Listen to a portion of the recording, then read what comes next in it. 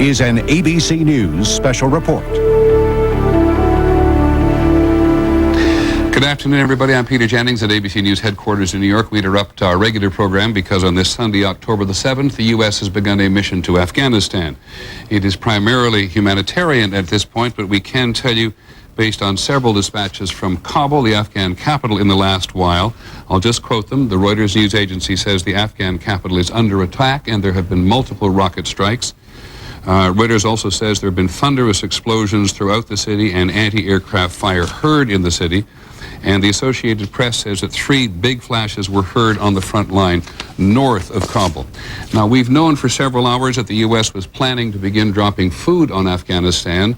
Aircraft took off from Europe, which is about 7 or 8 hours away, and may have positioned themselves and may already be on that mission, but we're uncertain about the precise nature of that at this moment. We're going to give you what information we can and try to sketch out precisely what is happening and why.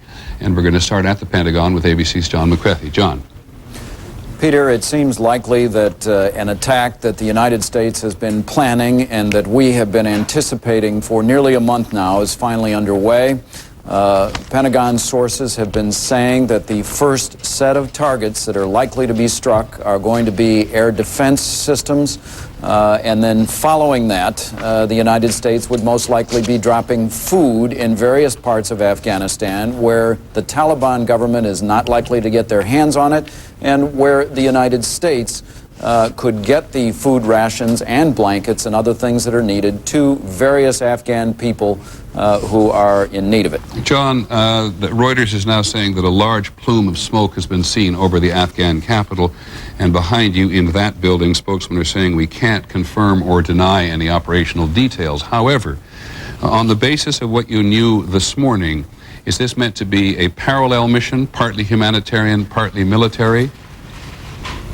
Peter, it seems very clear that the United States does want to make a symbolic gesture of putting in quite a bit of food from high altitudes to people who need them. But you do not put unarmed transport aircraft over hostile territory without taking down some of the air defense capability, or all of it, if the United States is able to do that. So it seems quite likely, at a minimum, that the United States is attacking anything that could put into jeopardy the transport planes that are dropping that food, and the airstrikes could be much broader than that. We simply don't know at this point. Okay, John, thanks very much. We're actually going to hear from Ari Fleischer, who is the White House spokesman, in about a minute and a half from now, which leads me to ask Tony Cordesman, our principal military analyst, to give me 30 seconds, Tony, on what the Afghans could be defending themselves with at the moment. They have a few obsolete high-altitude surface-to-air missiles, less than 20 obsolete MiG-21 fighters, but they have a lot of anti-aircraft guns and a lot of manned portable surface-to-air missiles. And does the United States know precisely where most of that equipment is? No, Peter. In most cases, we're going to have to learn the hard way, but it has very, very limited capability. And if there are multiple rocket strikes on Kabul at the moment, what would someone be likely to be trying to hit? Well, if they really are, probably radars, possibly the air base facilities outside Kabul, but if they're hitting in Kabul, it would be headquarters not related to air defenses. Okay, thanks very much, Tony. I must tell you that this morning it was pretty clear from a lot of people that something was about to happen. The Northern Alliance, those anti-Taliban forces which are in northern Afghanistan for the most part, had been told that they'd like to have their airspace closed, and we'll try to get established when we hear from the White House just how U.S. planes came in, whether they came in from Turkey and across the north or came up from the south. The Taliban had made another appeal couched in rather unusual language to President Bush and said that they would be prepared to put Osama bin Laden on trial now in an Islamic court if they could get the evidence. The president said, as he has said so many times before, that full warning had been given and time was running out, and then just subsequently asked what was the part of the message they had not had earlier. This is Al Jazeera Television, the Arabic television network, and these are, we are told, live pictures from Kabul. As it was at the beginning of the attacks on Iraq in the Gulf War a decade ago, we cannot give you any specifics of what is happening because we simply do not know. But simply to repeat those very sketchy reports we're getting from Kabul itself, a lot of anti-aircraft fire, thunderous explosions, according to the Associated Press and Reuters, who have people on the ground, and Al Jazeera, some large flashes north of the city. I have no idea what this is. Tony Cordesman, can you help? Yes, Peter, all we're seeing is anti-aircraft guns and surface-to-air missiles. There's no coverage so far of anything hitting Kabul or in the Kabul area on that Al Jazeera picture. Okay, thanks, Tony. I'm not even sure we're seeing surface-to-air missiles, to be perfectly honest. We're seeing a bright white light in the sky, which could be, at this point, anything. And I write to the White House and the President's spokesman. Ladies and gentlemen, we are beginning another front in our war against terrorism so freedom can prevail over fear. The President will address the nation at 12:50. Thank you. All right, when did the President give the order? Ari Fleischer, the President's spokesman, saying that the President will address the nation in about 7 or 8 minutes from now. I want to go to David Wright, ABC's David Wright, who is in northern Afghanistan. He has been with the Northern Alliance in the last several days. And David, did you see any evidence there at all that people were headed in the direction of Kabul from the north? Not in the direction of Kabul, Peter. All indications are that the Northern Alliance is concentrating its efforts on the city of Mazar-e-Sharif, which is a city to the north. What they have apparently been doing in the last several hours is cutting off the supply lines to the south, to Kabul, and to the west, Herat, and looking to concentrate their efforts there. We've been told that they are looking to stay away from Kabul, at least in the short term, until the U.S. forces and the Allied forces can secure it better. There is a slight delay between us here in New York and David Wright. That's what occasions the silence. David, has the Northern Alliance been in action in the last several hours that you're aware of? We have seen a good many troop movements through here in the last couple of days, and we're told by the foreign ministry officials here who work for the Northern Alliance, or the United Front as they prefer to be called, that they are indeed in action, that they have captured some 11 villages and that in the Ghor province, and that they are moving now towards the city of Aibek, which is that main supply route between Mazar-Sharif and Kabul. Okay, David, thanks. I wonder if I can talk to Bill Redeker, who is in Uzbekistan now.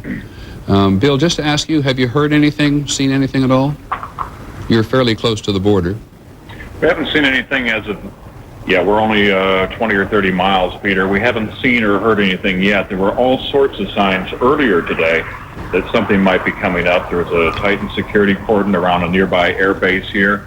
There were 2 C-17s spotted, American cargo planes coming in, so there was every indication that something was about to happen. But so far tonight, we haven't seen or heard anything. Okay, many thanks, Bill Redeker.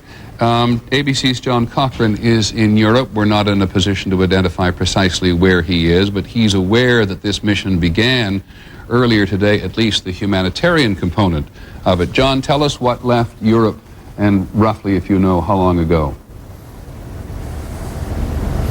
Well, we think it was on the order of about 6 or 7 hours ago.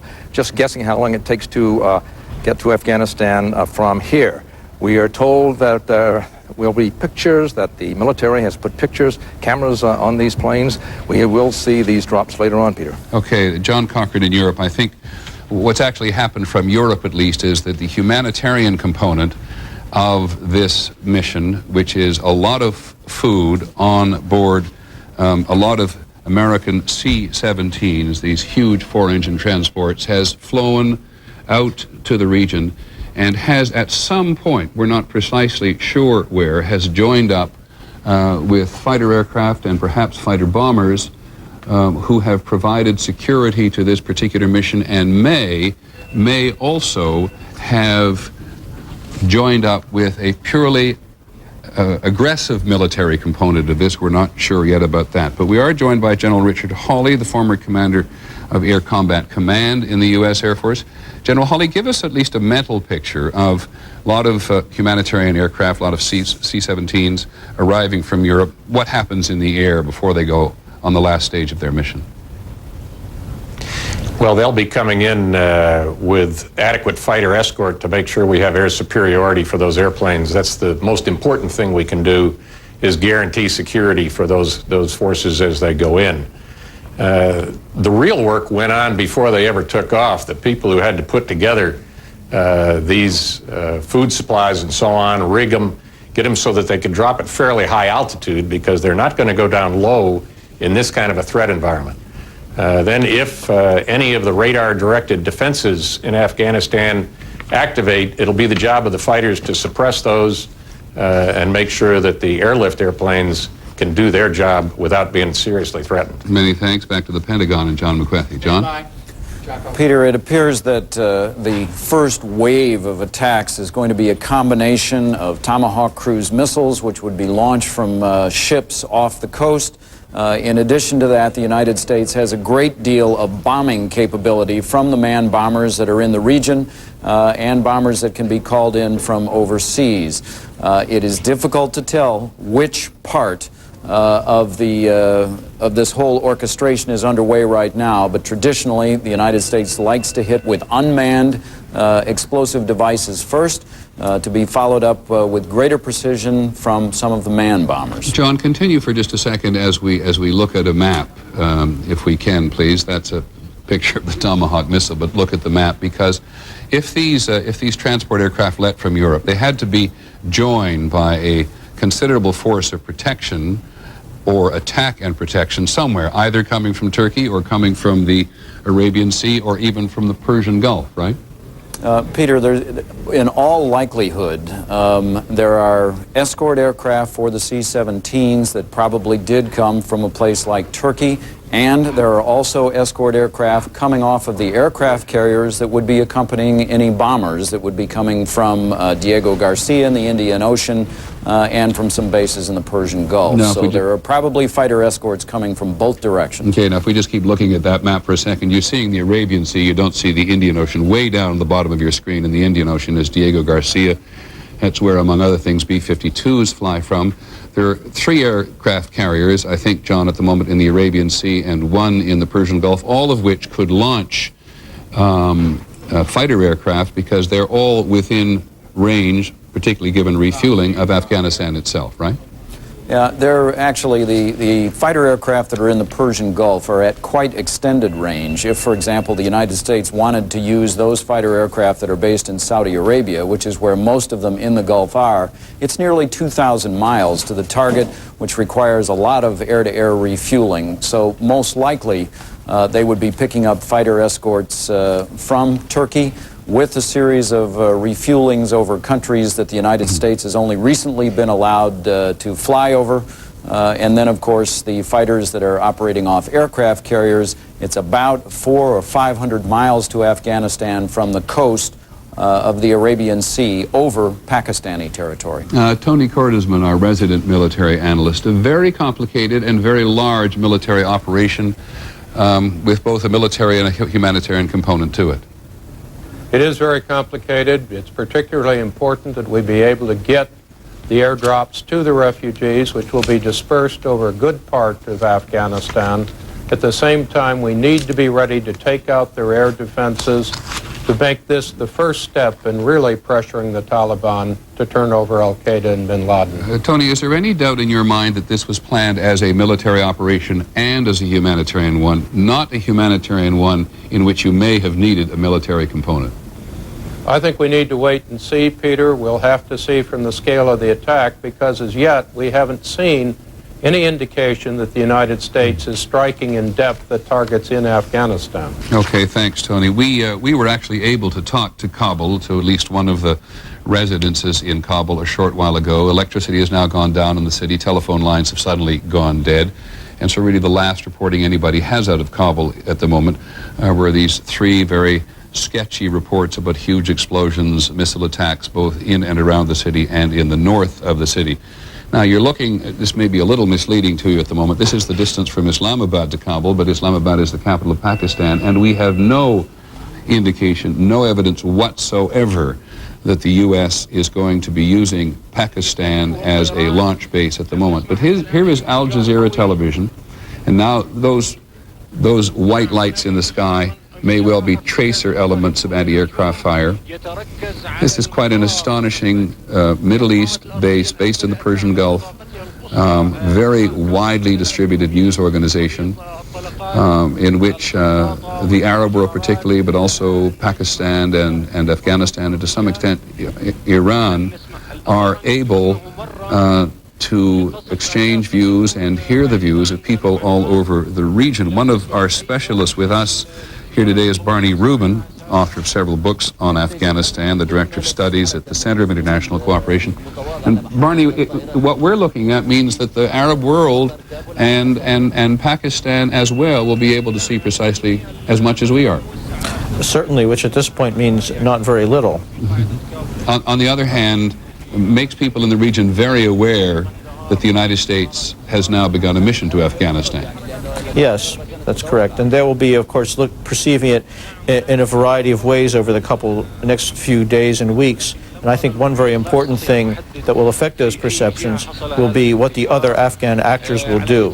If it seems to be just an attack by outsiders on Afghanistan, then they'll perceive it perhaps as an attack on the Muslim world. But if it's clear we're acting together with a large number of other Afghans who also want to get rid of the Taliban, it will have a very different political character. Well, I know, Barry, that you've actually been talking to some of those other Afghan components or forces early today, and they've actually been urging the United States not to mount a military operation at this point and not to go it alone. Their immediate concern was, on the one hand, that they weren't prepared politically. Surprisingly, what they're afraid of is not so much strong resistance by Taliban forces, because they believe that under this impact they are likely really to split and there will be massive defections. What they're concerned about is that they don't have a political alternative ready and in place, and furthermore that Pakistan is undertaking certain covert operations to undermine their attempts to put such a political alternative in place. Thank you, Barney. While we're waiting for the President, I also want to bring in very briefly another ABC News consultant, former Army Special Operations Officer John Hillen, who, among other things, knows precisely what it is like to try to mount an airdrop at this time of the night in Afghanistan. How difficult, John? It's very difficult, Peter.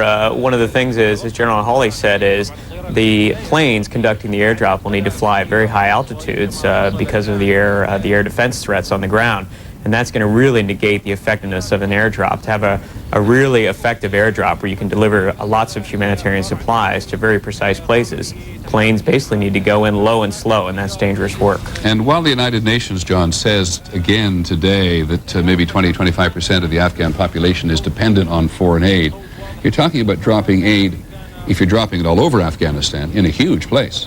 It's a very huge place. Much of the aid will end up in terrain that's very hard to get to. But we have a lot of experience in this. We did major drops in northern Iraq in 1991 after the Gulf War, and then also throughout the 90s in Bosnia and other parts of the Balkan Peninsula. But it's very difficult. It's somewhat ineffective, and only over time can you build up the sort of relief and humanitarian supplies that make a difference. It's also potentially dangerous to people on the ground. John McWethy was telling me this morning that the U.S. has actually tried to refine and make safer its airdrops, because in northern Iraq, when we were dropping food to the Kurds, many people got hit by these giant pallets that landed on them. That's right. And the other thing is, I mean, by the very nature of wanting to put down a lot of humanitarian aid supplies and attract refugees who need them, you then also attract a population center that sometimes a terrorist or the Taliban, for instance, could be attracted to for different reasons. So there's a lot of permutations of a humanitarian airdrop. It's not just putting food right down to people who need it. And of course at night you're simply doing it based on whatever coordinates you have, because you can't see anything. That's very right. You know, the most effective way to deliver humanitarian aid is to fly the things in to a staging base that is set up where it can be immediately distributed, and that's much too dangerous and not in the cards right now. So I think this is just an initial step, and we're going to have to see how it goes, but it probably won't be too effective at first, but I think it'll give the United States a very good idea of how the Taliban is prepared to resist this and steps we can take to make it more effective. Thank you, John. As we look at this picture live from Kabul in Afghanistan, it is not very live indeed, as you can see. And in fact, that same white light in the sky may well be a building, because we have no idea what the perspective is of the camera. We appear to have seen some tracers in the sky. part of an anti-aircraft component, but we cannot say for sure. It's about 10 o'clock at night in Kabul now, and we have you're hearing an extraordinary, I'm not sure if we have our Arabic interpreter with us today, but you're hearing very animated commentary on Al Jazeera, but we're not at this moment precisely what they are saying. Tony Cordesman again, our military analyst. We also do not know at the moment what this operation really is all about. But if, very big if here, if the U.S. is mounting a wider military attack against Taliban capabilities, what might they be doing?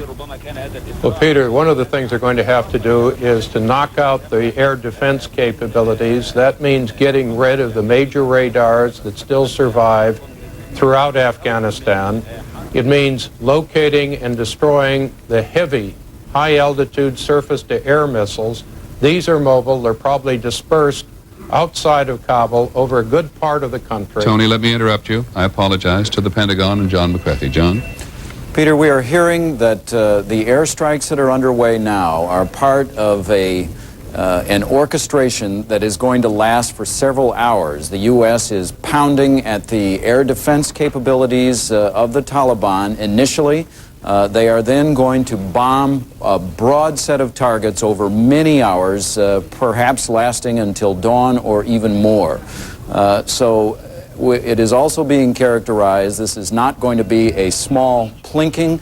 This is going to be a major offensive strike to not only clear the way so that humanitarian aid can be brought in, but also to deliver the first blow after the attacks on the United States nearly a month ago.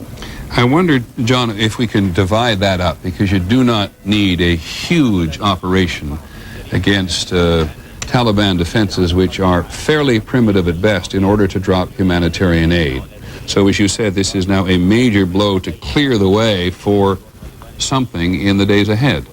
Well, Peter, you need to do a couple of things. First of all, whenever you put an unarmed transport plane into hostile territory, you do need to take down anything that you believe is going to be a threat to an aircraft operating at relatively high altitude. They do have a certain number of jet fighters on the ground in Afghanistan. Those will be taken out. They do have radar systems. Those will be taken out. Whatever communications capabilities they have, any sort of central linking of communications, that undoubtedly will be taken out. And any of the air defense systems which they have gotten from Russia over the years, which it is far from clear that they even know how to use, those will be taken out preemptively. Thanks, John. But it's quite clear they also plan to strike a much broader set of targets that will be going after Osama bin Laden and the Taliban government, those things that hold both of those organizations together. That will be very difficult to hit these targets with effect, however. Thanks very much, John McCarthy at the Pentagon. Tony Cordesman, we have about 30 or 40 seconds before President Bush comes to speak to the nation. But just give people at home a very clear idea how sophisticated or unsophisticated, usable or unusable do we believe Taliban defenses of all dimensions are?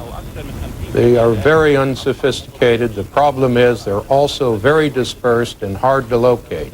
So it takes a large-scale attack, even though this is an unsophisticated and poorly developed military. Okay, thanks, Tony, very much, and everybody else.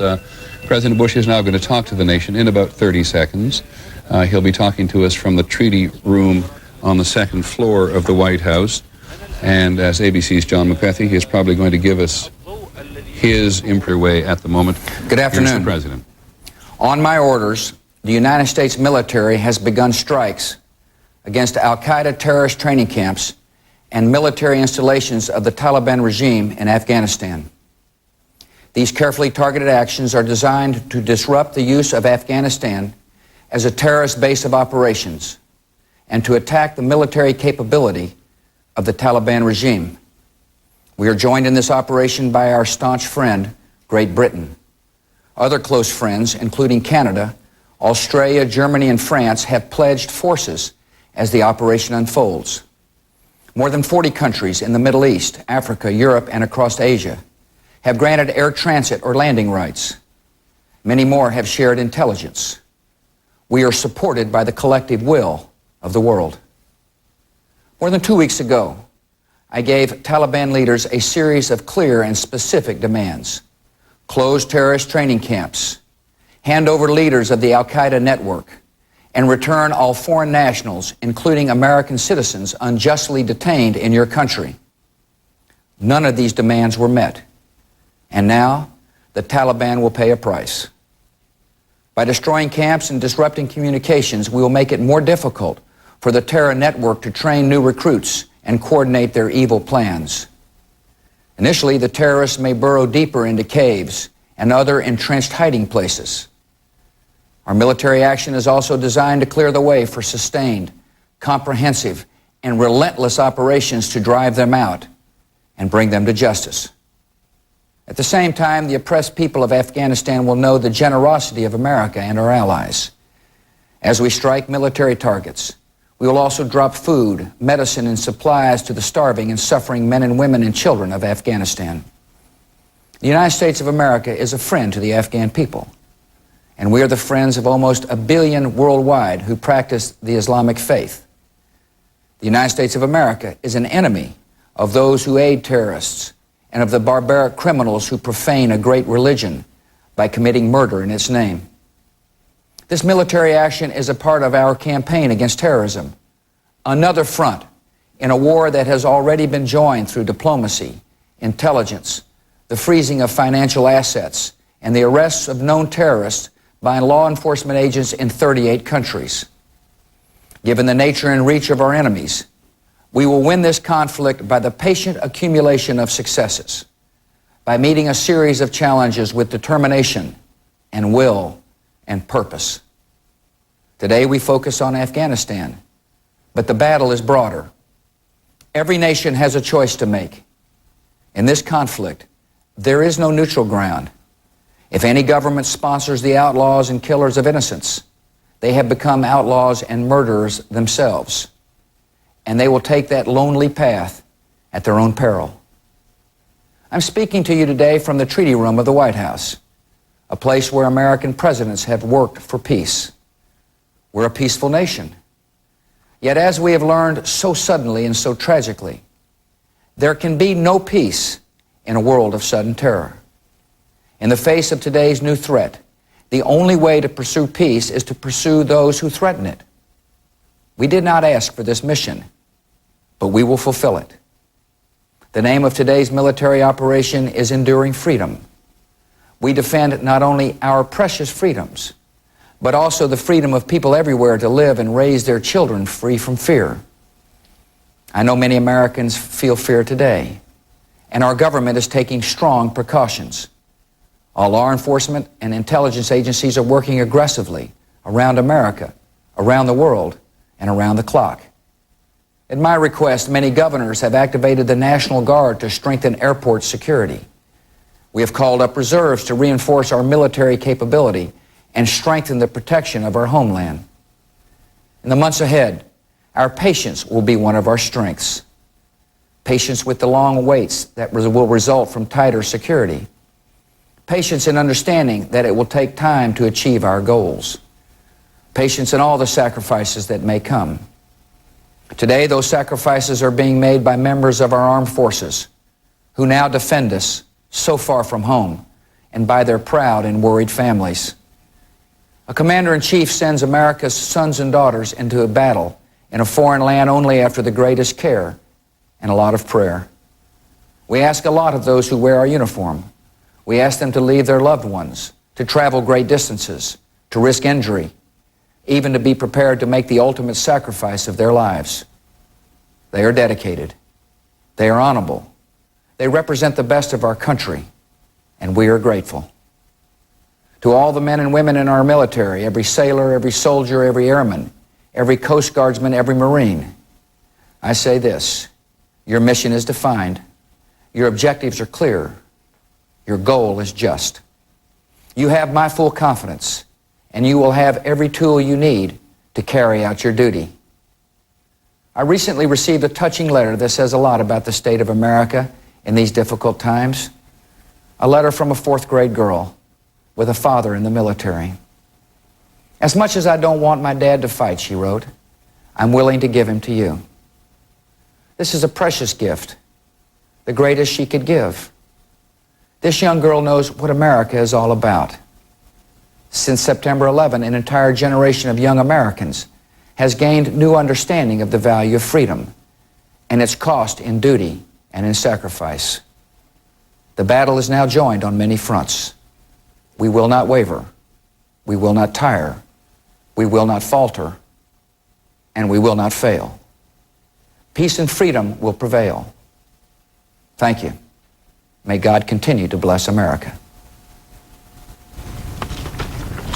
President Bush talking to us from the Treaty Room in the White House. It's a little after 1 o'clock in the afternoon Eastern Time. It's 8.5 hours later in Afghanistan, in Kabul at least. It is the middle of the night. And so it has begun. The battle, as the President put it, has now been joined. Taliban did not meet the demands. A couple of new pieces of information from the President himself. Let me go first back to the Pentagon and John McWethy, that there are British forces, or at least aircraft, John, perhaps in the mission tonight.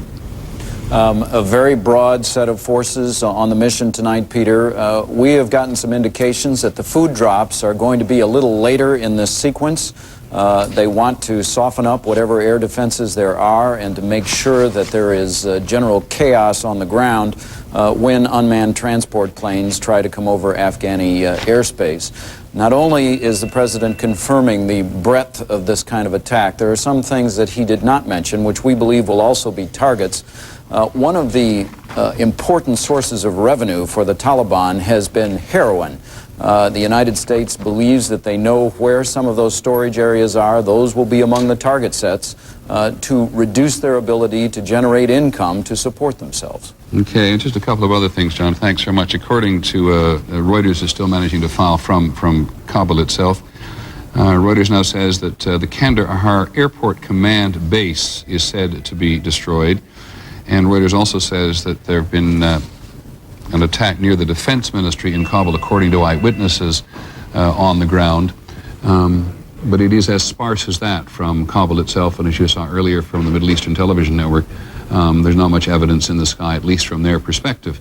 And all we know is that they are allegedly in Kabul.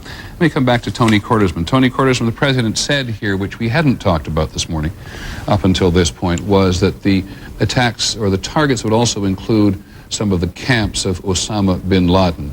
We know where some of them were some time ago. Do we know where they are today? We don't in the media, Peter. These are old maps, but understand we've had 2 weeks for satellite coverage, to pick up things with SIGINT, to use unmanned aerial vehicles, and to put a mosaic together that gives us the ability to know if he's moved out of these camps and to know where his forces are throughout Afghanistan. And we have vastly superior precision-guided systems and avionics on our aircraft that can operate at night, munitions which can strike regardless of the weather without using lasers. So when we talk about U.S. air capabilities, they're far advanced beyond the Gulf War, and we may have a map of Taliban capabilities which is extraordinarily sophisticated in its targeting capability. I want to bring in John Hillen, former Army Special Operations Officer. John, we're always reluctant to speculate at a moment like this. However, it has been widely surmised in the last couple of weeks that there were U.S. forces and perhaps British and even Russian forces somewhere inside Afghanistan. Given your own experience, would they be playing a role this evening? I think they would be, Peter. I mean, there's 3 operations the Pentagon has talked about here. There's the humanitarian relief operations, there's the bombing, and then there's special operations, which I imagine are ongoing, not only to collect information, but to possibly use it for targeting. All 3 of those operations have one thing in common. They all will have much of the resources delivered by air, whether it's people or supplies. And so tonight's operation, which seems to be centered on the suppression of the Taliban's air defense network, will be critical to the success of any of those 3 types of operations. Let me bring back in Barney Rubin, who, at least in this company, knows Afghanistan itself better than anybody else, at least in our company today. And Barney, when John McWethy uses the phrase causing chaos in Afghanistan, the Pentagon uses a phrase such as a continuous operation for the next several hours. Try to look at it, if you would, from the perspective of the ground. Well, first of all, the Taliban have two centers, or capitals rather than one, Kabul, where the government is, and Kandahar, where their leader actually is. In addition to which, they are also operating on a front in the far north, near Mazar-e-Sharif, which one of your correspondents earlier said was where the Northern Alliance is concentrating its forces. Those are heavily strung out. They need radio communications in order to coordinate them, and they also need an air link in order to move supplies back and forth. So attacks on airports and possibly on their communications would disrupt their ability to coordinate all of those things. Now, just to give people, again, Barney, some kind of perspective, the Soviets tried for 10 years to subdue Afghanistan with air power and with ground power. They weren't successful in the final analysis. I guess I'm trying to get some perspective of how big a U.S. military operation this would have to be to make a real impact on the ground from a ground level perspective. Well, I think that this operation is actually totally different in its goals from the Soviet operation. The Soviet operation was, as you said, trying to subdue Afghanistan and impose a very unpopular and illegitimate regime. I think what you have now in Afghanistan is a very unpopular and illegitimate regime, and we've been getting lots and lots of messages from within the Taliban for the past couple of weeks, and I've heard this from both the Northern Alliance and from southern Afghanistan, Kandahar, the base of the Taliban, that there are many, many people who are prepared to defect once they see that the United States is taking action. So I think you're not only going to see the degrading of the Taliban's technical capabilities, but frankly, they're going to lose a lot of support, and people they thought were on their side are going to turn against them. Now, we heard two reports from Kabul itself, one that hit near the Defense Ministry and one the Kandahar airport. Can you put those in geographical perspective for us? Well, the Defense Ministry is actually in the center of town. I would be very worried about civilian casualties if they are trying to hit it, though it's not in a residential district. The airport is somewhat outside of the city to the east in a fairly isolated area. It has both a civilian and a military part, but it's a rather small and elementary sort of airport. Thanks, Barney. Back to Tony Cordersman. Tony, maybe I'm overusing McWethy's phrase here, trying to cause chaos, but part of the goal here surely is to peel people away from the Taliban and leave the leadership, at least of the Taliban, pretty isolated, right? Absolutely, Peter, and they are very vulnerable because they rely on about 250 armored vehicles, 100 tanks, less than 40 aircraft, a handful of helicopters for their strength. Their basic weapon is the truck, and if they can't move and they can't supply, they can't fight. So one of the targets tonight may well be roads such as they are, bridges such as they are, pathways in some cases in the mountainous parts of the country such as they are. That's possible, Peter, but I think that what we'll really see is the fixed depots, the facilities they need, the communication centers That's Kandahar are going to be there. hit and hit hard. That's up near Jalalabad. There are about 30 elements of the Taliban regular forces. A lot of them, as just pointed out, are dissidents. If we hit at the core units that are dispersed throughout the country that are loyal to the Taliban, take out their limited military assets, that's chaos because no one has to be loyal to the government and it can't deal with its own dissidents. All right, let me just move slightly off the immediate subject of this attack for the moment and go to the White House first to hear ABC's Terry Moran. Terry, what was the day like at the White House which led up to this? There were a lot of meetings this morning, I know. The president was out at Camp David for a very abbreviated weekend. He left there well ahead of schedule. He was in Emmitsburg, Maryland earlier for an annual ceremony at the National Fallen Firefighters Memorial, which takes on added importance and poignancy this year given the number of firefighters who lost their lives in New York and Washington. And then he was back here. He went right to the Oval Office. We're told he was meeting with staff members of the National Security Council. He also, we're told, took a walk out into the South Lawn with his dogs and knocked in a few putts on the putting green, which is very typical of the way he makes decisions. And in those brief remarks, he really did state very comprehensively the policy. On my orders, he began, and he made clear that those orders began with the attack not just against al-Qaeda, but against the Taliban. And so he is making clear that one of the objectives is to remove that regime from power. And then he went on to address the Afghani people, saying that they are oppressed and they will know our generosity. A lot of different constituencies, once again trying to make clear that this is not a war against Islam. But, and this struck me as very significant, saying that this operation is the beginning of this longer campaign against terrorism that he has announced, putting other nations on notice. That has been a very controversial aspect of this campaign. The first goal is clear, but what about the secondary and tertiary goals? And finally, try to reassure the American people in what is going to be a time of fear. Calling this mission Enduring Freedom and saying the goal is just. Were there other atmospherics around the White House today? Who's there? Secretary of Defense been there? The Vice President been there? Well, we haven't seen either, although the Vice President, although he's been behind the scenes, has been very active. We've seen him a couple of times behind the scenes. He is obviously President Bush's right-hand man in all of these things. And the President is made his decision and seems to be moving forward with it. One person who's known him a long time said to me recently, the thing to remember about George W. Bush is he's an oil man. He brings his checkbook to the table. By that, he meant that in the oil business, when you take a gamble on a well, you don't look back. You just write the check and have no regrets about the decision. And that is the kind of decision maker that so far George W. Bush has proven to be. Thanks, Terry, very much. I want to check in a moment with Dan Harris, our correspondent who's in Pakistan, because the first reaction clearly to this will come from Pakistan right next door, see what the Northern Alliance is saying.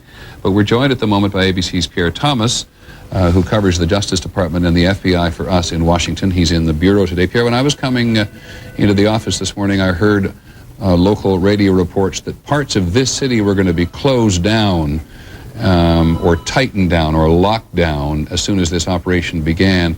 Is the Justice Department doing anything unusual this morning?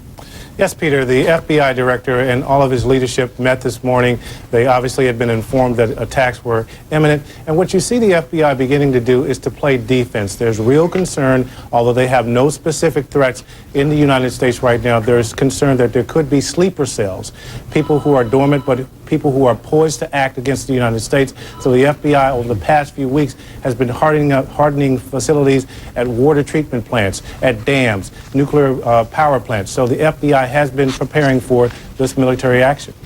Thanks very much, Pierre Thomas in Washington. Now to Pakistan, to the Pakistani capital, Islamabad, and ABC's Dan Harris. Dan, first of all, in Pakistan, other than you, do people know this has begun? My sense is that the government here was not aware of the timing of this. In fact, we spoke to the foreign ministry. They said that they had no idea about the timing of the attacks, and in fact found out they had begun through a phone call from ABC News. So if the government doesn't know, it's unclear whether the people here know. There is a Pakistani TV station that broadcasts throughout the nation. One would imagine that they are broadcasting similar images to what we've been broadcasting. The reaction here from Islamic fundamentalists will be key. The worry, as you well know, Peter, throughout has been what the Islamic fundamentalists will do. Will they be angry? There have been protests, but as you know, those protests have been small and controlled under Pakistani standards. The sense is that the military government here has its radical Islamic right flank under a reasonable amount of control, but that concern has been there all along that there would be some sort of popular uprising due to the support that the Pakistani government has given to the West in this war on terrorism. Thanks very much, Dan Harris in Islamabad. Indeed, a very unpredictable country. Reading the Pakistani English language newspapers this morning, and there was no sense in the papers that anything like this was particularly imminent. But I noticed that President Musharraf, as you know, came to office as the result of a coup. He's a military officer, had this morning had his job as Supreme Commander of the Armed Forces extended. It didn't seem to be an enormous surprise to anybody. Now, that's a picture of some days ago of General Musharraf. Back to northern Afghanistan, to the Northern Alliance and David Wright. David, not many spokesmen for the Northern Alliance, but certainly Dr. Abdullah, has he had something to say about this yet? Well, he had something to say earlier today, a suggestion at least that this attack would be imminent. He has cried wolf a number of times, though, but when asked earlier today whether it was going to happen soon, he said not just soon, very soon. What time? He asked, what time is it now? One of our producers here, Gretchen Peters, has been working the satellite phone in the past half an hour, talking with various Northern Alliance commanders on the front line. And most recently, she talked with Uzbek General Rashid Dostum, who is a warlord who's gone back a great many years here in Afghanistan. And he clarified, at least to her, some of the targets beyond the two that have already been mentioned. He said that there was the Kabul airport, the Kandahar airport, also Herat airport, and Musa Sharif airport. It gives you a sense of at least some of the targets that may be in play here as the U.S. begins what seems to be a broader attack. Thanks, David. David Wright in northern Afghanistan with, as he puts it, the United Front, which we tend to call the Northern Alliance. Not, by the way, the most popular group in the country, as we've heard from any number of our Afghan specialists in the last couple of days and weeks, and you at home must now be very aware of. Afghanistan has been riven by rivalry, and in some respects the Taliban itself came to power in part because there was so much rivalry, and it was at least seen as a force which would bring order to Pakistan. Certainly not this evening. A couple of other overseas notes as we look at this picture from Kabul, which doesn't, as I said, tell us very much. The German Chancellor Gerhard Schroeder has said he backs the U.S. strikes against the terrorist targets in Afghanistan. Prime Minister Blair's office in London confirms that British forces are involved in the military strikes, but on Afghanistan. And I'm told, Tony Cordesman, our military analyst, that it's a British submarine participating at the moment, not aircraft. And the only thing I can think, do the British submarines have sea-launched cruise missiles on them? They do indeed, Peter. That was one of the lessons of British power projection, and they actually increased the number of cruise missiles they were buying for these submarines about a year ago. Okay, Tony, thanks very much. Back to the Pentagon, John McWethy. Peter, for the first time in combat, a British submarine has fired a Tomahawk cruise missile. That was part of the first wave of the attack earlier today. So the British have joined the U.S. in this attack, as the president said, but interestingly, from one of their submarines. There were also Tomahawk cruise missiles fired from a series of American surface ships as they went after this first wave of targets. We are still waiting for details about any of the manned bomber force, which we believe will be part of follow-on attacks. Jack, again, trying to get a geographical perspective on this. If the U.S. and Britain were launching sea-launched cruise missiles, where would those ships be located? In the how far away could they be successfully positioned? They can be a long way. They could actually fire from the Persian Gulf, and that, of course, would mean that they were overflying Iranian territory. That's right. More probably, Peter, they are firing from the Arabian Sea over Pakistani territory. The Pakistanis have given the U.S. permission to overfly their airspace on these kind of combat missions. Okay, now, Jack, just while we still have the map there, do we have any indication as to whether or not these transport planes came in through the north, through Turkey, and then down across Turkmenistan and Uzbekistan into Afghanistan? Or does this appear at the moment to be a southern-based military operation? Peter, I would be hesitant to say that the cargo aircraft have begun their part of this mission yet. It seems pretty clear to me from people that we're talking to at the Pentagon that they wanted to suppress all capabilities of Afghani air defense before they brought those unarmed transport planes into the area. My clear sense is that they would come in from the north and approach the areas that the U.S. believes will be most in need of that kind of assistance from the north. Go talk to your source. I'm going to go back to Tony Cordesman again, because, Tony, I think it would be helpful to remind folks the efficiency, the effectiveness, and the reasons for a cruise missile rather than a manned aircraft. Now, the obvious one is you don't put a pilot in danger. But how efficient are they? Are they particularly good for one mission or another? Peter, they're much more sophisticated systems than they were during the Gulf War, when only about half hit near the target. They now have satellite guidance, so we would estimate perhaps 70 to 80% could hit with precision. They have enough of a warhead to hit most buildings. They also have cluster munitions, which they can use to attack dispersed targets. One advantage of them is they are so precise, they're not dependent on weather, they don't care what altitude it is, and they don't have to maneuver. So that gives them the ability to strike and also it gives us the ability to reduce collateral damage. Well, that sounds a little bit to me, Tony, like the kind of thing we said at the Gulf War when we started to talk about precision and efficiency, and in fact the truth is we don't know. Coming in, does it make any difference that they come in from the south and they don't have to deal with quite the mountainous terrain as they might in the north? Does it make any difference to a cruise missile at all? It really won't, because they have to fly close to the ground in any case. There's a lot of maneuver almost regardless. It does reduce the need perhaps to draw down on the fuel. But Peter, a point. When I say 70%, that means 30% goes somewhere else. And precision is always a very relative word. Okay, precisely. Thank you very much, Tony. I want to bring Barney Rubin back in one again, and also ABC's Judith Kipper. I, again, don't want to get ahead of developments here, but Barney, let me ask you, and then Judith Kipper. If the United States is seen tonight as well, if there is what the military calls collateral damage, if civilians are killed in this attack tonight, what are the consequences of that, do you think, both in Afghanistan and in the surrounding countries?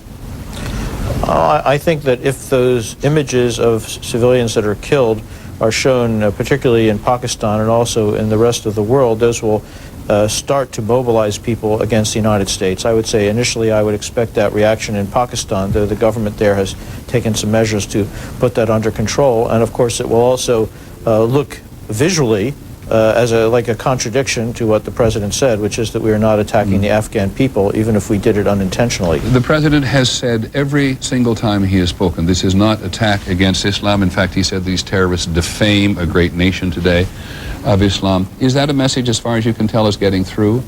I think people hear him saying that around the world. In the Islamic world, there is such a high degree of distrust of the United States that so far many people are skeptical of that. They overreacted, in my view, to his off-the-cuff use of the word crusade. Right. But most important, what they want to hear from the United States is not that we respect Islam as a religion, but that we are willing to take seriously the political concerns that people in the Islamic world have about a number of our policies.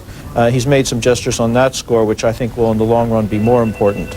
Let's invite now another of our analysts in ABC's Judith Kipper. Judith, General Musharraf, he's been much more pro the United States in the last week or so. Maybe pro is a bit too strong, than people had imagined he was going to be. Does that speak to his confidence in keeping Pakistan together now that this has happened?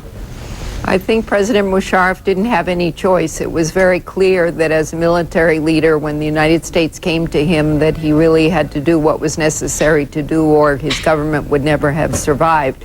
I think Pakistan may be problematic. There are obviously a lot of madrasas and radicals and Osama bin Laden supporters and possibly Arab fighters from Afghanistan that had slipped out in 1998 and even now who may be residing in Pakistan. So Pakistan is definitely a place to watch in terms of stability as this military action continues. Okay, thanks very much, Judith Kipper. Madrasas, to which Judith refers, are the Muslim schools in Pakistan, many of them set up with U.S. aid money under the former President Zia, and it is from some of them, they're not all by any means hotbeds of extremism, but there are some of them from which bin Laden and the more conservative elements in Islam, sometimes even the more extremist elements, have been able to recruit young boys for the cause. John Miller is with us, who has been a tremendous support to us since this began on September the 11th. I mentioned that I'd heard on the radio this morning about the fact that New York City and other places were going to be, quote, locked down as a result of this, in large measure because people throughout the country are still fairly nervous. Well, there are newspaper reports to that effect, and I've spoken to some of the top command of the city's law enforcement and emergency response people today. What they say is that we are, these are the terms that they use, we are on a heightened condition omega. They have this broken down to a series of response levels. Alpha, condition alpha, is when everything's normal. Beta is when they're on a heightened alert because they have some intelligence that something's going on anywhere in the world that could affect us. Gamma is when they have specific, credible intelligence. And of course, omega is when they have an actual incident. So the NYPD, the emergency response system here, has been on what they call condition omega since the incident. You mean now, since the 11th? Since the 11th. Right, yeah. Now I'm told that they are on what they are characterizing as Omega Plus. Yeah. It's the heightened alert, it's the overtime packages, the emergency response systems with the actual emergency service units on patrol and in fixed locations, more bomb squad people in place. And that is something they've put together in the last couple of days. New York City, I am told by these officials, has never been on this Omega Plus. It hasn't even existed. I mean, Omega was the top they had, and they've added to that. The question of lockdown. There are streets and buildings, particularly the federal courthouses where the FBI is working, those places, there will be lockdown. But as far as a lockdown of the city, meaning shutting bridges and tunnels to traffic, keeping anything from coming in or out, I am told that's not going to happen. That's not in the plan unless there's a specific reason to make that happen. And do you get any sense that that it is similar in other parts of the country at the moment? Well, I've spoken to police chiefs in Baltimore, in Philadelphia, up in smaller cities in Maine, and they have all come up with their own versions of these plans. Another thing that's going on in New York since the incident is really the concern about chemical and biological terrorism. What they've done here is they've increased surveillance at hospitals, and surveillance is used in a different term here. These are medical experts who are in place in major city hospitals looking for that disease. They can't identify anything odd. That they have people from the CDC, the Center for Disease Control, from their epidemiology investigative services here, response teams, to move quickly to a hospital if one of those surveillances turns up something they can't explain, to get to the bottom of it right away, because with a chemical attack it'll become apparent immediately, but with a biological attack, that's the kind of thing where you really have to watch what people are coming into emergency rooms with that may mask as flu or meningitis or something else. Now, of course, they haven't had any of that. No. But this is all not here. Yeah. This is all part of the package that they've put together, which is quite incredible. Okay, John, thanks very much. We'll let you go on reporting. I'm going to go back to Uzbekistan now and put the map up again, because one of the hardest things, I think we all agree, for all of us in one respect or another, is to fully understand the geography of the region. I'd actually like the wider map if I could. Well, I'll settle for air bases for a moment because I want to talk to ABC's Bill Redeker, who is in Uzbekistan tonight. Bill, in the last day or so, about 1,000 members of the 10th Mountain Division from Fort Drum in New York have been arriving in Uzbekistan. Do we have the slightest idea of where they are and what their intentions are?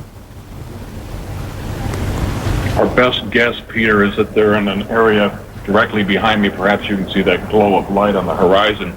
And since we talked to you last, we've noticed a number of things happening here. One, we saw some what we believe to be military aircraft flying low across the horizon, and we also think we noticed some helicopter activity. It's our impression, that said, that the C-17 transports that are here are primarily here to support the humanitarian mission more than a military mission, as Jack McQuethy had been talking to you about earlier. The president of Uzbekistan told John McQuethy the other day that Uzbekistan could only be used for search and rescue, but I gather he's got a pretty loose interpretation of search and rescue. The way we hear it is search and rescue. Search is underlined.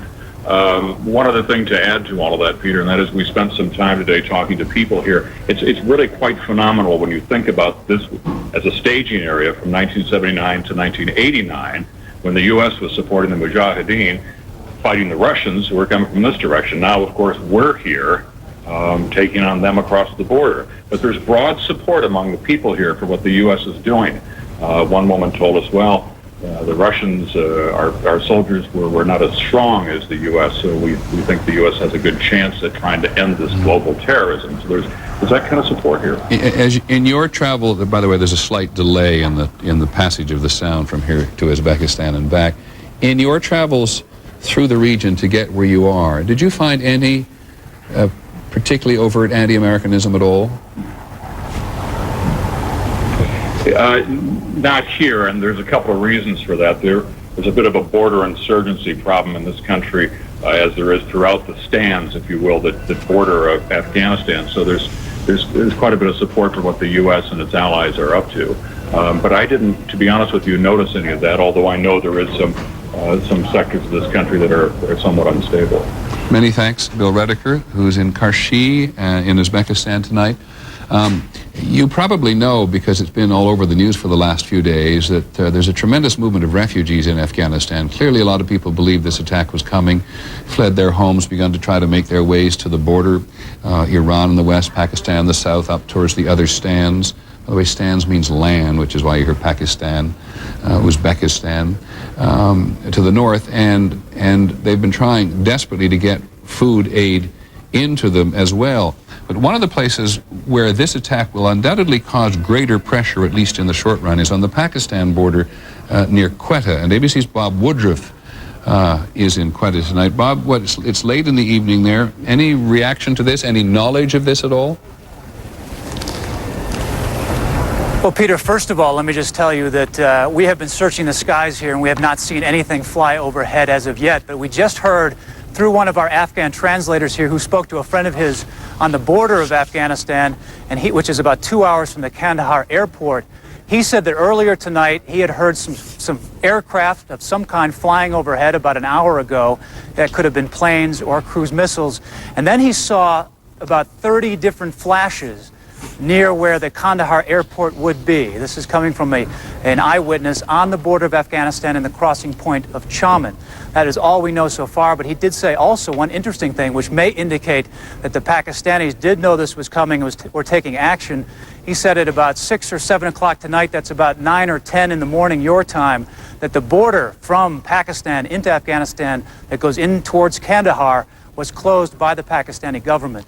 This is according to someone who's up on the Chaman border crossing about 2 hours from the Kandahar airport. And Kandahar is more towards the southern part of Afghanistan, but hasn't that border been closed for the last several days so that refugees don't get into Pakistan anyway? Well, it's been closed to all refugees, definitely, so they don't go in and out, but it has been open to commercial traffic, and apparently even all that was closed off just a few hours ago. Okay, now Bob, you've been there in Pakistan for, I guess, almost since September the 11th. What's your appreciation at the moment of whether or not Pakistan will support this, and I know the government does and President Musharraf does, without adding to instability? Well, one of the things that they've told us from the very beginning is what they don't want to see is any civilian casualties. They've drawn the line at using Pakistani troops to go into Afghanistan, but as you know, they're supporting the U.S. efforts in terms of logistics and flyover rights and intelligence sharing. But if we do see a substantial number of civilian casualties, Peter, the fundamentalist parties here have said that they will take to the streets. Of course, the Taliban has announced that they will declare a jihad against the West. And what will be very interesting is to see what the anti-Taliban parties inside Pakistan do, because they have told us also from the very beginning that they do not want to see an American strike.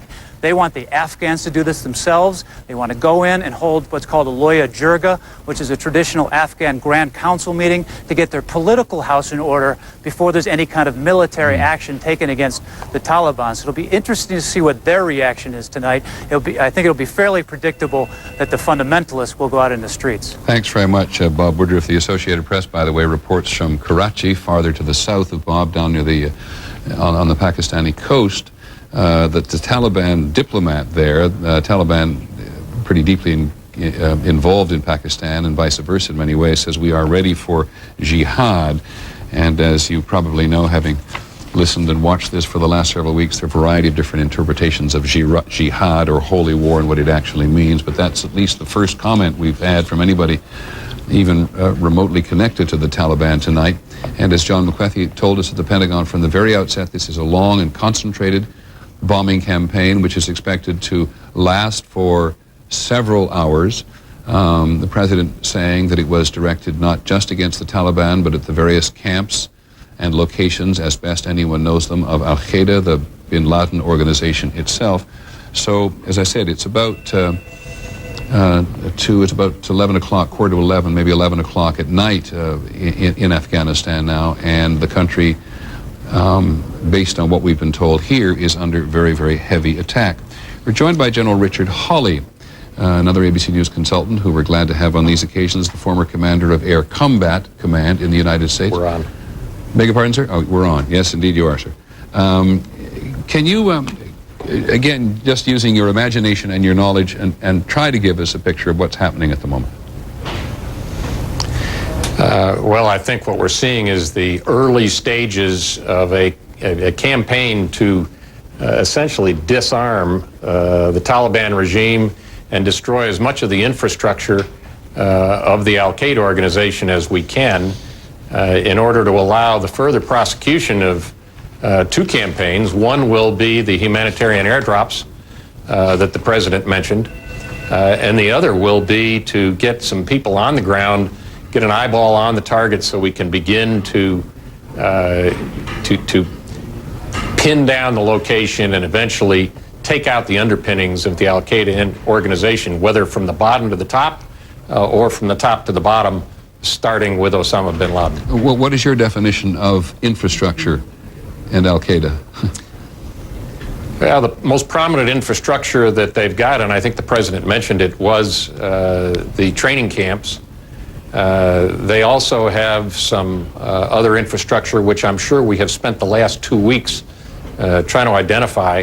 As I think Tony mentioned earlier, the extensive overhead surveillance, as well as whatever capabilities we have been able to put on the ground or glean from our allies in the area will be very important. General Hawley, based on the fact that everybody seems to think that Osama bin Laden is an extremely intelligent man with a very efficient and intelligent organization for the most part, do you believe any bin Laden operative in his right mind is in one of those camps tonight?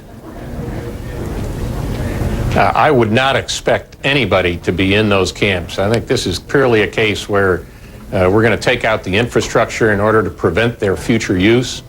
And then if they try to set up some other place where they can conduct the kind of training that turns these terrorists loose on the world, they'll be destroyed just as quickly as they're attempted to be put together. So this is a long-term campaign. It's going to take a while, and we're going to have to make sure that we keep an eye on them and continue to prosecute these attacks for as long as the threat remains in place. General Hawley, thanks very much. We'll come back to you to Islamabad and ABC's Stan Harris. Stan? Peter, we're getting reaction now from the Taliban ambassador to Pakistan, a man by the name of Abdul Zaif. He is calling the U.S. campaign a terrorist attack. I'm going to quote him now. He says, "We, the Taliban, tried to solve the problems, but the Americans adopted the path of arrogance, killing innocent Afghanis. The Americans," he says, "will be held responsible." As you might imagine, the Bush administration would take issue with the characterization that the Taliban tried to solve the problems. Just a few hours before the campaign began, the Taliban's ambassador did offer, again, he repeated the Taliban's offer to go after bin Laden, detain him, and put him on trial if the United States made a formal request and provided evidence. The White House rejected that offer, once again saying it was insufficient. Okay, thanks, Dan. I want to ask again Barney Rubin, our Afghan specialist here. Barney, one of the families that's going to be deeply concerned tonight, and there'll be many, of course, will be the family of the young Christian missionary to Afghanistan who's been held for some time for proselytizing in the country and was about to go on trial. The Taliban said they would release her. Is it in the Taliban's nature to protect this young woman? I think the Taliban statement was that they would release her and the other 7 who are being held if the United States called off its threat of attack. I would think now that the Taliban are probably in a state of great disorganization and that those prisoners are in great danger, whether from someone giving an order to kill them or simply from some kind of random violence that might take place. Okay, thanks, Barney, very much. Al Jazeera television, which you've been watching over the last little while, that hasn't showed us a great deal this evening, does now report that the Taliban headquarters in Kandahar, which is farther to the south in Afghanistan, has actually been destroyed. And they also say on Al Jazeera that President Musharraf of Pakistan was indeed aware of the timing of the attack. We were not certain about that a little earlier in the evening. Yes, indeed. This is our opposite number in Al Jazeera television tonight, and somewhere in this system here we have an Arabic interpreter, and when we get that organized, let's listen.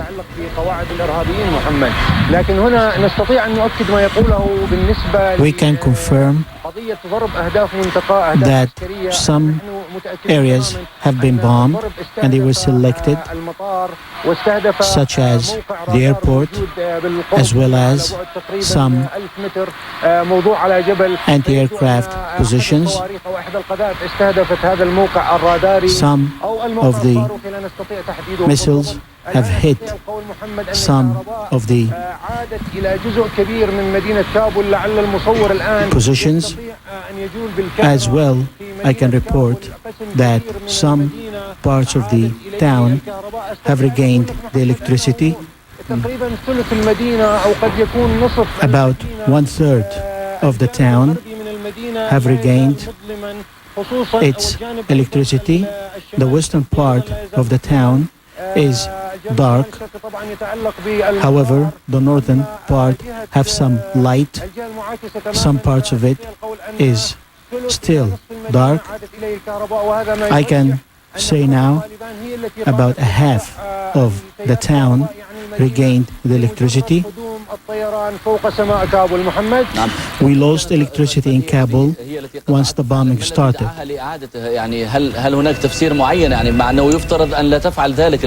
How can you explain that? Why did the electricity stop? Well, I have only one explanation. I believe that the electricity was lost because of the bombing. However, they were able to restore it. Some of the bombing.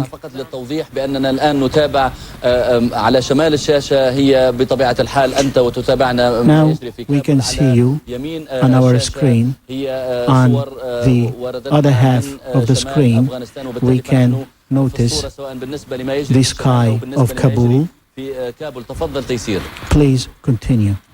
نعم أعود فأقول أن ما ذكره مساعد وزير الدفاع الأمريكي أو مسؤول العسكري الأمريكي. What has mentioned by the American military sources, I believe, is true. The targeted areas were basically selected, and I believe that the other targets will be bombed later. However, we feel that since the electricity is back, we notice some cars running in the city. Also, we believe that some of the Taliban members are trying to re-establish communication. However, there are plenty of restrictions of movement for security reasons. Any car has to have several permissions as well as secret passwords. Might be shot. Drivers might be shot. So only traffic, military traffic, is permitted in the town. I also can confirm that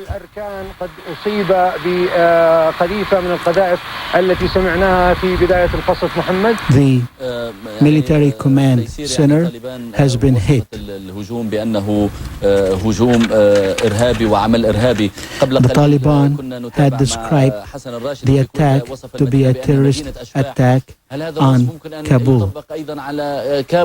We heard that Quetta in Pakistan is a ghost town. Can we say the same about Kabul? Well, I believe that lights in the town remind me of the same situation like last night. I believe that movement is almost completely stopped, with the exception of the military movement for the Taliban. We know that the Pakistanis have ordered people who live in Quetta to stay home, and I think this was done because some of the American forces might be on their way to the Quetta airport. which is about 50 kilometers from the border of Afghanistan. Also, we believe it's much closer to Kandahar, and this will make the job easy. It's quite fascinating when you think about it. Here we are listening to live broadcasting from Kabul via an Arabic reporter through an Arabic television company based in the Persian Gulf in Qatar, which has been a real window on the world for people all over the region. It's where they have some of their most intense debates about this whole issue. And now we are able to plug into Kabul, and listening to him as you have been, he was asked there a short while ago to compare what was going on in Kabul to Quetta, which is in Pakistan. And the people in Pakistan had been asked to stay home, and so it was totally quiet. And the reporter, at least in Kabul, was saying it's fairly quiet as well. This is the British Prime Minister, Tony Blair. As you will know from the announcement by President Bush, military action against targets inside Afghanistan has begun. I can confirm that UK forces are engaged in this action. I want to pay tribute, if I might, right at the outset, to Britain's armed forces. There is no greater strength for a British Prime Minister and the British nation at a time like this than to know that the forces we are calling upon are amongst the very best in the world. They and their families are, of course, carrying an immense burden at this moment and will be feeling deep anxiety, as will the British people. But we can take pride in their courage, their sense of duty, and the esteem with which they're held throughout the world. No country lightly commits forces to military action and the inevitable risks involved. But we made it clear, following the attacks upon the United States on September the 11th, that we would take part in action once it was clear who was responsible. There is no doubt in my mind, nor in the mind of anyone who has been through all the available evidence, including intelligence material, that these attacks were carried out by the Al-QAEDA network masterminded by Osama bin Laden. Equally, it is clear that his network is harbored and supported by the Taliban regime inside Afghanistan. It is now almost a month since the atrocity occurred. It is more than 2 weeks since an ultimatum was delivered to the Taliban to yield up the terrorists or face the consequences. It is clear beyond doubt that they will not do this. They were given the choice of siding with justice or siding with terror, and they chose to side with terror. There are three parts, all equally important to the operation in which we're engaged: military, diplomatic, and humanitarian. The military action we are taking will be targeted against places we know to be involved in the Al-QAEDA network of terror or against the military apparatus of the Taliban. This military plan has been put together mindful of our determination to do all we humanly can to avoid civilian casualties. I cannot disclose, obviously, how long this action will last, but we will act with reason and resolve. We have set the objectives to eradicate Osama bin Laden's network of terror and to take action against the Taliban regime that is sponsoring him.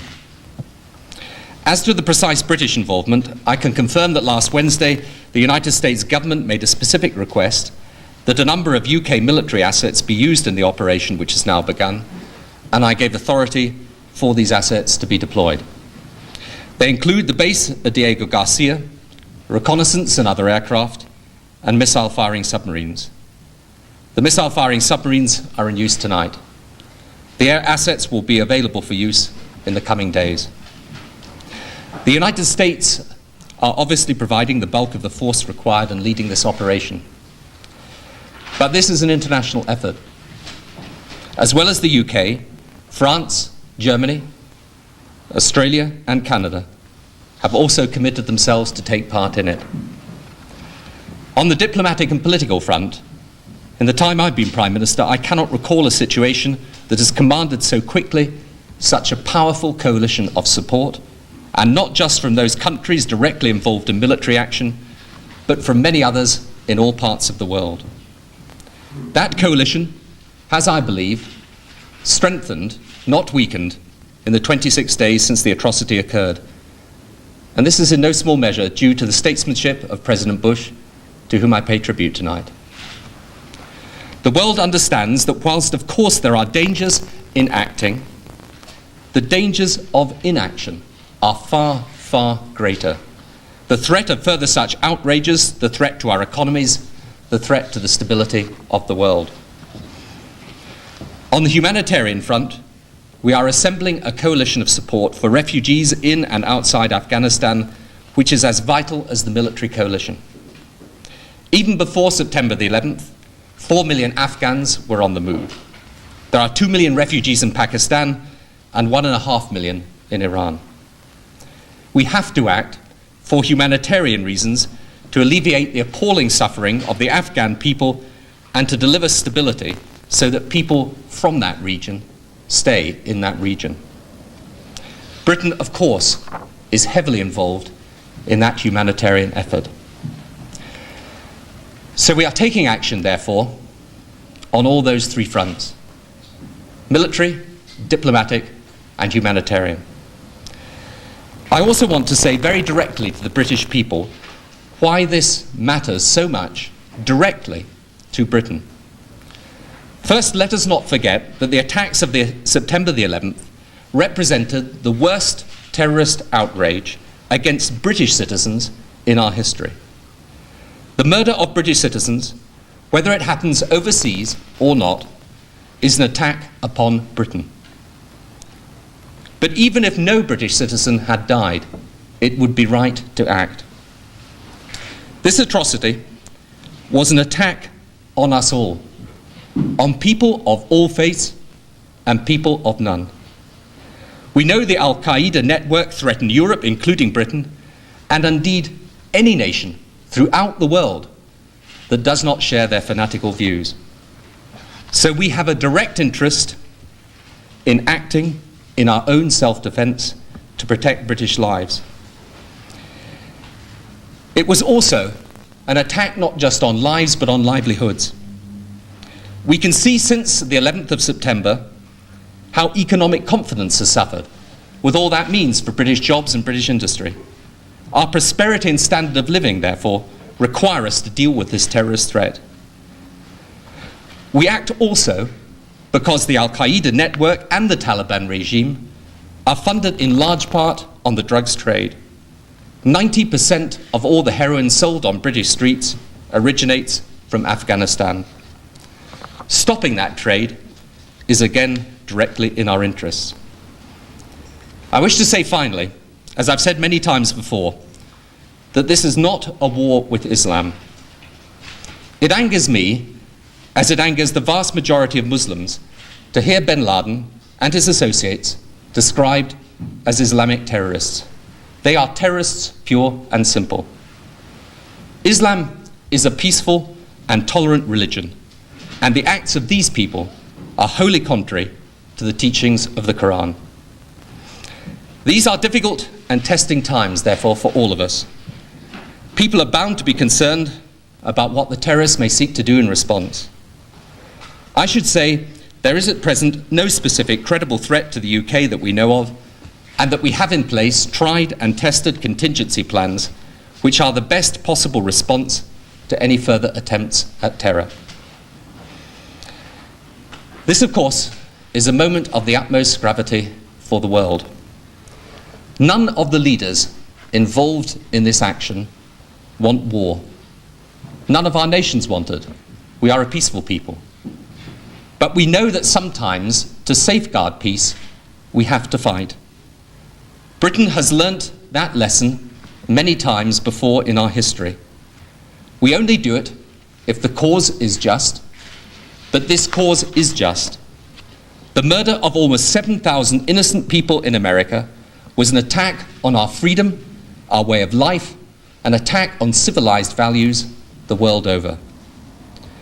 We waited so that those responsible could be yielded up by those shielding them. That offer was refused. We have now no choice. So we will act, and our determination in acting is total. We will not let up or rest until our objectives are met in full. Thank you. British Prime Minister Tony Blair committing the coalition, at least, saying the will not give up until the objectives are met in full. No overseas leader at all has been as out front in support of the United States and President Bush specifically on this as has been Mr. Blair. He's been criticized for it at home in some quarters for having had such a high profile, but he's been deeply appreciated, as you already know, by many Americans. He went to Pakistan last week when there may or may not have been some doubt about General Musharraf's steadfastness in this particular stage of the crisis.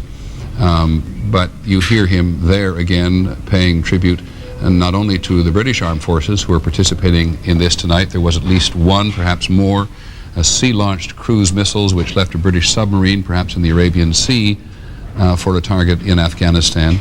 And I don't think Mr. Bush has had any closer ally in this throughout. He and Mr. Blair have been quite close since Mr. Bush came to office. And Mr. Blair, as I said, has been really out front in a major way, trying, along with the President, to put together a meaningful coalition which will have some enduring capability in the days ahead. And as President Bush said in his remarks just a while ago, this has begun, it will continue till the objectives are met, and Mr. Blair is saying it again.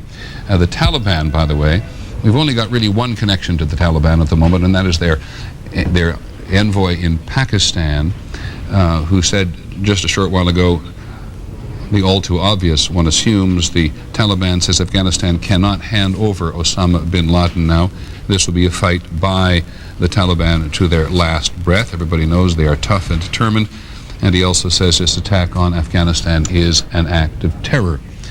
We heard that within the last half hour as well. So we certainly know, and nobody is surprised by the Taliban position on this. And part of the aim tonight, as you've heard from our military analysts and political, is to try to dislodge the Taliban from power in Afghanistan, even if at the moment many people who study Afghanistan will believe this opens the country in the short run to some potential chaos.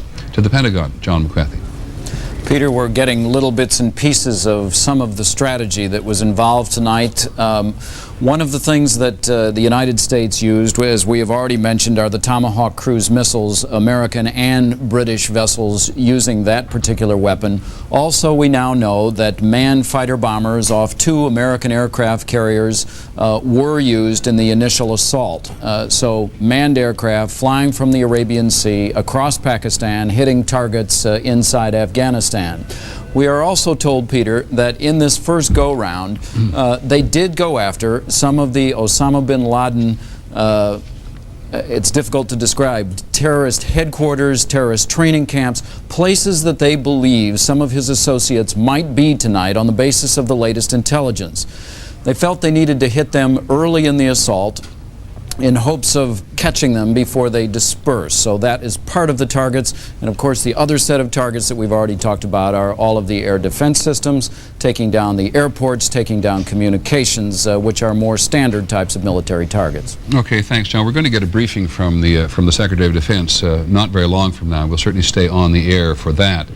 But just to remind you of the state of confusion that we're all in at the moment. The military may not be in any state of confusion at all this evening. They may know precisely what they've hit, but of course in 1998 the U.S. launched about 70 to 100 Tomahawk cruise missiles against bin Laden camps in Afghanistan and did not do very much damage.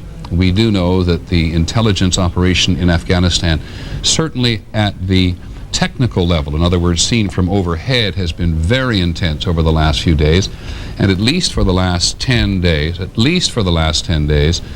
people have talked fairly extensively about the fact that U.S. and British and even Russian special operations commandos will have been in Afghanistan, but we have no idea at this point what they were able to accomplish in that quite limited period of time. Let's check into Pakistan again. ABC's Bob Woodruff is in Quetta. Bob, it was quite fascinating to hear the Al Jazeera television reporter in Kabul comparing the circumstances to the city where you are this evening. What's happening there and what do you know? Well, not too much happening here as far as we can tell, Peter. We're trying to still look to see if we can see anything going into Afghanistan. But just a short while ago, we were able to talk to the Afghan Consular General who's here in Quetta, and he told us that 5 airports inside Afghanistan have been attacked. In the east side, going from Jalalabad and Kabul, and then down here towards the south of Afghanistan, Kandahar and the city of Farah, and then in the west towards the Iranian border, Herat. Those airports have all been hit by military strikes. He also said that in Kandahar, the airport was completely destroyed. He said the electricity is out all over the city and the phone lines have been cut. He said as of about 15 minutes ago, those strikes have ended and there hasn't been anything since then. But again, massive strikes he's reporting throughout all of Afghanistan. Many thanks, Bob Woodruff in Quetta in Pakistan. Bring Barney Rubin in again, our Afghan specialist. Barney, the Taliban have had in Kandahar, the city in the south, almost as much, if not more, of a stronghold than they've had in Kabul, correct? That's right. That's the place, it's called their spiritual capital. It's the home of the actual head of state, the Emir, Muhammad Omar. And so these reports tonight of heavy attacks on the airport, at least in Kandahar, and losing electricity there come as no surprise to you whatsoever. No, I'd add a couple things, though. First, that airport was built by the United States in the 1950s. Second, the Kandahar airport also has a compound nearby, which was a military compound, and when I was there in 1998, people were saying that that was one of the residences of Osama bin Laden. Now, Bob Woodruff also mentioned Herat. We'll have to go to a map of Afghanistan for this. Herat is farther to the west. It's over near the border with Iran. Speaking really now to our director and see if we can get a map up at the moment. This is an area which has been less under Taliban influence, am I right? Well, they captured it in 1995. The Taliban are originally from Kandahar, and they had some ethnic and tribal support there. They didn't have so much of that in Herat.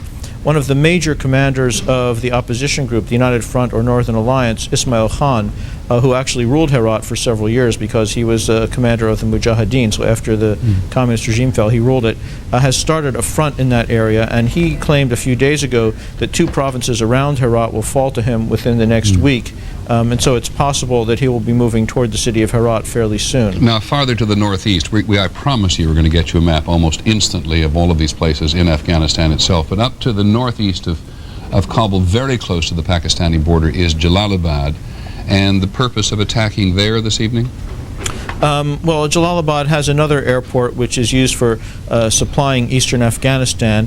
It's on the road coming up to Kabul from Pakistan, so if any Pakistani volunteers or Pakistani supplies were trying to reach Kabul, they would be coming through there. It's also been a major center for Osama bin Laden. Actually, Osama bin Laden, when he returned to Afghanistan from Sudan in 1996, flew into the Jalalabad airport, and it was around there that he established his first residence. And there are a number of camps that were established by his Arab followers in that area even before he returned. Barney, I know that one of the aims of the U.S. in terms of mounting a military operation, either on the ground up until now with special forces or from the air, is to convince any Afghans who know where Osama bin Laden is to turn him in. What do you think the likelihood of that is, generally speaking? Well, I think that I have been hearing, and many of my colleagues have been hearing from many people inside Afghanistan, they were saying, please, we will take care of Mullah Omar and Osama bin Laden if you will provide us with the political and other kinds of military economic support that we need. I think now they will probably be focusing on the immediate task of trying to defeat the Taliban and, from their point of view, really most important, trying to put together some political alternative to the Taliban that will be able to keep the country from collapsing into chaos and also provide a very important coalition partner to us, because they're the ones who can actually police the territory and do the operations on the ground, and they have a huge interest in doing so. Just one last question for the moment. Is it a possibility that a bombing attack by the United States and Britain tonight creates a worse situation on the ground than a better one? I think it's very hard to predict. I've been hearing both things. Some Afghans have been saying that they would hope that the United States would hold off because they thought it would trigger a reflex of defense of the country and push people into the Taliban. But I've heard it as well that other people were saying we're waiting for the United States to act because we want to be sure that if we move against the Taliban, we'll be backed up. So I think we'll just have to wait and see which of those analyses proves to be correct. Okay, thanks, Barney Rubin, very much. By the way, President Bush talked to the Russian President, Vladimir Putin, before the attack began tonight to tell him what was actually going to happen. As you know, Mr. Putin is another one. Talk about these extraordinary changing alliances and relationships we've had in the world in the last little while. But Mr. Putin was fully informed by Mr. Bush before this attack took place. And there's an interesting dispatch from Moscow tonight which says that none of the Soviet air defenses in the country were put on alert, which suggests two things. First of all, that some of the U.S. forces moved in from the north, and Soviet forces, which used to be constantly on alert in this part of the former Soviet Union for U.S. aggression in the region, have not been put on alert. That speaks very much to the new relationship. And it also sends me back now to Uzbekistan, not too far from Hanabad Air Base, where ABC's Bill Redeker is standing by. Bill, I thought you told me earlier today that you'd seen quite considerable evidence of Russians in the neighborhood. Russians in the neighborhood and a fair amount of military, that's correct. There was this report that you may have heard of, Peter, that came out earlier today about the Taliban threatening an attack on Uzbekistan if, in fact, this country assisted the United States. That said, we checked with Moscow just a few moments ago, and they said the same thing that you just said, that there's no heightened state of alert, and that those troops who are on the border, and they're Russian troops, even though these are the breakaway republics, those troops are mostly on the Tajik border and not on the Uzbekistan border. So there's a military presence here, but apparently not on high alert. And Bill, as you were talking, I heard an aircraft go over. Does that we hadn't heard it before? What does it tell us, if anything? You know, it's very difficult to be 100% on that, Peter, because we have been so restricted in trying to get any closer to the air base, and you can't really see it that well at night, but it's about 5 miles from where I'm standing. There is an American presence at that base. We're told that they're pretty much running the base, though the Uzbekistanis are providing the security around the perimeter of it. But it could be transport, it could be helicopters. Sorry, I couldn't even fathom again this. Okay, many thanks, Bill Redeker, who's in Uzbekistan tonight. We don't want to drive you away because we're waiting for, excuse me, for the Secretary of Defense, among others, to come and brief it. But at any time, you can go to abcnews.com, and there's a wealth of material there about Uzbekistan and about Pakistan, about the disposition of U.S. and other allied forces in the region.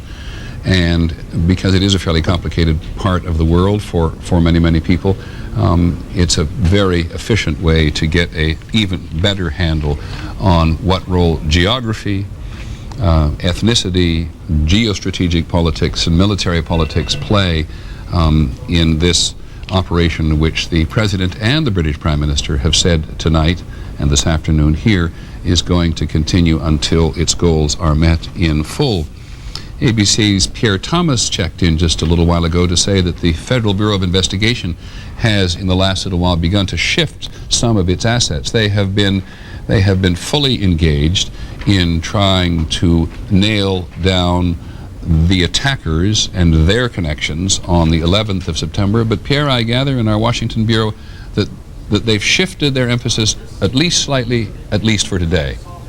Yes, Peter, a senior official told me just moments ago that in the last week, the FBI began to shift resources from solving the case to trying to prevent attacks. And he said, let me tell you why we're doing that. He said the number of threats, generic threats, non-specific threats, has been growing exponentially over the last few weeks. He said they're now getting 200 threats per day. Let me interrupt you.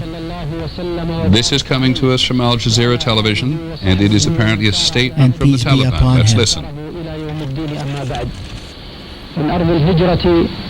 From the land of jihad and the land of stand fast and the land of dignity, we are sending this message to the whole Muslim Ummah.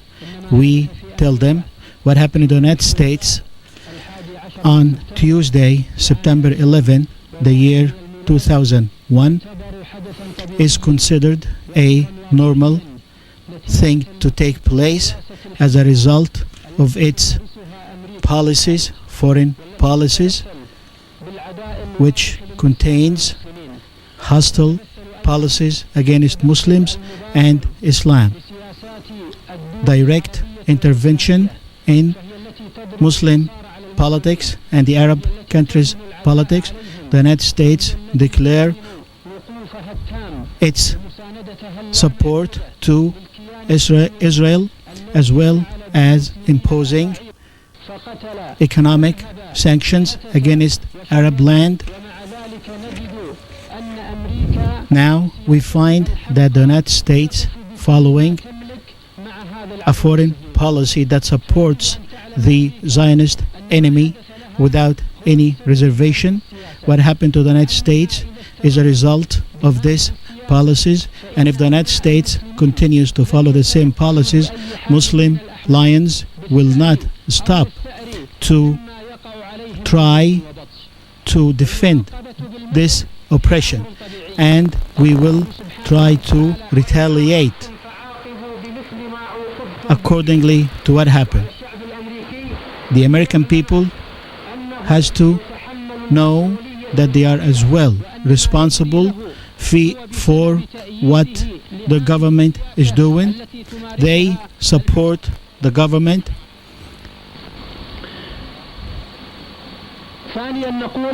Secondly, the United States declaration of war against Afghanistan and against Mujahideen under the leadership of Osama bin Laden is very clear aggression against Muslim and Islam.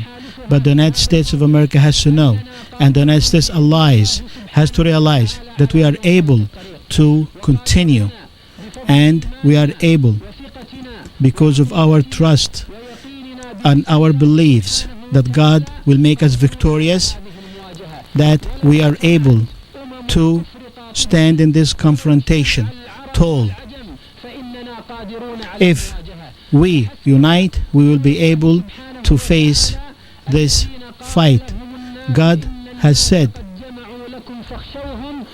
people have united against them, then this gives them more faith, and they will be victorious at the end. This is our belief. This is what we think we can achieve. We are able to stand up for this military attack. God has anger towards the United States of America. Bill? What happened to Russia before that, the United States did not learn from it. Now they have to learn that its collapse will be directly connected to its attack against Afghanistan. We are issuing this call to the people of Muslim faith, to the followers of our great Prophet Muhammad. I tell them, you have to get your horses and start the fight. The battle has started. A couple of interesting things as you look at this. First of all, this representative of the Taliban, at least that's who we're told he is speaking in Arabic. At least we're using an Arabic translator on this, and so he's speaking in Arabic, which reaffirms, of course, that an enormous number of Arabic-speaking fighters, Arabs from a variety of countries in the Middle East, have gone to join Osama bin Laden in Afghanistan.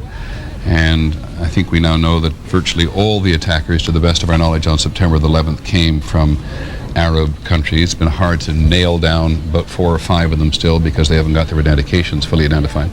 Secondly, this clearly looks very much to us as if it was pre-taped and recorded before this attack on the United States. That's the second interesting thing. So the Taliban, or this particular individual, certainly believed the United States was going to attack. Nobody had much doubt about that. And the third interesting thing, I think, about this is that this will be seen, thanks to Al Jazeera television, not just by us, but widely throughout the region by Arabic speakers in Iraq, in the Persian Gulf, in Lebanon, in Syria, and everywhere else. I do not know who the man on the right is. It does resemble Osama bin Laden, but I would be... John Miller is with us. We just keep this picture up for just a second. It actually does resemble him. It does, and he's wearing his traditional camouflage jacket, the one that bin Laden has favored in most of his television appearances. The only reason I'm slightly puzzled is, and I cannot imagine the circumstances in which bin Laden would not be the speaker rather than someone else, but I don't know who the other personality is. So we'll just have to leave you a little bit in the dark about that, and we'll try to get somebody to nail that. Oh, Barney Rubin, our Afghan specialist, let's put the picture up again. Barney, do you know who that was? Well, I've never seen him before, but the subtitle in Arabic that was put up there by Al Jazeera says that his name is Suleiman Abu Ghaith and that he is the official spokesman for the Al-QAEDA organization. He's not an Afghan. He is not representing Taliban. This is a statement that was pre-taped by Al-QAEDA and sent to Al Jazeera in advance with the presumably saying this will be our statement if the United States attacks Afghanistan. This is a message from Al-QAEDA. It is not a message from the Taliban. And I said the Taliban, I of course meant Al-QAEDA at the beginning because now look again. I think this looks like Osama in the middle, and on the right there is Ayman al-Zawahiri from Jihad Islami of Egypt. Egypt, right, and their union over the last decade has turned out to be extraordinarily effective from their point of view. There are a great many people who think that Dr. al-Zawahiri is in many ways something of they're co-mentors, wouldn't you say, Barney, to one another in some respects? Yes, very much so. But al-Zawahiri brought an existing organization with a base that was much larger than what Osama bin Laden had. But if I may say something, I think this tape shows something very clearly about the reason for the attack on the World Trade Center and the strategy of Osama bin Laden and Al-QAEDA. It's clear that the purpose of the attack on the World Trade Center was to provoke the United States into an attack which they hoped would be much more indiscriminate, so that when they issued this call to jihad to the entire Muslim world, there would be a huge response. Talk a little more about this, because we've talked about it in the last several days, that what the attack was on the trade towers was to incite the United States to, in some respects, get the region so angry with a retaliation that Al-QAEDA would get further recruits. Yes, I think that they had two things in mind. One was the response of the United States in 1998, which was immediate and not particularly effective, and I think that they were actually hoping in a way that we would have a very quick and indiscriminate response which would provoke a lot of anger, and our policymakers were much wiser than that. But also, you have to go back to their experience of the Afghan war, because they believe not only that Muslims fought against the Soviet Union and caused it to withdraw from Afghanistan, they believe that the jihad in Afghanistan, which they view as something of the entire Muslim nation, not just of Afghanistan, destroyed the Soviet Union. The reason they attacked the World Trade Center in particular is because they view that as a symbol of global capitalism led by the United States, and they were cognizant of its economic implications, and they were hoping both to, through the U.S.'s reaction, to provoke a jihad, and also, they believe, cause the collapse of what they see as the entire American empire, as they believe they also caused the collapse of the Soviet Union. And you're not at all surprised at the moment to see Ayman al-Zawahiri together with Osama bin Laden in one location just before this happened? No, clearly they're showing that they're united, that they're not afraid, and that you know, they are together calling on the entire Islamic Ummah or nation to wage jihad. But obviously this was not taped in response to the attacks tonight. It was taped in the anticipation of such attacks, probably some time ago. Very, very good point, Barney Rubin. Very glad to have you, and you prove again why. We now have on the telephone Shamshad Ahmed, who is the Pakistani ambassador to the United Nations. Can you hear me, sir? Yes, I can. Mr. Ambassador, how do I assume that Pakistan knew about this in advance? Well, I think this operation was imminent because we have been trying to convey the sense of the international community to the government in Afghanistan. Unfortunately, they did not heed to the sentiment of the international community. And Peter, if I can just share with you that I just received official reaction of the government of Pakistan. If you like, I can read that out to you. Mr. Ambassador, I wonder if I could, I hate to do this to you, if you could just pause for just a second while we listen to Mr. bin Laden, then I'll come right back to you. Here is Osama bin Laden himself. This is the United States of America في مقتل من مقاتلها فدمر أعظم مبانيها فلله الحمد والمنة وها هي أمريكا. This is the United States رعبا full of fear ومن شرقها إلى غربها from its northern border to its southern border, from its eastern border to its western border. What the United States is tasting is something that we've been tasting for tens of years. Our ummah, our nation, is tasting this. Its sons is being killed. Its holy places has been attacked, and it's been ruled against its laws, Muslim laws.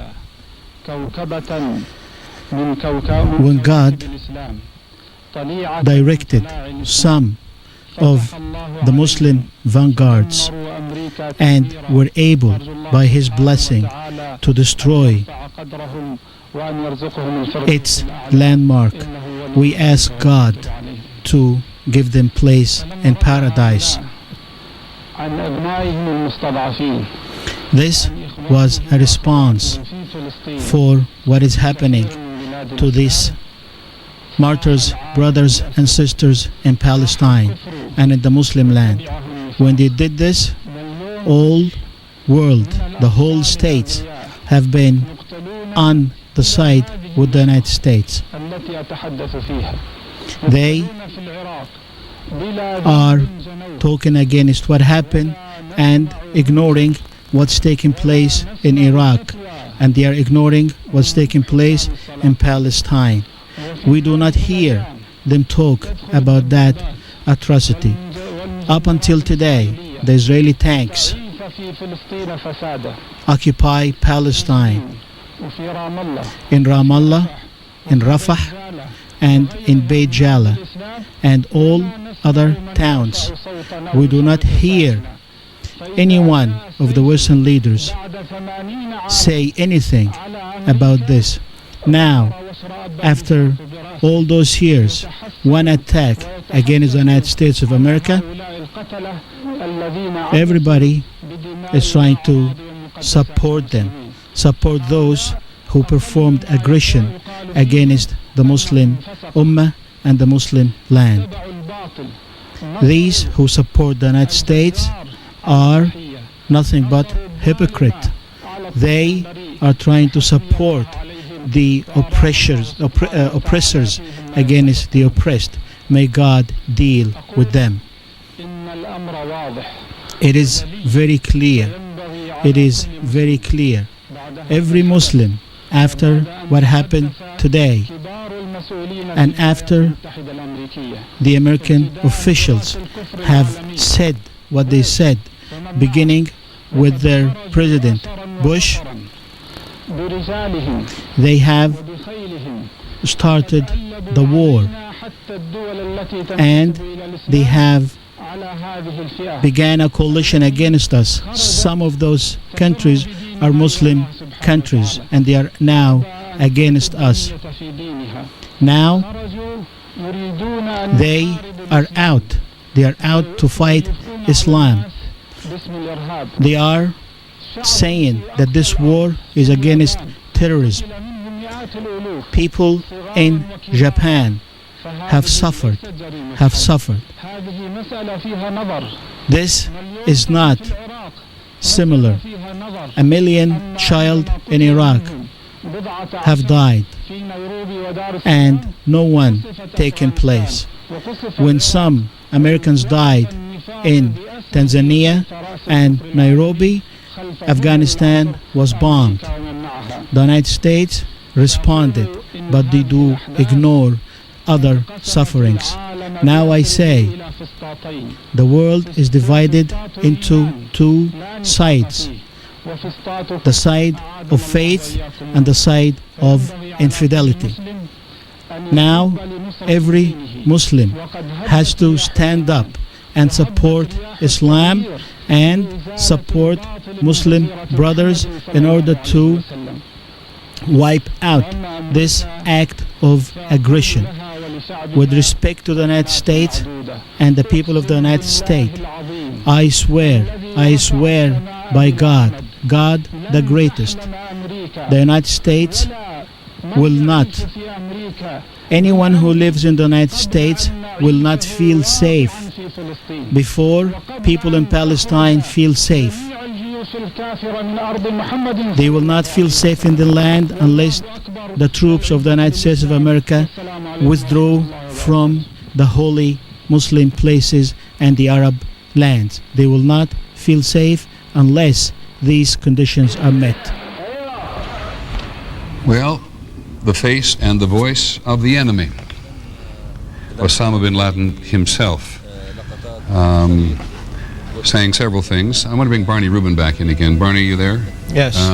Because just tell you quickly what I noticed. He, again, reaffirming, it seems to me this was not done in the last couple of days, because he refers to Israeli tanks in the Palestinian territories in places like Ramallah and Beit Jala, but makes no mention of Israeli tanks in Hebron, which only went into Hebron yesterday or day before yesterday. Does that help you with any, when he might have done it? No, I don't think he was referring to specific events. No. Those are things that have happened in the past year or so. What else do you hear from him? I hear the classic message from him. No one in the United States will feel safe until Palestinians feel safe. No one should feel safe until the United States, the other infidels, get out of Muslim lands, a particular reference to, among other places, Saudi Arabia. Well, I think that what this tape shows, and probably this is the first time that many Americans have directly heard the words of Osama bin Laden or heard what his message is, I think this shows what the challenge is for the United States, because, of course, the vast majority of Muslims do not approve of blowing up the World Trade Center and killing thousands of innocent victims. And by the way, it sounded to me like he was virtually confessing his responsibility for it. He said it was the Islamic vanguard that did it, so that should put an end finally to these stupid rumors, vicious rumors that are going around parts of the Islamic world that the Jews or Israel did it. He virtually admitted that they did it, and he said why they did it. And he linked it clearly to what he and many other Muslims who do not agree with his tactics view as U.S. aggression against Muslims. He linked it to the sanctions against Iraq, which he holds responsible for the death, he said, of a million Iraqi children, for the oppression of the Palestinians by Israel. Now, what the United States will need, and its allies will need in the coming months and years, is very close cooperation from the government's security services and law enforcement apparatuses of countries that are predominantly Muslim in order to try to root out these networks. But the fact is, even though most of the people of those countries don't agree or violently oppose or are horrified by what happened on September 11th, they actually share those political views in many respects that Osama bin Laden just articulated. And that is why those are issues that the United States, not in order to appease Osama bin Laden, which is impossible, but in order to win the cooperation of governments and of many people who are sitting on the fence, those are things that the United States will have to address in some way without appearing to be giving in to this kind of terrorism. And that is a very delicate and difficult thing to do, but that's the challenge of making this coalition work. Let me bring in ABC's Judith Kipper, who's had long experience in the Middle East. Tell you, first of all, this tape, we're told now, Judith, was delivered to Al Jazeera in Kabul this morning before the attacks actually occurred and transmitted from Kabul, first to Qatar in the Gulf and then to the rest of us. Knowing the Arab world and Israel as well as you do, how do you think this will resonate? I think Barney is exactly right that the political views do resonate in the streets of the Arab world and many other places in the world. The abhorrence for the violence of September 11th is a separate subject. And I think that one of the problems for the United States is that Arab leaders, including some of our close allies, have been reluctant, because these political views do resonate in the street, they've been reluctant to separate the terrorists from the larger issues, and they have been reluctant to make the distinction that President Bush and Prime Minister Blair made only a few minutes ago. This is not against Islam, this is not against the Afghan people or the Arab people, and unless our allies, including their sheikhs and religious leaders, are going to speak up, I think we are going to see a very difficult period ahead with a lot more anti-Americanism than we have already experienced. Thanks, Judith. Clearly, President Bush anticipated this when he made his speech a short while ago, because the words from the and may well have anticipated bin Laden having this reaction, though I confess we're a little bit surprised that it comes as quickly as it does, or in an organized fashion, because it's clearly a reaction to something they didn't know was happening in real time. But the President said the United States of America is a friend to the Afghan people. We are the friends of almost 1 billion worldwide who practice the Islamic faith. The United States of America is an enemy of those who aid terrorists and the barbaric criminals who profane a great religion by committing murder in its name. Which takes us back to Shamshad Ahmed, the Pakistani ambassador to the United Nations. Mr. Ambassador, I'm sorry to keep you there. On the other hand, I'm not, because I'd like to know what your reaction is to at least hearing Osama bin Laden's remarks. Well, I would rather like to comment on what Barney said. I think he made very appropriate remarks about the cumulative effect of the mistakes of the past in the context of Afghanistan, and also on the need to remedy the universal phenomenon of terrorism, which is a disease and which needs to be treated at its roots. And the world will have to ask, once we are completed with the current crisis, then we'll have to address the phenomenon of terrorism in its long-term perspective by rooting out the causes of injustice and oppression in all parts of the world. Mr. Ambassador, have you been in touch with your capital, Islamabad, since this attack began? Yes. In fact, I would like to share with you the official reaction of my government. Please. I will read it. We regret that despite efforts to convince the Taliban leadership to respond to international demand, did not succeed, and and now the military action has started against the Taliban regime. Pakistan did whatever it could to convince the Taliban leadership of the gravity of the situation and take the right decision in the interest of the Afghan people. It remains our hope that the United States and its allies' action remains clearly targeted to achieve the aims identified by the resolutions, by the elements in the UN Security Council resolutions, and every care will be taken to minimize harm to the Afghan people who have already suffered the ravages of conflict for more than 2 decades. We also hope that the operations will end soon, and a concerted international effort will be undertaken to promote national reconciliation and help Afghans with economic reconstruction. Mr. Ambassador, let me just ask you, as a Pakistani and a Pakistani official of considerable standing, obviously, when this attack began tonight, did you get nervous for your country? I think it is a moment of truth, not for one country, but for the entire international community, because what we are witnessing today is the aftermath of what happened on 11th of September. And that was a wake-up call, not to one country or one society, but the whole world community. So, and that is why Pakistan had joined the international consensus and international coalition from day one. So, as part of that international coalition, we were prepared for this eventuality in case Taliban did not heed to the international call. Let me try to get you to be just a little more forthcoming. I think most people who paid any attention to Pakistan know that it's a fragile country. President Musharraf did not come to power through the electoral process. He seized power. There are a lot of people in Pakistan who are sympathetic to the Taliban. A lot of people in Pakistan who are not pro the United States. So could I just ask the question again? Are you nervous about the stability of Pakistan at all? Peter, before I respond to your question, let me just clarify that many governments, if not most, in today's world have not come to power through elections. So election is not the only way of bringing governments to power.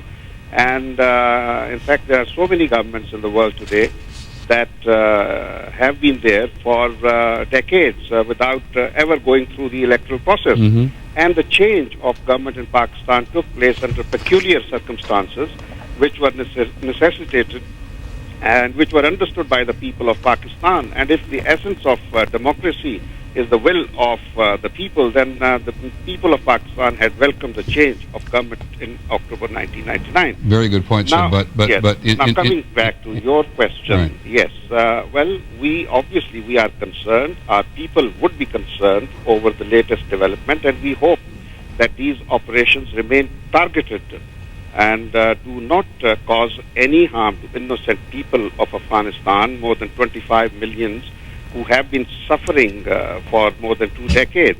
And now an impending humanitarian tragedy is already building up, with millions of Afghans leaving their homes and heading in the direction of neighboring countries, including Pakistan. We are already home to more than 2.5 million Afghan refugees, and we are expecting another 1.5 million. I think now the international community must also respond, must be very forthcoming in responding to the new crisis that is building up. Thank you, Mr. Ambassador, very much for your time. The Pakistani ambassador to the United Nations, Shamshad Ahmed, reading a statement, first of all, from his country. Pakistan did know what was going on, pointing out the pressure that Pakistan feels because of the Afghan refugees, many of whom have tried to who have fled towards the border with Afghanistan, and pointing out, by the way, as many Pakistanis feel, that even though General Musharraf did not come to power democratically, has been fairly well received by large segments of the Pakistani population, but not by any means all. I want to check in with the Northern Alliance first. ABC's David Wright is there, but before I do, here's a dispatch from Islamabad, the Pakistani capital, on the Associated Press, quoting the Taliban ambassador to Pakistan. Cannot speak to the veracity of this, but he says that Osama bin Laden and the Taliban leader, Mullah Muhammad Omar, both survived the initial wave of U.S. and British attacks on Sunday. And as the AP points out, and as we certainly point out, there is simply no way to confirm his statement. David Wright with the United Front Northern Alliance up in northern Pakistan, and I think they have reacted as well, have they not, David? They have. We've been on the line in the past half hour or so with Dr. Abdullah, the foreign minister of the Northern Alliance, and he gave us a larger sense of the scope of this attack, rattling off 6 or 7 cities in the 4 corners of Afghanistan, giving a sense that this is really a widespread attack. He also confirmed some of what John McWethy said earlier, that the primary targets in this attack have been airports, heavy weapons depots, and also camps of Osama bin Laden's, specifically 3 large camps near Kandahar. He told us at least have been destroyed, and bearing in mind the source of this, he says the Taliban legions have been seen fleeing the city of Kabul. We also managed to reach an eyewitness in Kabul who lives near the center of town, who tells us that the electricity is still on in Kabul. So this attack clearly did not destroy the infrastructure of that city. He tells us that he heard several explosions in his neighborhood, heard his neighbors screaming, and that several of the bombs sounded as though they landed in the vicinity at least of 4 hospitals, some of them civilian. So there's the potential at least of some civilian casualties. Peter? Thanks, David, very much. Just one other question. We indeed did hear and see on Al Jazeera that the lights were on in parts of Kabul tonight. There's one news agency dispatch, David, which says that the Northern Alliance opened fire with artillery against Taliban forces, which in some cases are not very far from one another. Can you confirm that? Well, we're told that the Northern Alliance forces, they're scattered around and they're under the control of various different generals. We are told that the Northern Alliance forces of General Dostum are advancing on 2 fronts to the city of Mazar Sharif. Others are said to be on a state of high alert. And we've been told that forces near Herat are moving in that direction as well by the general in charge of that branch of things, General Ismail Khan. Okay, thanks very much, David Wright. So they're clearly looking to take advantage of an opportunity here. Very much so. Sorry, Peter. They're looking clearly to take advantage of this opportunity. Thank you, David, very much. David Wright with the Northern Alliance in northern Afghanistan, quite close to the border of several countries to the north and south. Now here is the Secretary of Defense, Donald Rumsfeld. With him, of course, is General Richard Myers, Chairman of the Joint Chiefs of Staff. We've said since Tuesday, September 11th, that the campaign against terrorism will be broad, sustained, and that we will use every element of American influence and power. Today, the President has turned to direct, overt military force to complement the economic, humanitarian, financial, and diplomatic activities which are already well underway. The effect we hope to achieve through these raids, which together with our coalition partners we have initiated today, is to create conditions for sustained anti-terrorist and humanitarian relief operations in Afghanistan. That requires that, among other things, we first remove the threat from air defenses and from Taliban aircraft. We also seek to raise the cost of doing business for foreign terrorists who have chosen Afghanistan from which to organize their activities, and for the oppressive Taliban regime that continues to tolerate terrorist presence in those portions of Afghanistan which they control. The current military operations are focused on achieving several outcomes. To make clear to the Taliban leaders and their supporters that harboring terrorists is unacceptable and carries a price. To acquire intelligence to facilitate future operations against Al-QAEDA and the Taliban regime that harbors the terrorists. To develop relationships with groups in Afghanistan that oppose the Taliban regime and the foreign terrorists that they support. To make it increasingly difficult for the terrorists to use Afghanistan freely as a base of operation. And to alter the military balance over time by denying to the Taliban the offensive systems that hamper the progress of the various opposition forces, and to provide humanitarian relief to Afghans suffering truly oppressive living conditions under the Taliban regime. I want to reiterate a point that President Bush has made often, and that he made again today in his remarks. The United States has organized armed coalitions on several occasions since the Cold War for the purpose of denying hostile regimes the opportunity to oppress their own people and other people. In Kuwait, in northern Iraq, in Somalia, Bosnia, and Kosovo, the United States took action on behalf of Muslim populations against outside invaders and oppressive regimes. The same is true today. We stand with those Afghans who are being repressed by a regime that abuses the very people it purports to lead, and that harbors terrorists who have attacked and killed thousands of innocents around the world, of all religions, of all races, and of all nationalities. While our raids today focus on the Taliban and the foreign terrorists in Afghanistan, our aim remains much broader. Our objective is to defeat those who use terrorism and those who house or support them. The world stands united in this effort. It is not about a religion or an individual terrorist or a country. Our partners in this effort represent nations and peoples of all cultures, all religions, and all races.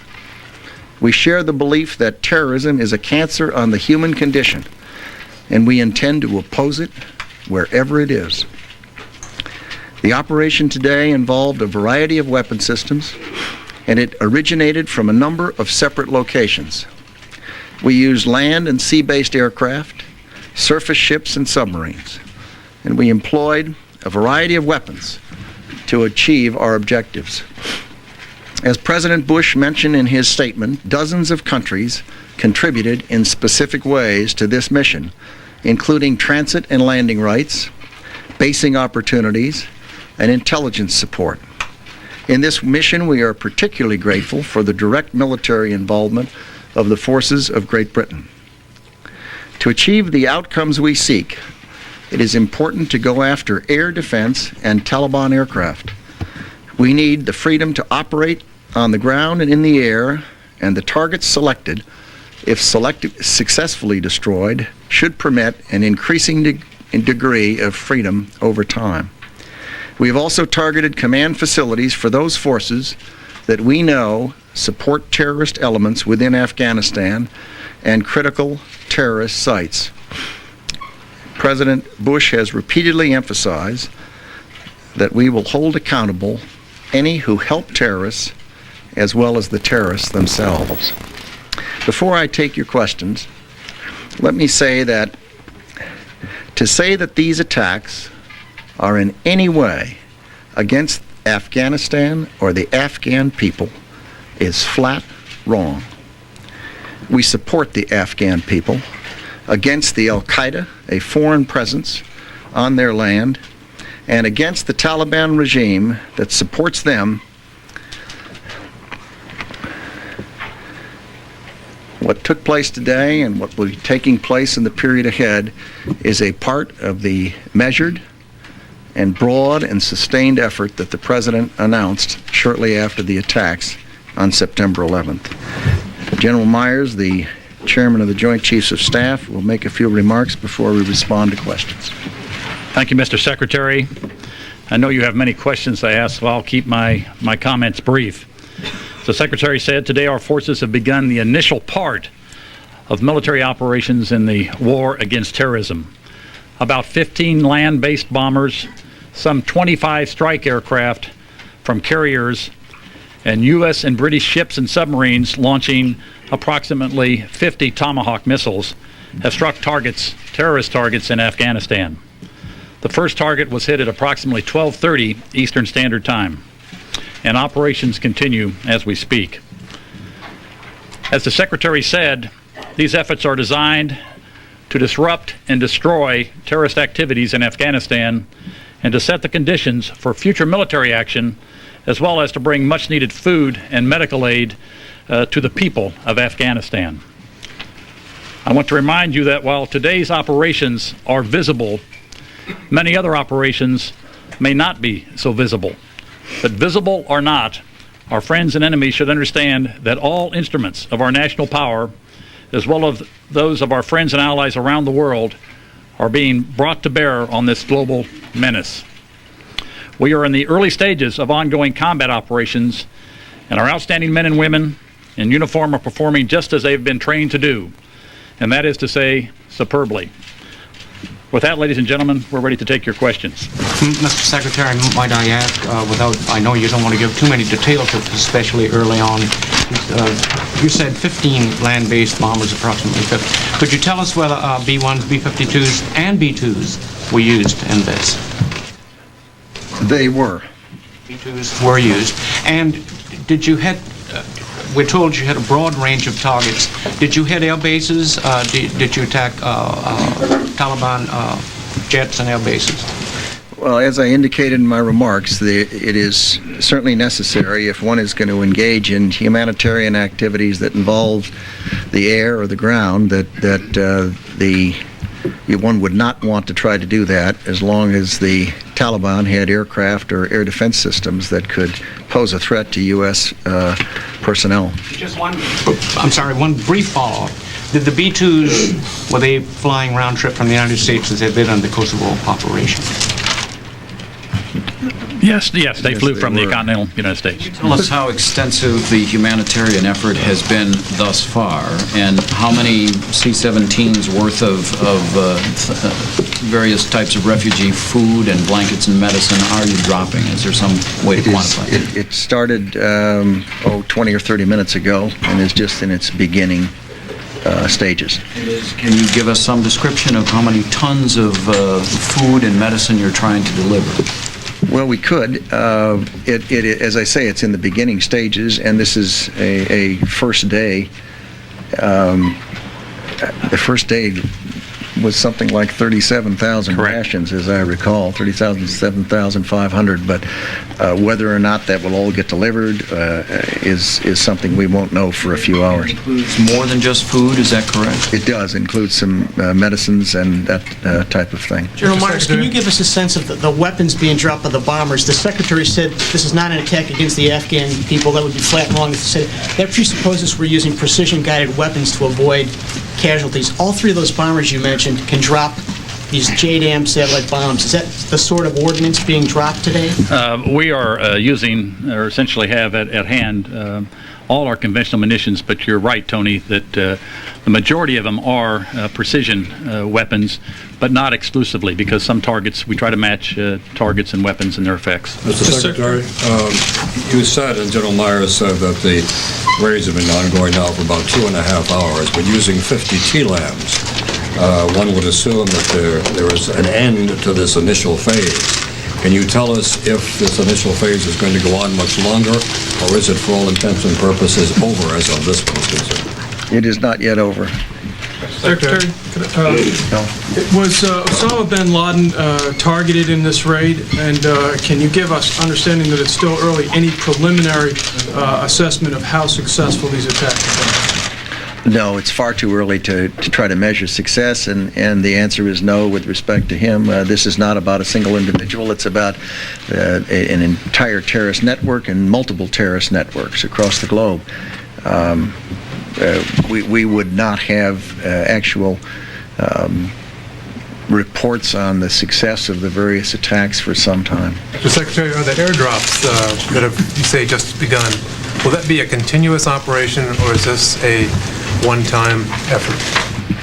Well, the President's approach to this is that it will be continuous, but that it will be broadly based, and it will be economic and political and diplomatic, as well as military, overt and covert. And the fact that one sees a cruise missile on television at one moment and does not at another moment ought not to suggest that the pressure and the President's approach to this is anything but continuous. It is continuous. Humanitarian part, I was referring to the airdrops. Is that to be continuous?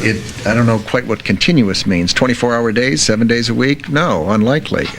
On the other hand, once there is an opportunity to begin the humanitarian effort on the ground, I suppose it could be characterized as continuous. Mr. Secretary, can you give us any idea whether or not this is, I know it's still ongoing, but is this essentially a one-day operation in this phase, or should we expect that there'll be more activity tomorrow? And the second part, will the United States impose essentially a no-fly zone over Afghanistan as it did over Bosnia and Iraq in the past?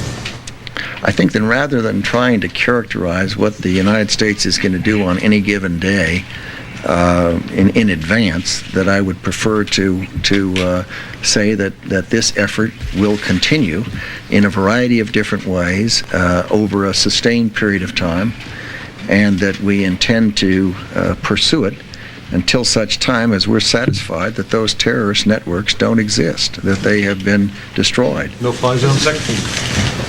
I don't know that I'd want to characterize it as that, although certainly one would think that if one of your early objectives is to deal with their aircraft and their air defense system, Mr. Secretary, it very likely would reduce the number of Taliban aircraft flying around over Afghanistan, I would hope, yes.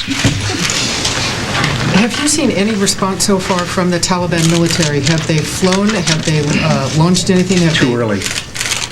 Too early to know. Mr. Secretary, the Taliban has basically boasted that Osama bin Laden is still alive, as well as Mullah Mohammed Omar. What would you say to them about that sort of a boast? Well, the Taliban, since the beginning of this, have been rejected every suggestion, request, or demand made by the United States of America and the coalition partners. They have established themselves as being firmly connected to Al-QAEDA and the foreign presence in their country. They've made a choice. And I don't know that there's anything to say beyond that they are what they are. and they're bringing great harm to the Afghan people. You expect the United Alliance to... Can you say anything about the Northern Alliance? Was this coordinated with them? And are they picking up any ground as a result of this, or are they linking up with U.S. forces? Can you give us any sense of what's going on the ground? Sure. There are a number of elements on the ground in Afghanistan, Afghan people, in the Northern Alliance, in the tribes in the south, even some within Taliban that do not favor Omar and do not favor the Al-QAEDA and would wish they were no longer in their country. Certainly our interest is to strengthen those forces that are opposed to Al-QAEDA and opposed to the Taliban leadership that is so intimately connected to them, and to strengthen all of those forces so that they will have better opportunities to prevail and to deal with what obviously is a regime that is enormously harmful to the Afghan people and poses threats to people all across this globe, including the United States of America. And do you plan to put ground troops in Afghanistan? Do you plan to put ground troops in Afghanistan? It's been said many times from the podium that there just aren't that many targets in Afghanistan. Apparently you found some. Can you explain that? And also, can you address what seems to be somewhat of an anomaly in this mission, the idea that you're fighting your way in order to drop humanitarian relief on people? And if the places where you're dropping relief, if you're getting shot at there, are you not essentially dropping relief on the enemy?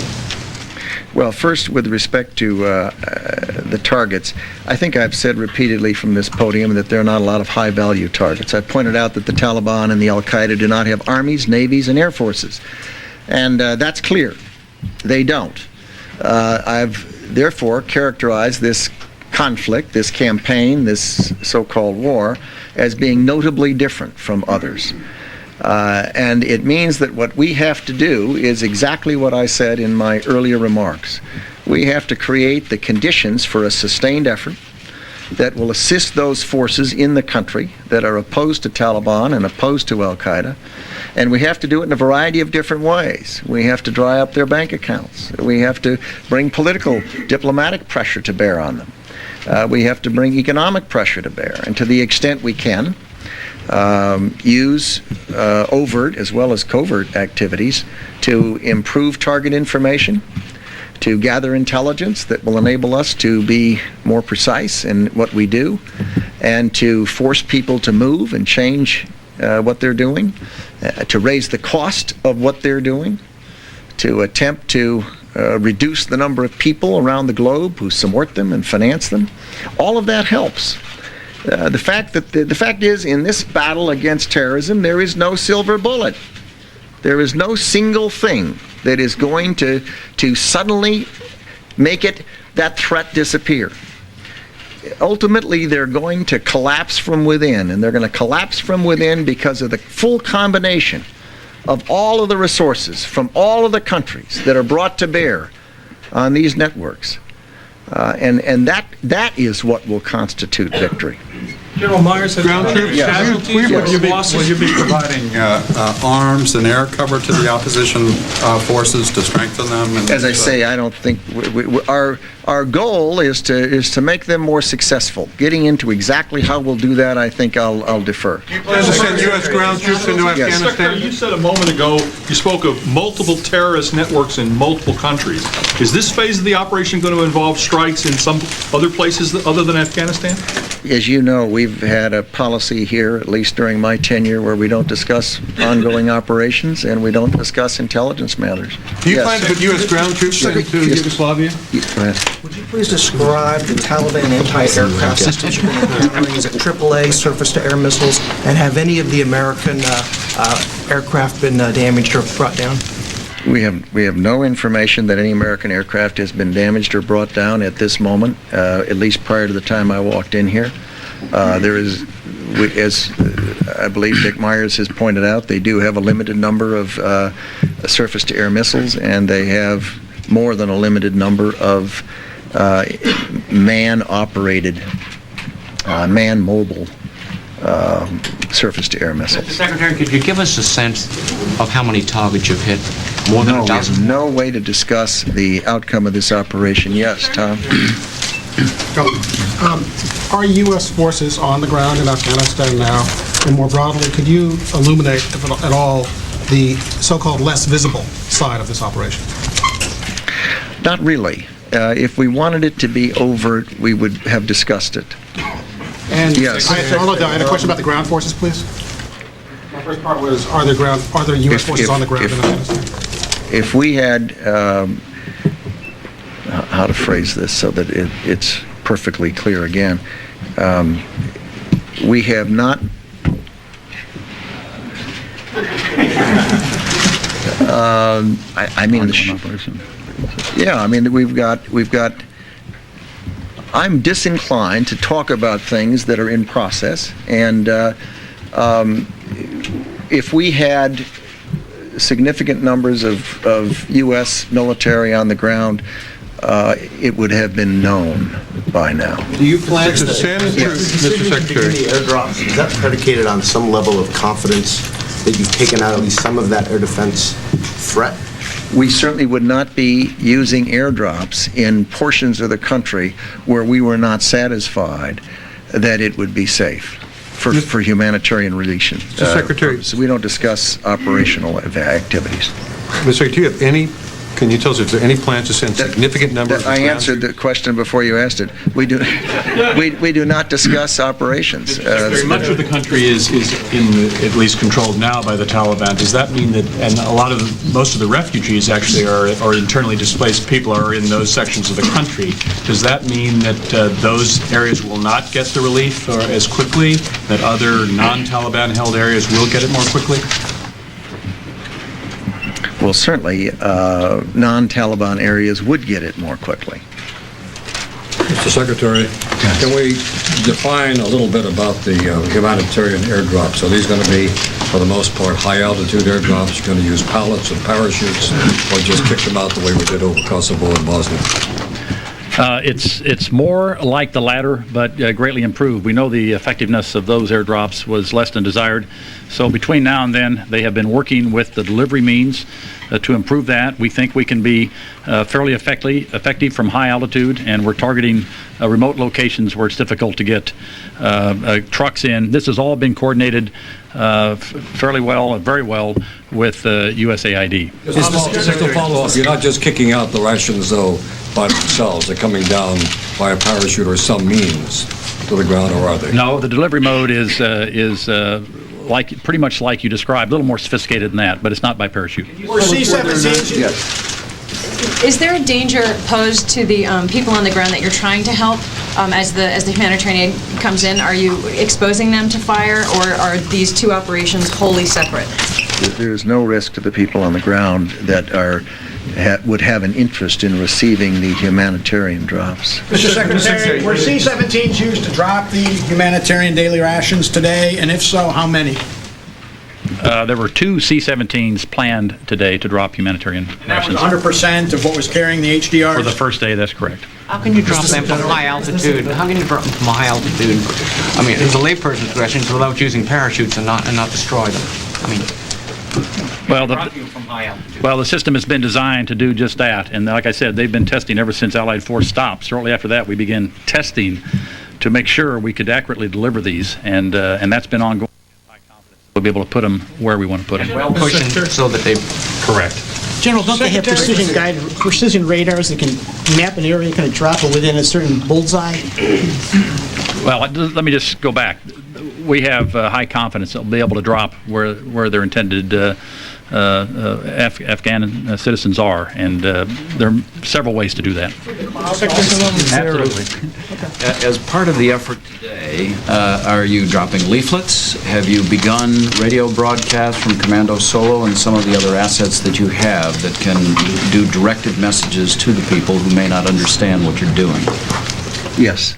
Yesterday, both of those? Yes. Mr. Secretary, you said... Are you asking, sir, the non-Talibans to form a government, or are you waiting for the total defeat of Taliban? That really is the business of the Department of State. And what we are doing is we are attempting to help those and advantage those that oppose Taliban and that oppose Al-QAEDA in that country in a variety of different ways. And how that might evolve and what that might mean from the standpoint of the future of Afghanistan, it seems to me is a good distance off, and it is not an issue that this department really is involved in. Mr. Secretary, are additional steps being taken to strengthen security in the United States in anticipation of some possible retaliation for this attack? Well, most of the kinds of attacks that we've seen tend to have been planned months and months and months, in some cases years in advance. So the idea that any attack that could occur now would conceivably characterize as in retaliation for something, I think would be a misunderstanding of the situation. The United States is, as President Bush has indicated, is on a state of heightened awareness. And the armed forces around the world are on a state of higher alert than is normal. The forces in the United States are on a higher alert than has been the normal pattern for our forces. And the various organizations that deal with law enforcement in the United States, the FBI and state and local officials, are certainly aware that as of September 11th, we have to be sensitive to the possibility that there can be various types of terrorist attacks in our country. And as a result, the President has marshaled a great many of the capabilities of the United States government, including the military, to assist in seeing that we do what is possible. But the only way to deal with these terrorist threats is to go at them where they exist. You cannot defend at every place, at every time, against every conceivable, imaginable, even unimaginable terrorist attack. And the only way to deal with it is to take the battle to where they are and to root them out and to starve them out by seeing that those countries and those organizations and those non-governmental organizations and those individuals that are supporting and harboring and facilitating these networks stop doing it and find that there's a penalty for doing it. We'll make this the last question, right in the middle. Yes, sir. Apparently there were strikes in Kandahar and Kabul, and there's talk about the electricity system going down. Are you running the risk of being characterized as attacking the Afghan people rather than the military targets? You know, in this world of ours, if you get up in the morning, you're running a risk of having someone lie and someone mischaracterize what it is you're doing. What the United States of America is doing is exactly what I said. It is attempting to defend the United States by taking this battle to the terrorists that have killed thousands of Americans, that threaten not just the United States, but regimes throughout the world, because they are determined to find ways to intimidate the rest of the world and to terrorize the rest of the world. And we are determined not to be terrorized. Thank you very much. Thank you. See you tomorrow, Mr. Secretary. The Secretary of Defense and the new Chairman of the Joint Chiefs of Staff, General Myers, briefing the press. As one of my colleagues observed, so begins the process where the American press tries to cover an ongoing military operation where the military planners and those who speak for them are particularly reluctant to talk about it. This is particularly true of Secretary Rumsfeld, who has been very clear since he came to office that he did not want to talk about ongoing military operations, even though there were several clues there today, and we'll get to those in just a minute. As you heard, he refused to answer as many questions as he answered, perfectly proper from his point of view, and he said it was too early to speak about the operation, certainly to the press or to the public, but it will be very clear that at the White House and throughout the Pentagon, at the State Department, at the highest levels this afternoon, everybody will know precisely what is happening in real time if they have, as Mr. Rumsfeld might say, a need to know. There are several things to catch up on just while we've been listening to him, and then we'll go back and try to piece together with several of our analysts precisely what the operation might look like based on what we know. We heard a short while ago from one of the news agencies inside Afghanistan that about the same time the United States was attacking at least one of these anti-Taliban forces about 25 miles north of Kabul, opened up with 122mm artillery on Taliban forces with whom they have been facing off for many, many months. And so you get something of a coordinated attack there, though perhaps not coordinated specifically. and reaffirms what Mr. Rumsfeld has said, that the aim of the United States here is to strengthen those forces on the ground, and there are many of them, which are interested in getting rid of the Taliban and also getting rid of the Osama bin Laden operation inside Afghanistan. But the shelling on the ground north of Kabul, according to at least one news agency, began about an hour after the U.S. airstrikes. And I think it was General Myers who said that the first operation actually began at 12:30 Eastern Time, which is about 3 hours ago now that it has been going on. Mr. Rumsfeld saying that it is going to continue to go on. It will be a continuous operation. He meant this in two ways. First of all, a continuous military operation against the Taliban. Very strong that this is not against the people of Afghanistan, but against the Taliban. And he always puts it, as does the President, in the broader context of a war that is humanitarian, economic, financial, intelligence in terms of terrorist networks elsewhere.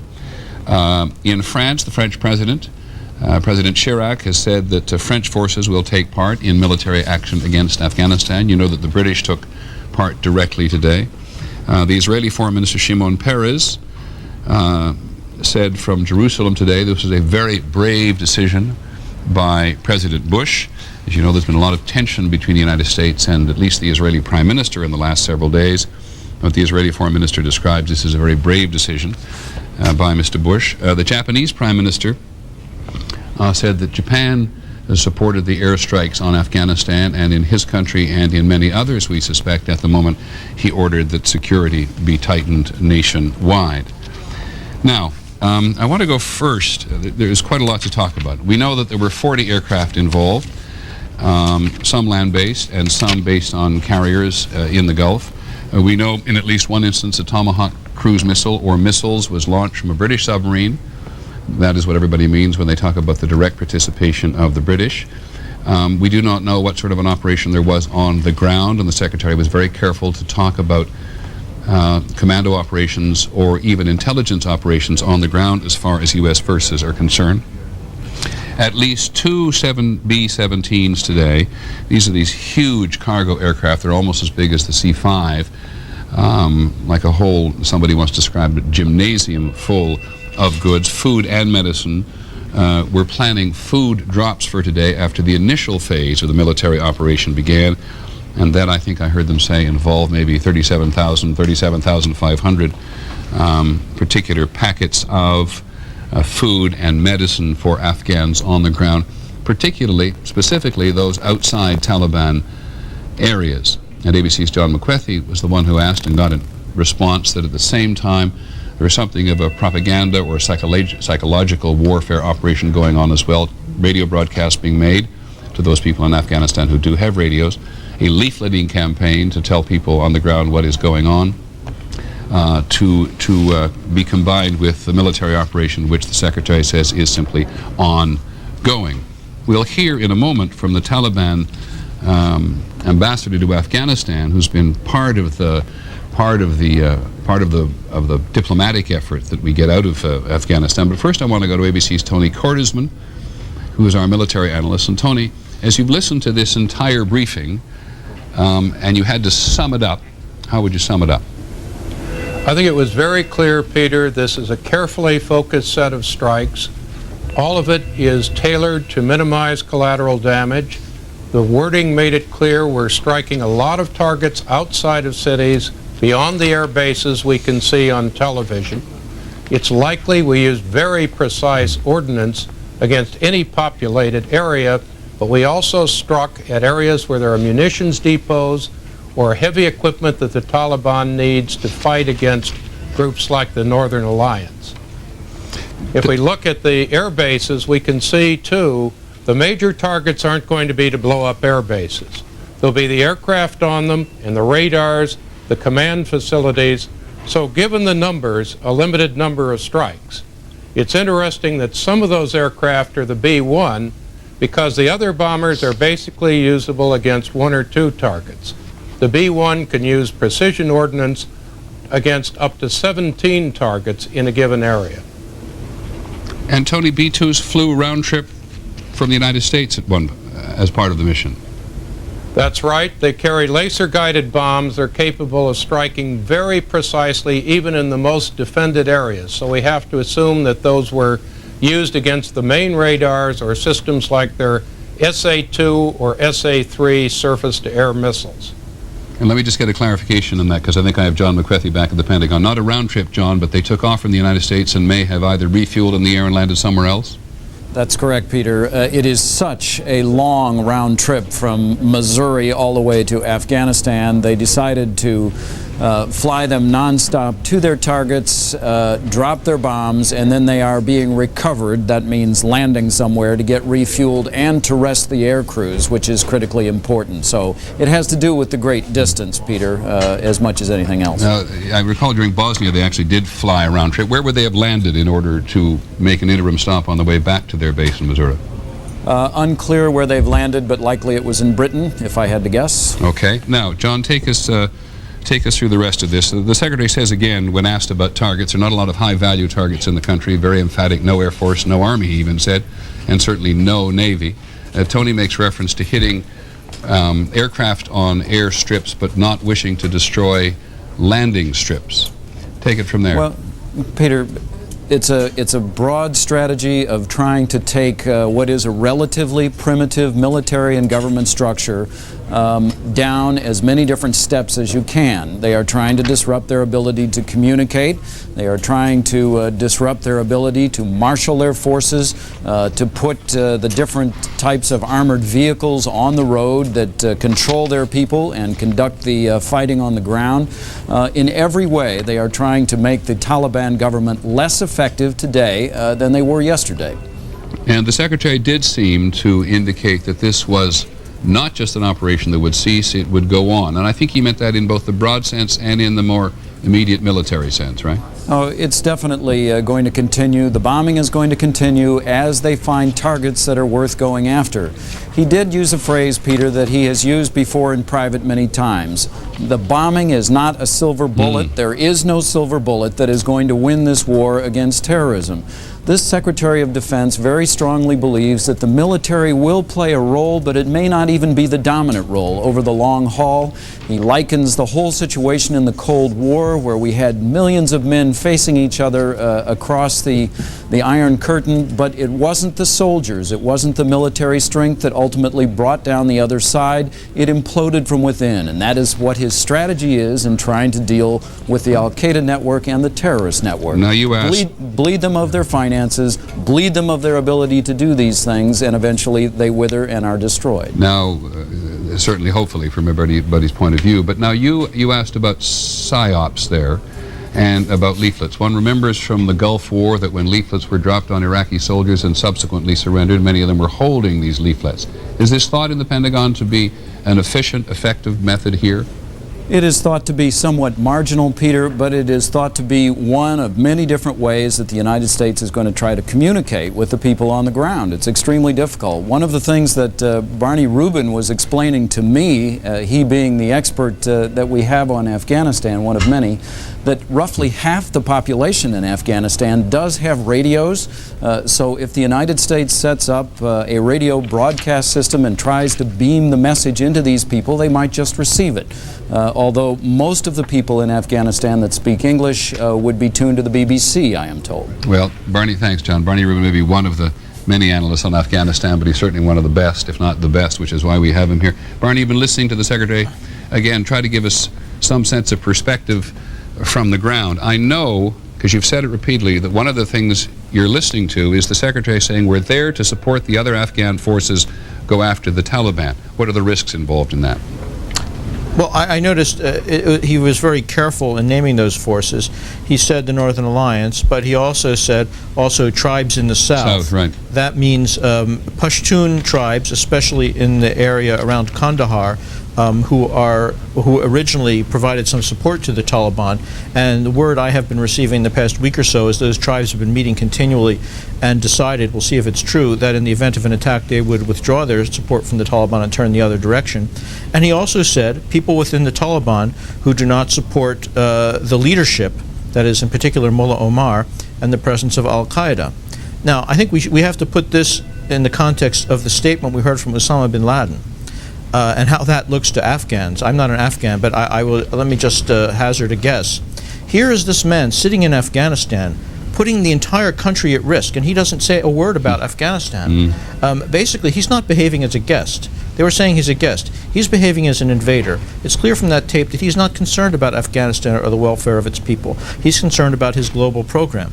Now, as far as the risks are concerned, of course, we were listening to the Secretary of Defense, and therefore he was talking about a military approach. As he said, the political questions are for the Department of State. I think the risk right now is that we have moved at a point when the Afghan opposition to the Taliban, which is broad but not very well organized. Broad but not broad-based. Well, it could become broad-based, but it's not organized to provide an alternative. I noticed that Prime Minister Blair in his statement said that we want to deliver stability. Those are the words that he used, and that's something that the Afghan people and the people of that region crave. But to do that, we're going to have to move very quickly. Barney, let me. Yeah. I apologize for interrupting. I just want to ask you very specific. Sure. You've got the U.S. coming in defense of the people coming from the north, the so-called United Front or the Northern Alliance, who want to take advantage of this. And you have those in the south wanting to take advantage of this. Are those two forces now going to try to race each other to Kabul, if we even get that far, so that one of them rather than both of them are in power? Well, I spoke this morning by telephone both to representatives of the Northern Alliance and to someone who's working for the former king, Zahir Shah, who is in close touch with the tribes in the south. They both said that they have a plan, not ready to be implemented yet. They're determined not to rush to Kabul. They don't want to make the mistakes they made in the past. In fact, they would like the United States, when it gets to that point, and others, to call on the United Nations to send in a peacekeeping force to demilitarize Kabul, so that it can be a center for political decision-making and not a center of civil war. Okay, let me interrupt you for just a second and catch up with some other things. You heard the Secretary say, or General Myers, I believe, there'd been no damage to any American aircraft. Certainly one had not been shot down or damaged. And Al Jazeera is reporting, quoting the Deputy Minister for Defense for the Taliban, as claiming they shot down a plane. We'll get that simply on the record. Now, in terms of this Northern Alliance, we actually have a spokesman for the Northern Alliance with us this afternoon from Washington. His name is Iran Amin. Mr. Amin, can you hear me? Yes, I can, Peter. Okay. So what's your reaction to today?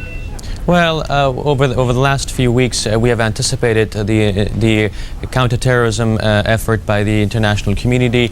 Even as of last night, we mentioned to the media that we were expecting action soon, but it should be done ASAP.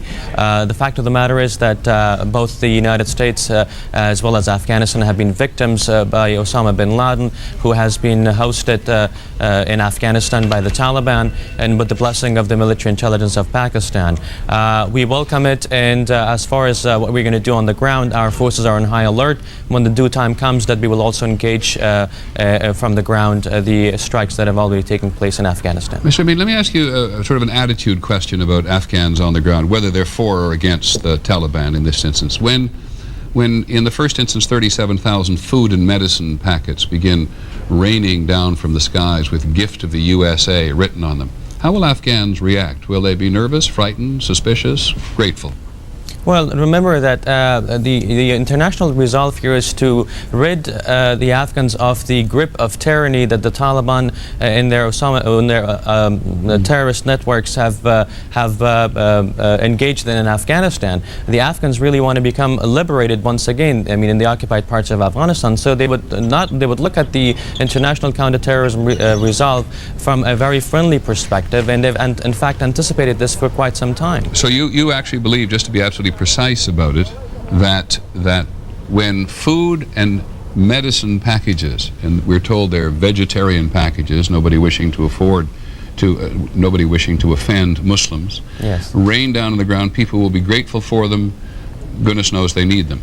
Well, definitely. I mean, in the face of the drought and in the face of what has happened over the last few years, people would welcome that immediately, because they have had no food. I mean, there were incidents in Afghanistan for the last few months that people have actually even eaten grass, and in the non-kosher practice of eating donkeys and horses in Afghanistan. No. So the food would be automatically welcomed, as well as medicine. I mean, you know that the life expectancy, for example, for kids is about 1 out of 5 kids don't make it to the 5th birthday. So, I mean, these are the realities on the ground in Afghanistan, and it has been because of the tremendous long years of neglect that the world really just didn't care about the Afghans altogether. Okay, I want to bring in John Hillen, if I may. Thank Mr. Mead, just stay with us if you would for a minute. I want to bring in John Hillen, who was with us earlier this morning, and as we're looking at that videotape of the food drops which were done to the Kurds in northern Iraq at the end of the Gulf War. John, I'm fascinated to hear that you can drop something from 30,000 feet without a parachute. Well, obviously it means the packages they'll be dropping are pretty light.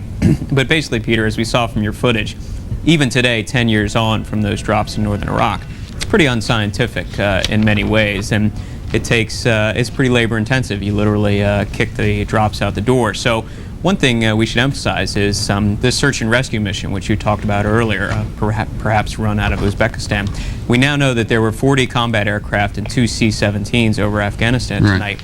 So that's well over 100 American airmen and women that were in the air. So that could be a pretty substantial mission down the road, preparing for worst-case contingencies there. Could you come back just to the food drop? Maybe I'm overly fascinated by it, but General Myers is saying that since the Gulf War, they've made this a lot more sophisticated, this dropping food to people, because Kurds were killed, as I recall, when food pellets dropped on them then. How's it done now? Well, I think they learned a lot in Bosnia and in the Balkans in '94 and '95. But basically, if you're going to drop humanitarian relief from an altitude, and I think they mentioned that it'd be a very high altitude, although they didn't mention the exact altitude, it's going to have to be very light and therefore pretty dispersed. And in terrain like Afghanistan, I think they'll have to have a very good idea of the area they want to cover and try to put it down right there, because otherwise it will end up strewn about the mountains. There was some confidence, I thought, from General Myers that they could be pretty precise about where they wanted to put it down. He was very confident, but the other part is, in the delivery of humanitarian relief supplies, you need a crowd. You need a crowd because that's the most efficient way to actually deliver the supplies once they're on the ground. And sometimes you don't want to attract a crowd in these sorts of circumstances. So this could be very interesting, exactly how this is going to play out. And he alluded to the fact that they may have already been in contact with relief agencies, indigenous or otherwise, on the ground to help in the delivery of these supplies once they actually get there. Now, John, you're an Army Special Operations officer, or you were. As you listen to the briefing from the Pentagon today, what catches your attention? Well, there's a lot of special operations missions embedded in there or alluded to directly. I talked about the search and rescue package. As we said, well over 100 American Air Force personnel in the skies over Afghanistan tonight. And if this is an ongoing operation, there will be more of that to come.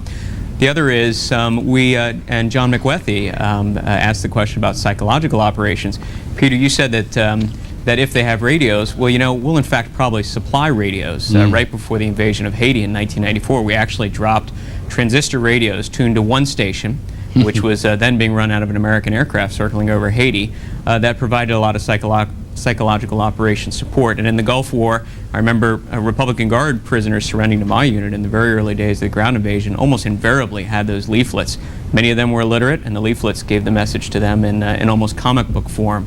And then the Secretary of Defense also talked about intelligence gathering.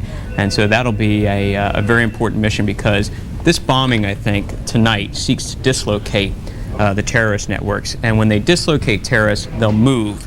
And when they move, they will be targets for intelligence. And we'll want special operations people watching those movements in order to get better intelligence. And if you do dislodge anybody from the Al-QAEDA network today in this operation, or the Taliban itself, I assume you have to move very quickly to fill the vacuum. I think you do, and I think we'll have to move with what we call in special operations direct action. I mean, right now, I think any of my former colleagues in special operations looking at that videotape of Osama bin Laden are probably lining up to try to be the first guy to get those 4 gentlemen in the video. So if they have been moved and dislodged, then I think they'll need to be gone after pretty quickly before they can go to ground again. Okay, John, thanks very much. I just should remind people that Afghanistan is about the size of Texas, or in European terms, about the size of France. It has some of the most difficult terrain in the world. And while Osama bin Laden and his colleagues managed to get videotapes to the Al Jazeera television correspondent or producer in Kabul in order to transmit them down to the Persian Gulf to their headquarters, is one thing. I don't know that anybody has the vaguest idea where Osama bin Laden or his command is, though it was the Secretary of Defense who said himself that he was not a target in this particular instance. Now, we do actually have a statement from the Taliban ambassador in Pakistan. He's clearly been in contact over the last few days with Kabul, which isn't all that far away from Islamabad, less than an hour by air, of course. But under the present circumstances, let's see what he had to say. These brutal attacks are as horrendous terrorist act as anywhere else in the world. America will never achieve its political goals by launching horrendous attack on the Muslim people of Afghanistan.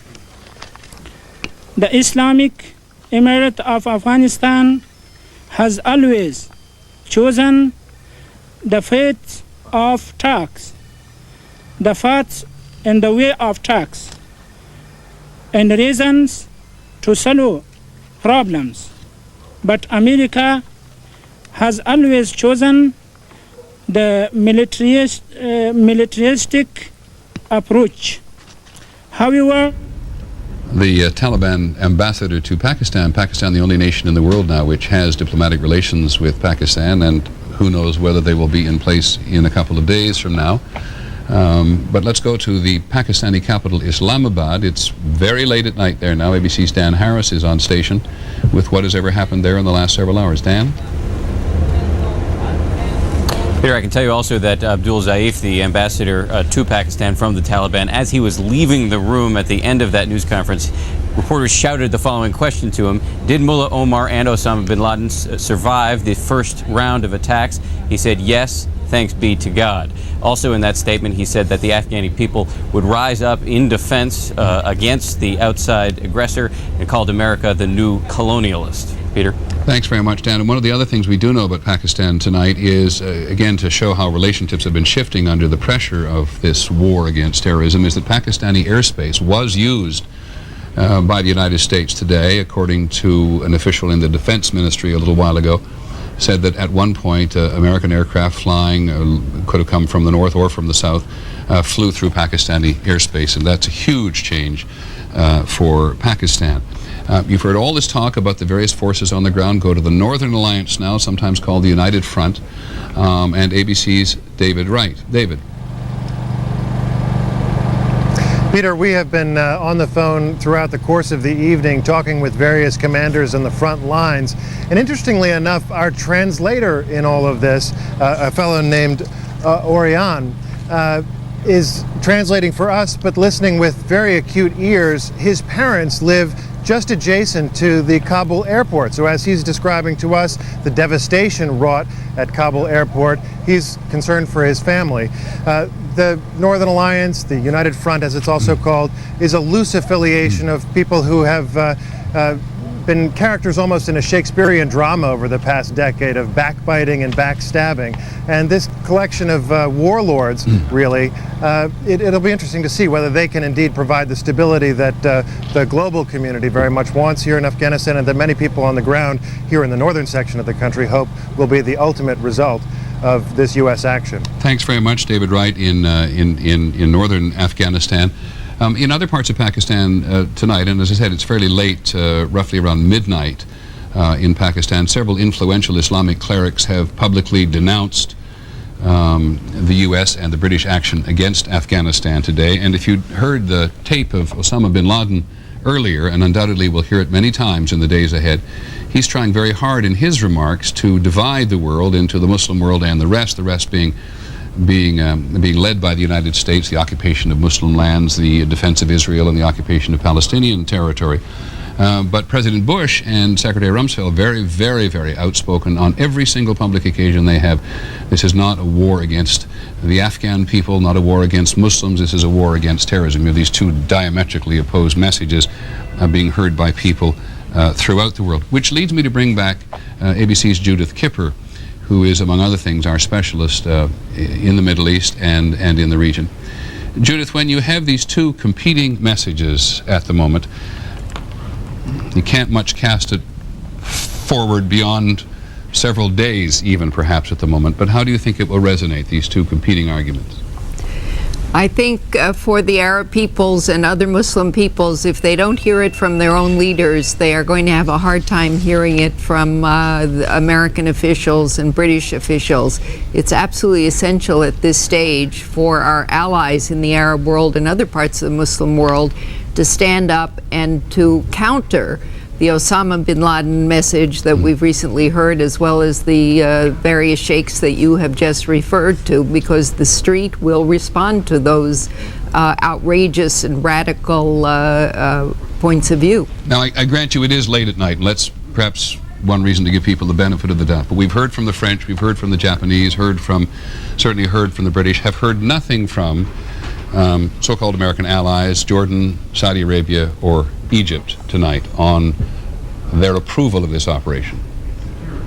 I think they're waiting to assess the situation, to see how their street reacts, to hear what some other countries say, and nobody wants to go first, obviously.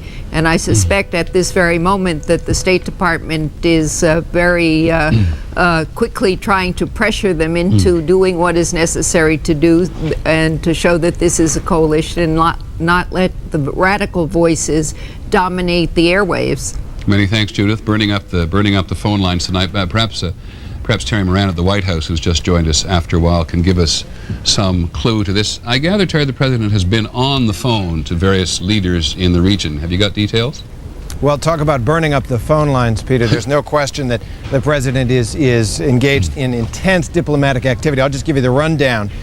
The President has called today King Abdullah of Jordan, Prime Minister Sharon of Egypt, President Mubarak of Egypt, Prime Minister Chrétien of Canada, President Musharraf of Pakistan, President Chirac of France, Chancellor Schroeder of Germany, President Karimov of Uzbekistan, President Putin of Russia, and earlier at Camp David, Prime Minister Vajpayee of India.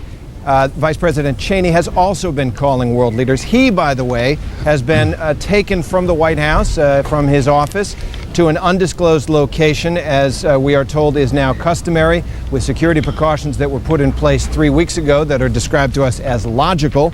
And I can also tell you that the congressional leadership was informed of the pending military action last night. One more note, that broadcast of the tape of Osama bin Laden and his colleagues there from Afghanistan. The President himself did not watch that while it was being broadcast. He was in a lunch. He had lunch in the Roosevelt Room with his staff, essentially kind of bucking them up and bracing them for the days ahead. Terry, I may have missed something. Has the President been on the phone to any of the leaders in the Arab world? King Abdullah of Jordan, we are told, President Mubarak of Egypt, and President Karimov of Uzbekistan. Okay, now, any response from President Mubarak or King Abdullah II? At this point, we are not being told of the content of those conversations, although we're told we're going to get a readout a little bit later from officials as to what they said. Okay, thanks very much, Terry. Very interesting what I think it was Judith Kipper who said, and it's very true in the Middle East. Everybody has got their toe just above the water in terms of how to respond here, waiting for someone to put their toe in the water for the first time. This will be particularly true in Egypt and in Jordan, and maybe to a lesser extent in Syria, which goes its own independent way vis-a-vis the other Arab countries. But we've also heard nothing at this point from any of the other countries besides Egypt and North Africa, including Algeria, Morocco, Tunisia. But as I said, it's late at night, and it may just be they need the time to digest it and understand what has gone on, and may in fact not have been fully briefed by the U.S. on what precisely is happening. But it is not difficult to imagine. In fact, it's all too easy to imagine that in the next 24 or 48 hours, these respective messages by the President, by the Secretary of Defense, and by Osama bin Laden are going to be rattling all over the Middle East, both on television, which is now very extensive in the Middle East, in Arabic and in English as well to some extent. It'll be seen in the Palestinian territories, and everybody's going to have a choice, sort of an opportunity to see what's been said. And it'll be fascinating in the next day or so to monitor the emphasis to which the people in control of those television outlets give one speech or the other. What will What will be the emphasis from the television of the Palestinian Authority, the Jordanian Authority, the Egyptian Authority? What will be the reverberation throughout the Persian Gulf itself? And many of these cities have, many of the cities in the Middle East have vast numbers of newspapers. A city like Beirut in Lebanon maybe has 20, 30 newspapers available to people every day. All those will be analyzed by the United States in the next several days, basically to see how this first stage of this operation has actually gone. I want to bring back in retired General Richard Hawley, former commander of Air Command. Former commander of Air Command. Just, you've been listening to it all, General Hawley. Just give us your impressions. Well, it seems to me it's becoming clear that the strategy of the Taliban and bin Laden is to turn this into a holy war. And of course, that's one of the things that the president and every other administration spokesman has worked very hard to make clear that it's not. So one of the challenges for the military commanders who are conducting the military part of this operation will be to avoid giving those people, the Taliban and bin Laden, any excuse to reinforce their message that this is a holy war. I'd also like to clarify one thing about the role of the bombers in this operation.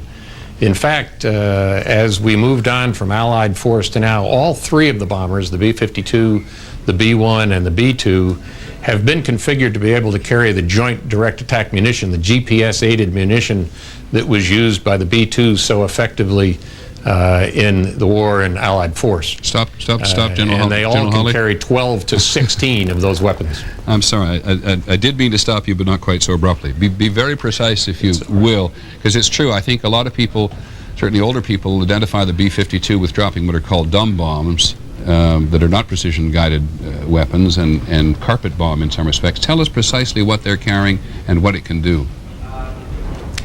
Well, all three of these airplanes can carry from 12 to 16 2,000-pound bombs, which are guided with very close precision by using the GPS, the Global Positioning System constellation of satellites, aided by an inertial measurement unit built into a kit that's strapped onto the bomb. And so they can be delivered from great altitude and still hit within just a few meters of any selected target on the ground. And it's through the use of those kinds of capabilities that we'll be able to avoid the kind of so-called collateral damage that would give bin Laden and the Taliban an excuse to call this a holy war, a war against the people of Afghanistan, rather than against the military instruments of power that those organizations rely on to oppress the people. General Hawley, let me ask you a blunt question, if I may. Many of us lived through the reporting of the Gulf War, in which senior military commanders and political officers in the country told us repeatedly about precision-guided weapons. When the analysis was done at the end of the war, it turned out in many cases to be anything but precision. How much, I don't mean to hold you to precision this evening, but how much better is it and how much more cautious is the military? To answer the second question first, I think in this campaign, the military is going to be even more cautious than they have been in the past, and they've been very cautious in the past. The other thing is that using this new family of GPS-aided munitions, you have far fewer stray rounds, if you will. There aren't nearly as many cases where the weapon loses lock on the target. They are very, very reliable, and you have very few errors. So I think you'll find that there's much less risk of these bombs going astray than there has been in the past. Now, the topography of Afghanistan, which everybody believes to be extremely difficult, is it an inhibiting factor for precision-guided weapons? It is when the target is located on a very steep slope in those mountains. Those are always a problem, and really it doesn't make any difference whether they're laser-guided munitions or this new family of GPS-aided munitions. Those are very difficult because the rapid change in the elevation affects our ability to be accurate. So I think our commanders will be very reluctant to take on too many targets that are in that kind of a situation. General Hawley, as we look at a piece of simulation, I have to say I'm one of those people who hate simulation. They say we need it in television, but it goes back to the Star Wars days, and in the Star Wars simulation, Star Wars always worked. So sharing my skepticism with perhaps other people in the audience. As you listen to the Secretary's briefing today and General Myers' briefing, what do you pick up? Well, I think I pick up number one, the emphasis that this is not a holy war, and I think every statement has tried to focus on that, and as was mentioned earlier, it's going to be interesting to watch the media outlets in the Muslim world to see how they treat this issue. It's going to be key to the progress of this effort. Second was that we are relying on long-range fires. We're relying on the bomber force. We're relying on carrier-launched aviation, which highlights this issue of access, which people have been talking about now for several years, the potential that we could get involved in a problem where we had a problem gaining access to bases, ports, and airfields in the area, and certainly we are presented with that case here. Certainly a surprise to men of your age, he said kindly, to see air bases in the former Soviet Union now being used with Russian enthusiasm by the United States. Well, I think former Secretary of State Kissinger used to say that alliances reflect interests, and clearly this is a situation where our interests have coalesced. And while certainly for a Cold War warrior like myself, it's an eye-opening thing, it's really not that surprising. I thought it would at least be eye-opening, at least conceptually. Thanks, General Hawley, very much indeed. By the way, the Emmys come as no surprise to you. The Emmy Awards, which were going to be carried from New York and Los Angeles tonight, have been canceled, not postponed. They've actually been canceled. Again, given what's happened today, that's not going to be a great surprise. That's the second time that has actually occurred. The nation has other more important matters on its mind. We talked briefly about everybody's going to be talking about this in this country, and everybody's going to be talking about this certainly in Pakistan and other adjacent countries. ABC's Tom Jarrell is in Peshawar, Pakistan tonight, which is right up near the Afghan border. It's been a transit point for many years of weapons and refugees and intelligence and drugs and every imaginable smuggled object. Tom, what's the mood in Peshawar tonight? Well, Peter, as you know, this city is a hotbed of pro-Taliban activity. We've had up to 7,000 people in the streets supporting them with demonstrations in the last few days. Tonight, the streets are quiet. We did send some troops down on the streets to get some reaction, and this is typical in a city where they sell bin Laden T-shirts in the bazaar, so the support is that big. This comment came from the street. It said, "This is not an attack on bin Laden, the attack tonight, or the Taliban, but an attack on the Muslim world. This is a war between Christians and Muslims." Might have been written by bin Laden himself, but that's man on the street reaction.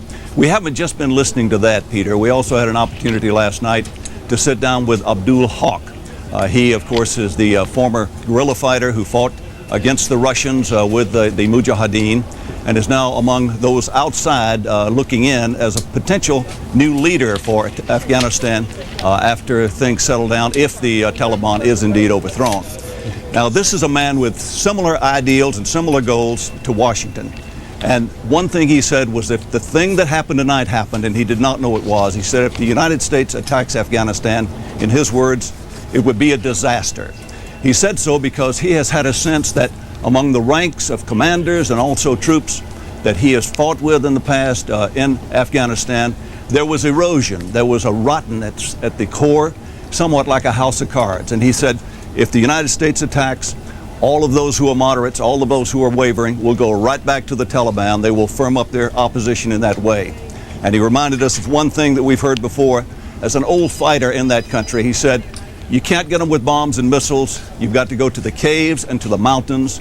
He said, there will be many dead. Thank you, Tom. Tom Jarrell, very much in Peshawar in western Pakistan tonight. In fact, Commander Haq was on World News Tonight the other evening, being interviewed by Bob Woodruff, and he is very much, as Tom says, one of those who's been living in exile for a long period of time. He's been living in the Persian Gulf, decided to come back, and for whatever reasons, has decided this is an opportunity and a need, perhaps, for him to come back and to fight against the Taliban. By the way, we talk a little bit about the unsettled environment in Pakistan.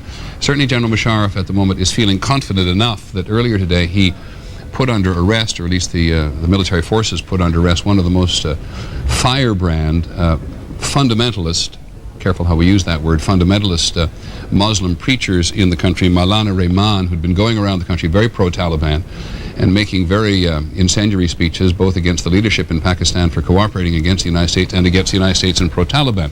So it says a little bit there about General Musharraf's confidence at the moment that in the anticipation or anxiety about major street demonstrations by pro-Taliban forces in Afghanistan, that he was able to put one of the senior clerics under house arrest. Just a couple of other little eyewitness reports from the region. We talked about Herat in Afghanistan, the city in western Afghanistan, closest to the Iranian border.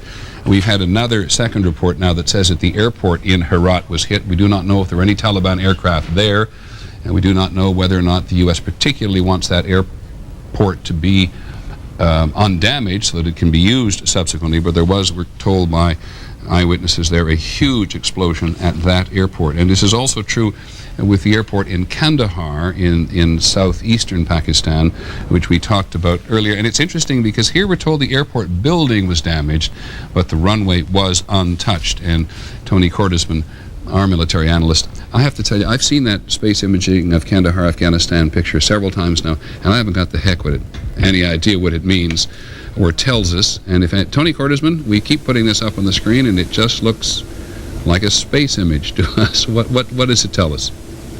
I think, Peter, frankly, it tells us something that really is what is not on the map that really counts. The main air base is outside the populated areas. The camps are usually 5 to 20 kilometers outside. As we understand where most of the military depots are, most of those are outside the urban area. So when we watch people televise things from the cities, we're usually seeing a very small portion of the strike. And when we talk about collateral damage, actually most of the ordnance is being delivered in areas that the Afghan people don't live in. Okay, Tony, thanks very much. Now it's 4 o'clock Eastern Time, 1 o'clock in the West, and if you're just tuning in for the first time to watch another program, it's hard to begin where to tell you how much has happened today, but the U.S., with the assistance of Britain, in at least one instance, has begun a major attack against the Taliban and the Al-QAEDA network in Afghanistan. And the President and the Secretary of Defense have been very careful to say this is an attack against the Taliban and against Al-QAEDA and Osama bin Laden, not against the people of Afghanistan or against Islam. They've made that point repeatedly. The military operation has been going on for several hours now. There have been about 40 American aircraft and an unknown number of cruise missiles used, launched from the Arabian Sea by both the United States and Britain against a wide variety of targets about which nobody has been absolutely specific throughout Afghanistan. But there are the numbers we do know. 15 land-based bombers were used, 25 strike aircraft launch from aircraft carriers in the Arabian Gulf, and at least 50 Tomahawk cruise missiles fired from American and British ships, actually a British submarine in this case. The Secretary of Defense has just simply not told us very much beyond that. The operation is underway, so they're not going to tell us about it. We do know, for example, that there have been attacks on virtually every Afghan city or adjacent to every Afghan city. There was an attack north of Kabul. There's been an attack at Kandahar, and the air base in the south, in Herat in the west, in Jalalabad, up by the Pakistani border in the north. And as the Secretary and others have said repeatedly, what they are aiming to do at the moment tonight is to undermine the Taliban, undermine Al-QAEDA in any possible way they can, and give aid and support to the various forces in Afghanistan, the military forces, both in the north and in the south, who are prepared to move on the ground against the Taliban. There's the very broad base strokes of what they're doing at the moment, and we'll dissect it again on several occasions in the course of the afternoon. But here, very briefly, is what President Bush said from the White House just a couple of hours ago. Good afternoon. On my orders, the United States military has begun strikes against Al-QAEDA terrorist training camps and military installations of the Taliban regime in Afghanistan. These carefully targeted actions are designed to disrupt the use of Afghanistan as a terrorist base of operations and to attack the military capability of the Taliban regime. We are joined in this operation by our staunch friend, Great Britain. Other close friends, including Canada, Australia, Germany, and France, have pledged forces as the operation unfolds. More than 40 countries in the Middle East, Africa, Europe, and across Asia have granted air transit or landing rights. Many more have shared intelligence. We are supported by the collective will of the world. Shortly after the President spoke, the British Prime Minister Tony Blair made a long speech from London in which he commended the British forces, as the President certainly commended U.S. forces. Mr. Blair has been fairly influential in trying to work this coalition for the President and had himself just come back from Pakistan. In terms of governments, those that the U.S. has heard from, Russia, various countries in Europe, Canada, the support has been fairly universal in favor of this. And much of the world now waits to see what the reaction will be on the street in various parts of the world tomorrow. But here also is an excerpt from the quite long statement and news conference that the Secretary of Defense gave at the Pentagon an hour and a half ago.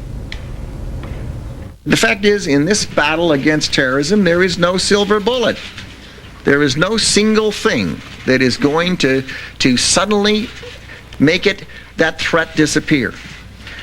Ultimately, they're going to collapse from within, and they're going to collapse from within because of the full combination of all of the resources from all of the countries that are brought to bear on these networks. And that is what will constitute victory. And then, actually, after the President and before the Secretary of Defense, in this very strange day and imperfect world of international communications, we heard from Osama bin Laden himself in a statement which was broadcast on Al Jazeera television, which is based in the Persian Gulf, which was, it is universally believed by everybody we've spoken to, made before this attack occurred, because bin Laden makes it clear in his statement that what happens if the United States attacks will be the result of this. And I'll just give you a couple of quotes from it. He praised God for the September 11th terrorist attacks on the United States, and he said that America will never dream of security until, as he describes them, the infidels' armies leave the land of Muhammad. By that he means the Middle East, and particularly Saudi Arabia, where two of Islam's holiest places, Mecca and Medina, are located. In reference to New York, he said America was hit by God in one of its softest spots. America is full of fear, he believed, from its north to its south, from west to east. And then he went on to say, I swear to God that America will never dream of security or see it before we, he said, live and see it in Palestine, and not before the infidels' armies leave the land of Muhammad. Various, we listened to him in Arabic, he spoke in Arabic, and that beside him is the Amin al-Akhmiri, sorry, mispronunciation, al-Akhmiri, and his last name, who is the head of Islamic Jihad in Egypt, who was driven out of Egypt, his organization responsible for the assassination of President Sadat a decade ago. And he then joined forces with Osama bin Laden, and they made this joint television appearance. Ayman al-Zawahiri, my Arabic has gone to heck in a handbasket today. Ayman al-Zawahiri making that statement today vis-a-vis the United States. So the war, in terms of its ideology, is very much on his record. And I've got somebody in my ear telling me about somebody I haven't heard of.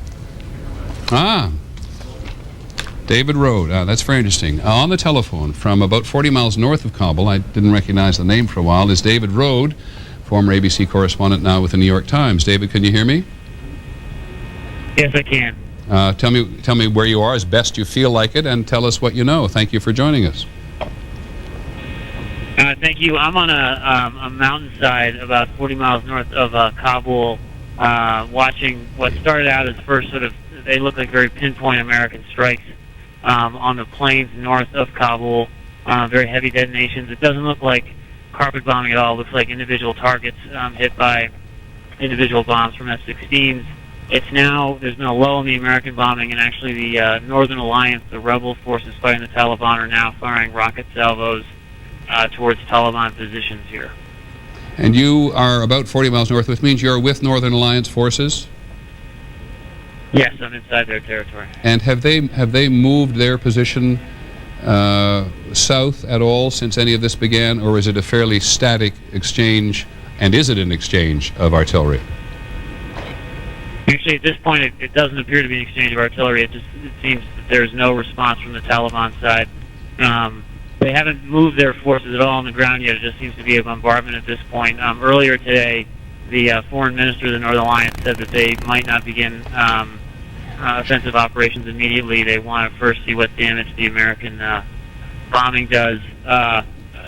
There was earlier some convoys that could be seen moving on the other side of this valley, the Taliban side, but it's now completely dark on that side of the valley. There seems to be very little activity at this point. And how far to the north were the U.S. airstrikes? Can you tell? There were limited strikes. There's a very strategic plain here called the Shamali Plain. The rebel forces are only 35 miles north of Kabul from here, but there's a heavy concentration of Taliban troops. There doesn't appear to have been that much bombardment of those troops. I think the alliance was hoping that the U.S. would hit the Taliban lines hard, and they could potentially punch through them and try to head south towards Kabul. And in this very, very rugged mountainous country, this is one area where it's actually relatively flat. It's a flat, from the very front line, a flat 35-mile stretch from rebel lines to Kabul. Which, among other things, David, is one enormous minefield. That's absolutely true.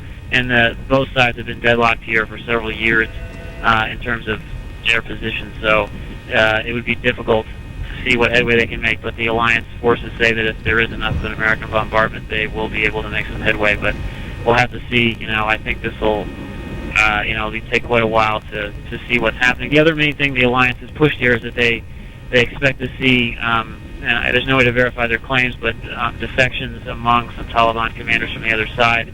That's something to watch for in the coming days. They could just be claims from the alliance, but they predict there will be chaos and disarray and some defections from the Taliban. David, I don't want you to lose your battery before you file to your newspaper as well, and we're grateful to hear your voice again.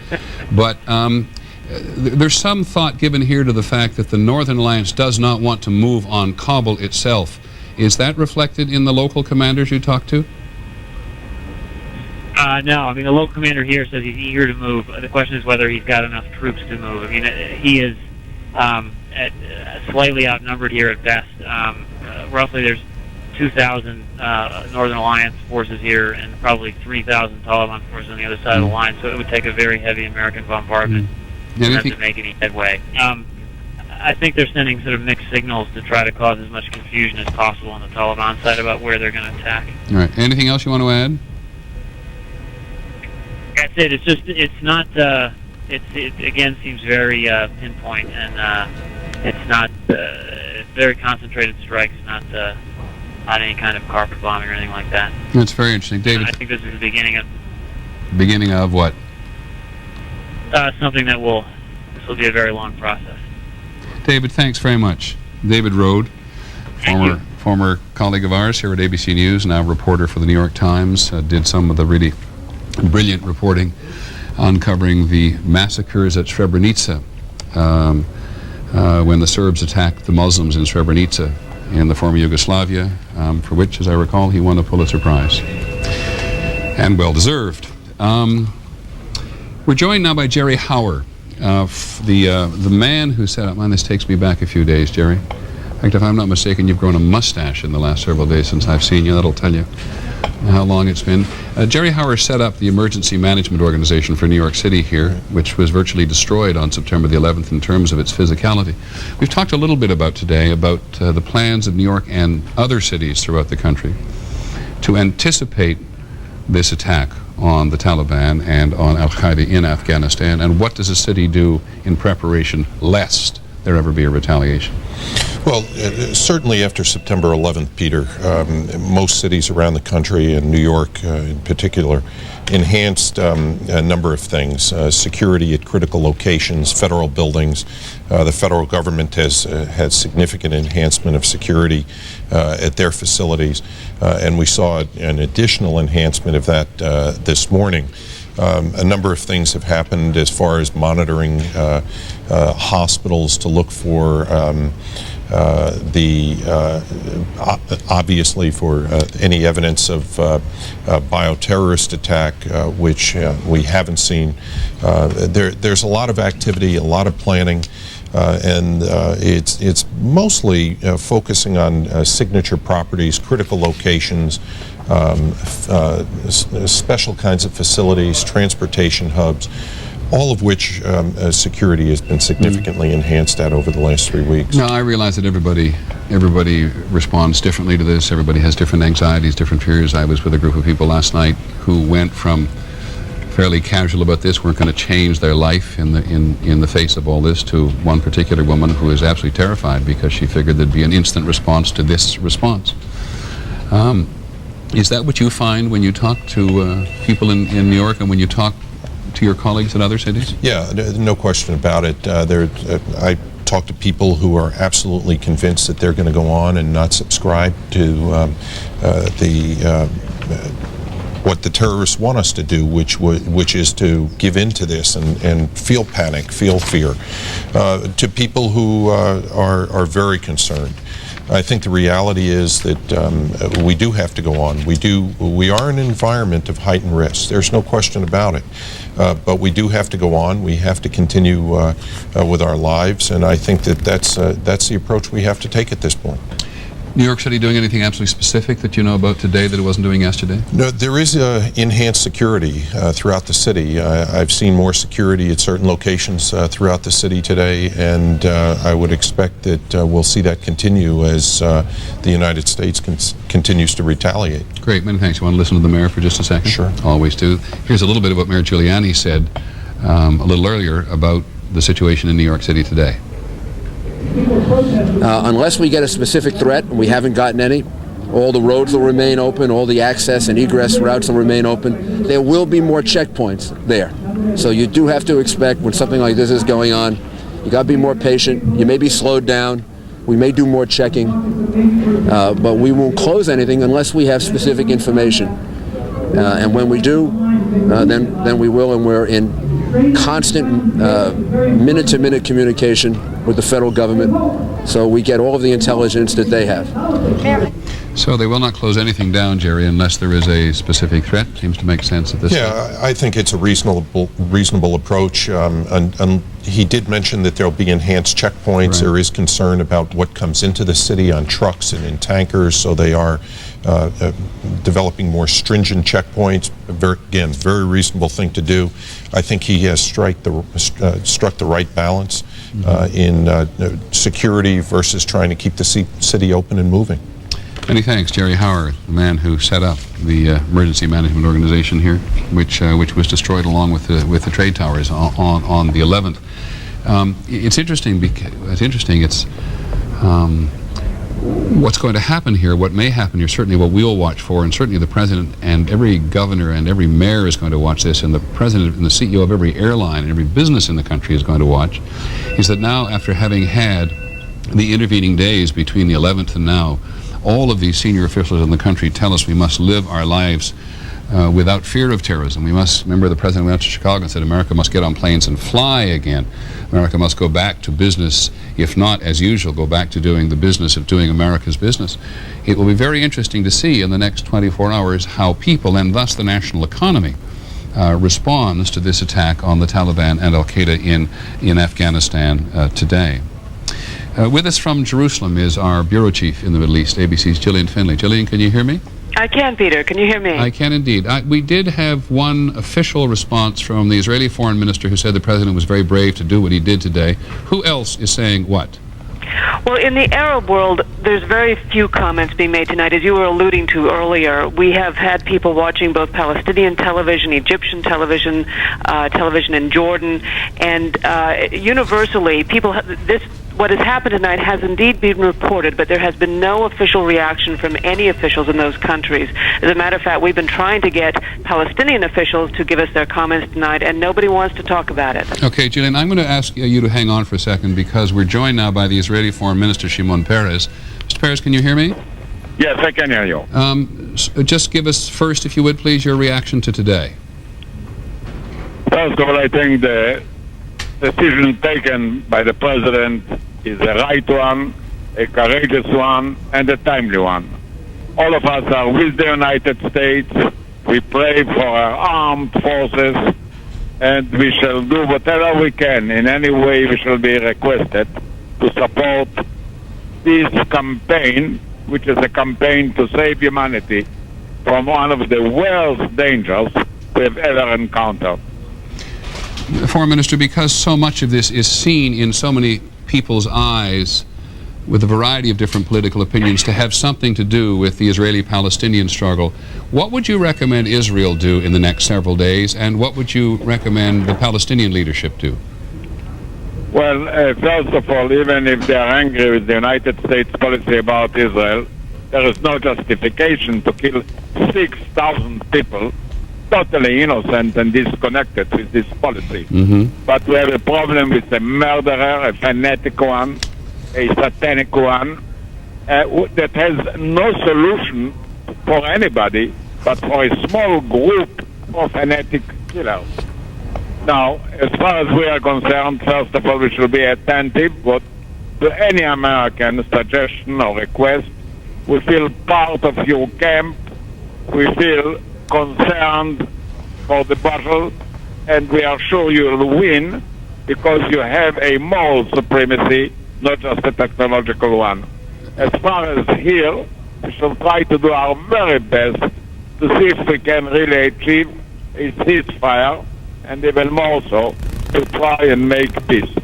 There is virtually... My apologies. We understand that tranquility can be a contribution to this campaign. There is virtually no ceasefire between Israelis and Palestinians. You know better than I do, sir. What do you think the Israeli government should do in the next several days, which may be particularly tense in this competition between ideas at the moment? And then, if you'd answer the other question to you, what do you think the Palestinian President Yasser Arafat should do? Well, Israel is united about another attempt to see if we can achieve ceasefire. And we are telling to Arafat that he has to make a choice. He cannot hang on without a decision. The problem is that there are 3 or 4 armed groups, private armies. Either he will control them or they will control him. He cannot escape. And we are telling him not just because it is needed for a ceasefire or necessary for a peace, but this is a must for the future of his own people. He cannot run with 3 or 4 different heads, everybody shooting in a different direction. Now, Arafat says that he started already to try and put his control on those different armed groups. We gave him a list of the major troublemakers, and we asked him to put them in prison, not just as a punishment, but as a prevention. Because 1 or 2 or 3 crazy guys can frustrate his whole policy. And it's for him, not only for us, that there is a real and immediate need to put order in his camp. Mr. Peres, one of the senior, my last question, unless you have anything else to add, one of the senior Palestinian officials said today it's very hard to restrain people in the Palestinian territories as long as Israel continues to fire in the Palestinian territories. I think you moved several, if not a number of tanks into the city of Hebron the other day. Is there anything you believe that Israel can do to calm this particular situation? Yes, we don't intend to remain there, and I told the Palestinian negotiators with whom I met the last week, I told them, look, try to arrest the people and stop entrances of armed people to Israel, and we shall immediately improve the conditions in the territories, which we want to do anyway. But let me say one word about the need to fire because they're under occupation. Israel has offered, in fact, in Camp David, to bring an end to our occupation without a single bullet. We don't understand why did they reject it. We don't want to remain their controllers or occupiers. It goes against everything we stand for. We are for a Palestinian state. For that, there is no need to shoot or to bomb or to kill. Reason can prevail. Mr. Peres, thank you very much indeed. Shimon Peres, the Foreign Minister of Israel, well known in this country and not always in agreement with his Prime Minister, Ariel Sharon, at the moment, which leads me back very briefly at least to Gillian Findlay, our Bureau Chief there. Gillian, as you listen to politicians on either side talking about a ceasefire at the moment and what each side respectively will do, what can the Palestinian leadership do to stop violence in toto? Does it have that power? Well, that's the question, and Mr. Arafat, for the first time, I think, in the last year, is really being put to the test on this. We have been told also, Peter, by some of his security chiefs, quite frankly, that they cannot control the street, as it were. They cannot, as long as Palestinians are being killed by the Israeli army, and as long as the militants who have been bombing and shooting in Israel and at settlers and soldiers in the West Bank, as long as they are regarded as heroes on the street. Now, it is interesting, this weekend, Mr. Arafat has taken steps he has not taken before.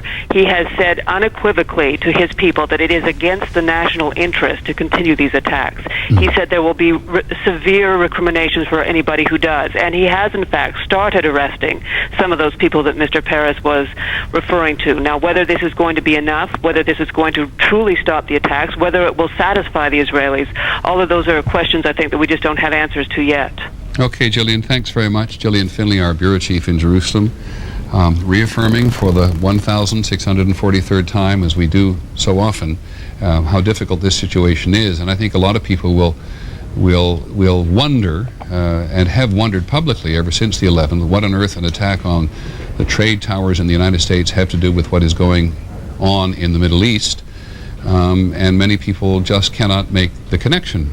Some people in the Middle East do make the connection, and you heard Osama bin Laden today saying there will be no rest, no peace for the United States so long as the Israelis occupy, I think he described it as Palestine or Palestinian territories, and as long as the United States, who he regards, bin Laden, a former citizen of Saudi Arabia, as long as the United States has forces or any, as he would put it, imperial influence in Muslim lands, most notably Saudi Arabia, which is where the two holiest places in Islam, Mecca and Medina, are located.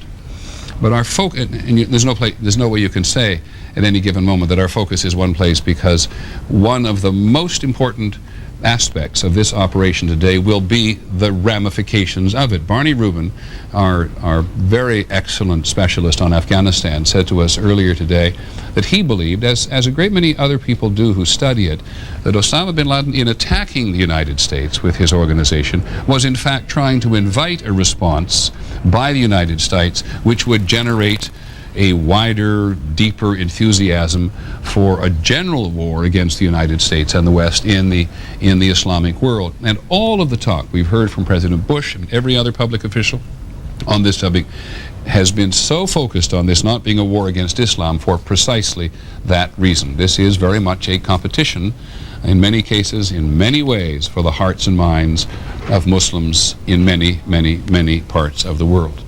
But back to Afghanistan. Afghanistan has an extraordinarily majestic, troubled, romantic, crude history. You could put almost any adjective to the pain and the stress of Afghan history. We asked ABC's Bill Blakemore to give us some sense of Afghanistan in history, and here's his report. Anyone planning an assault on Afghanistan must confront the fact that it has been the graveyard of empires. Afghanistan's harsh terrain, its fierce warrior tribes, defy control. The British Empire, more than a century ago, took over Afghanistan's capital, Kabul, thinking if they didn't, the Russians would. Afghan mobs soon murdered the British governor. Then 12,000 British civilians and 4,500 British soldiers on a disastrous retreat toward the Khyber Pass to Pakistan were slaughtered, every man, woman, and child. Allahu Akbar, Allah! Only one man survived to tell the tale of ambushes from behind the rocks on treacherous mountain roads, by fighters who kept disappearing, melting into crevices and hidden caves. The British called Afghanistan a poisoned chalice. Modern armies have done no better. In 1979, the Russians invaded. They chased Afghan fighters from mountain to mountain. The fighters, supported by aid and weapons from the U.S., kept circling around behind on mountain trails known only to them, ambushing, knocking armored vehicles off mountain roads. The Russians, 20,000 soldiers lost. left in defeat 10 years later. America's even more advanced weapons, the high-tech arsenal so impressive in the Gulf War, laser-guided smart bombs, radar-evading airplanes, may not be much use against fighters who have no traditional military targets, no meaningful targets at all, no fuel dumps, no significant airfields or radar. In the past, we were used to dealing with armies and navies and air forces and ships and guns and tanks and planes. This adversary is different. It does not have any of those things. It does not have high-value targets that we can go after. British politicians used to call the attempt to control Afghanistan the Great Game. It's a game in which, so far, there have been only losers. Bill Blakemore, ABC News. The Great Game between Britain and Russia at one point in Afghanistan's history, and now a great game of a very ferocious nature at the moment on a much larger playing field. Next Thursday night, by the way, with the aid of a wonderful map we have built here. Some of you may remember what we did during the Persian Gulf War, built a huge map of the region. We're going to try to examine in detail how in many cases the Muslim world is at war with itself, in some aspects of it at war with the West, at war with the United States, at war with Israel. And we've always found here that one of the things that really helps us understand what's going on are very good maps.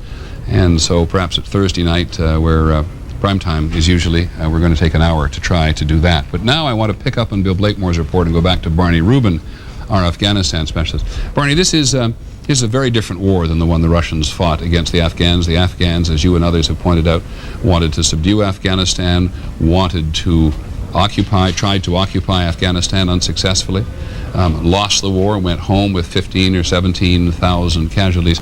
Now what we hear from everybody today is an attempt to hand a de-Talibanized Afghanistan to other Afghan forces. Is that about right? Well, we haven't clarified our goals to that extent, and what actually worries me is that we're devoting so much energy, money, discussion, brain power to the military strategy, in what Secretary Rumsfeld himself in his press conference was even reluctant to call a war, noting that it is not, that the struggle against terrorism is not primarily military. That's not only true of other parts of the world, that's true in Afghanistan as well. And the outcome of these military activities will really depend on how wisely we are able to handle those political problems. But in the short run, it was clear today, listening to the Secretary of Defense, that the United States wishes to stand back from this in some respects and wants the job on the ground to be done by forces in northern Afghanistan and in the south. Is that fair? Sure. In the first Anglo-Afghan War, to which your reporter referred, of course the British put a puppet regime on the throne in Kabul and then put their forces there to defend him, and they were kicked out. The Soviets did something very similar, and also, as we saw in those pictures, they sent armored vehicles into that rough terrain. Now, we're not planning on putting a puppet regime in power by ourselves.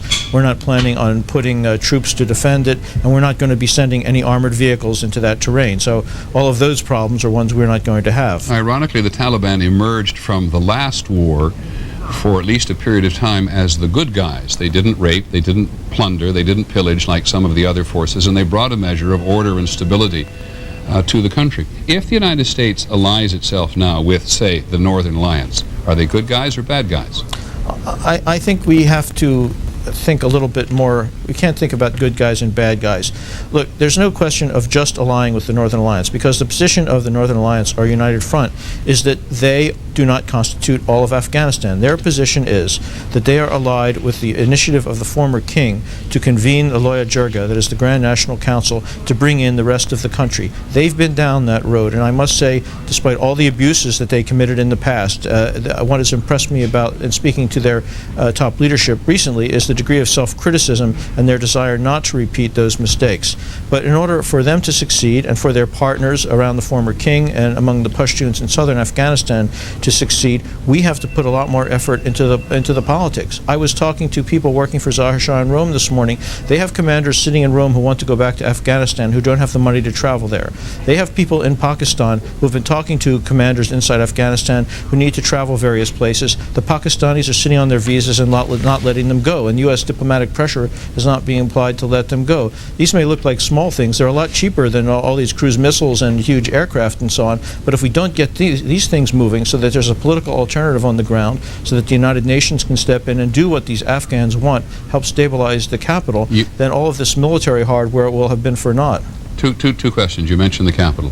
Does one have to control Kabul to control Afghanistan? Can you run Afghanistan from Kandahar, for example, in the south? Actually, no one can actually run Afghanistan from any one center, and part of the reason that the Taliban regime might crumble is that they have been trying to do that in a very centralized way, as many previous governments did, and that's why all of them have been relatively easy to overthrow and almost impossible to replace. Any future Afghan government will have to have a very small central government and rely on those kind of decentralized, locally based power structures that have been grown up over the past 20 years since the state has collapsed. Now putting aside the king for a second, just for a second, who I think is 81 or 83 years 88. old. 88 years old, and has been out of the country for 2 decades, I think, in round terms. 3. 3 decades. Thank you very much. You can see how much better informed you are. What reason do we have to believe any of the forces inside Afghanistan now that they have either U.S. interests at heart or democratic interests at heart? Well, I think they have their own interests at heart, and we have to understand what those are. And I think the main interest that most of them have is in having an independent country which will be relatively stable, in which they will be able to live their lives. You know, nobody in Afghanistan has been able to plan for a normal life for over 20 years. So they have that interest, and it's quite a strong one. As far as American interests are concerned, I think our main interest is in having a government in Afghanistan which is reasonably stable and does not provide a base for terrorism. We can work up from there.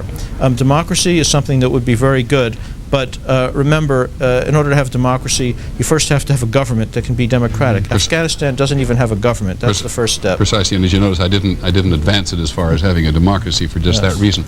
Just one last thing. You said, I thought very smartly earlier today, that Osama bin Laden was speaking Arabic when he spoke to the Muslim world, and he'll have very far reach tonight in terms of the way it's broadcast and reprinted.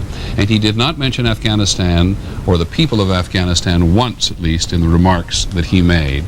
Is he widely regarded in Afghanistan as an alien force and an enemy of Afghanistan? Well, I don't have a public opinion poll, but personally, I have been hearing complaints about from Afghans about the Arabs in Afghanistan since 1989. The moment the Soviet Union withdrew, the Afghans stopped talking about that, and they started complaining about being manipulated by Pakistan and by these Arabs. And actually, they have been trying to warn the rest of the world about them for years. Now, I am sure that there are Afghans who hosted bin Laden, helped him, and whom he helped, such as the people in the Taliban and some other extremist groups who are now pretending to, with Pakistan's help, to be our friends.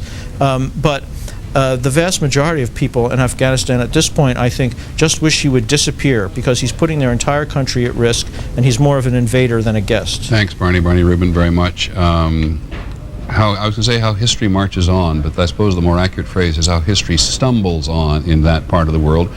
But it is now about, at least in the imagination of most people in the world, between the United States and Osama bin Laden, or let's put it this way, the U.S. coalition in the world and Osama bin Laden. So it's probably a good time to remind ourselves one more time who Mr. bin Laden is and what his influence has been. One of the few reporters who's ever had a chance or managed to go and see him is ABC's John Miller.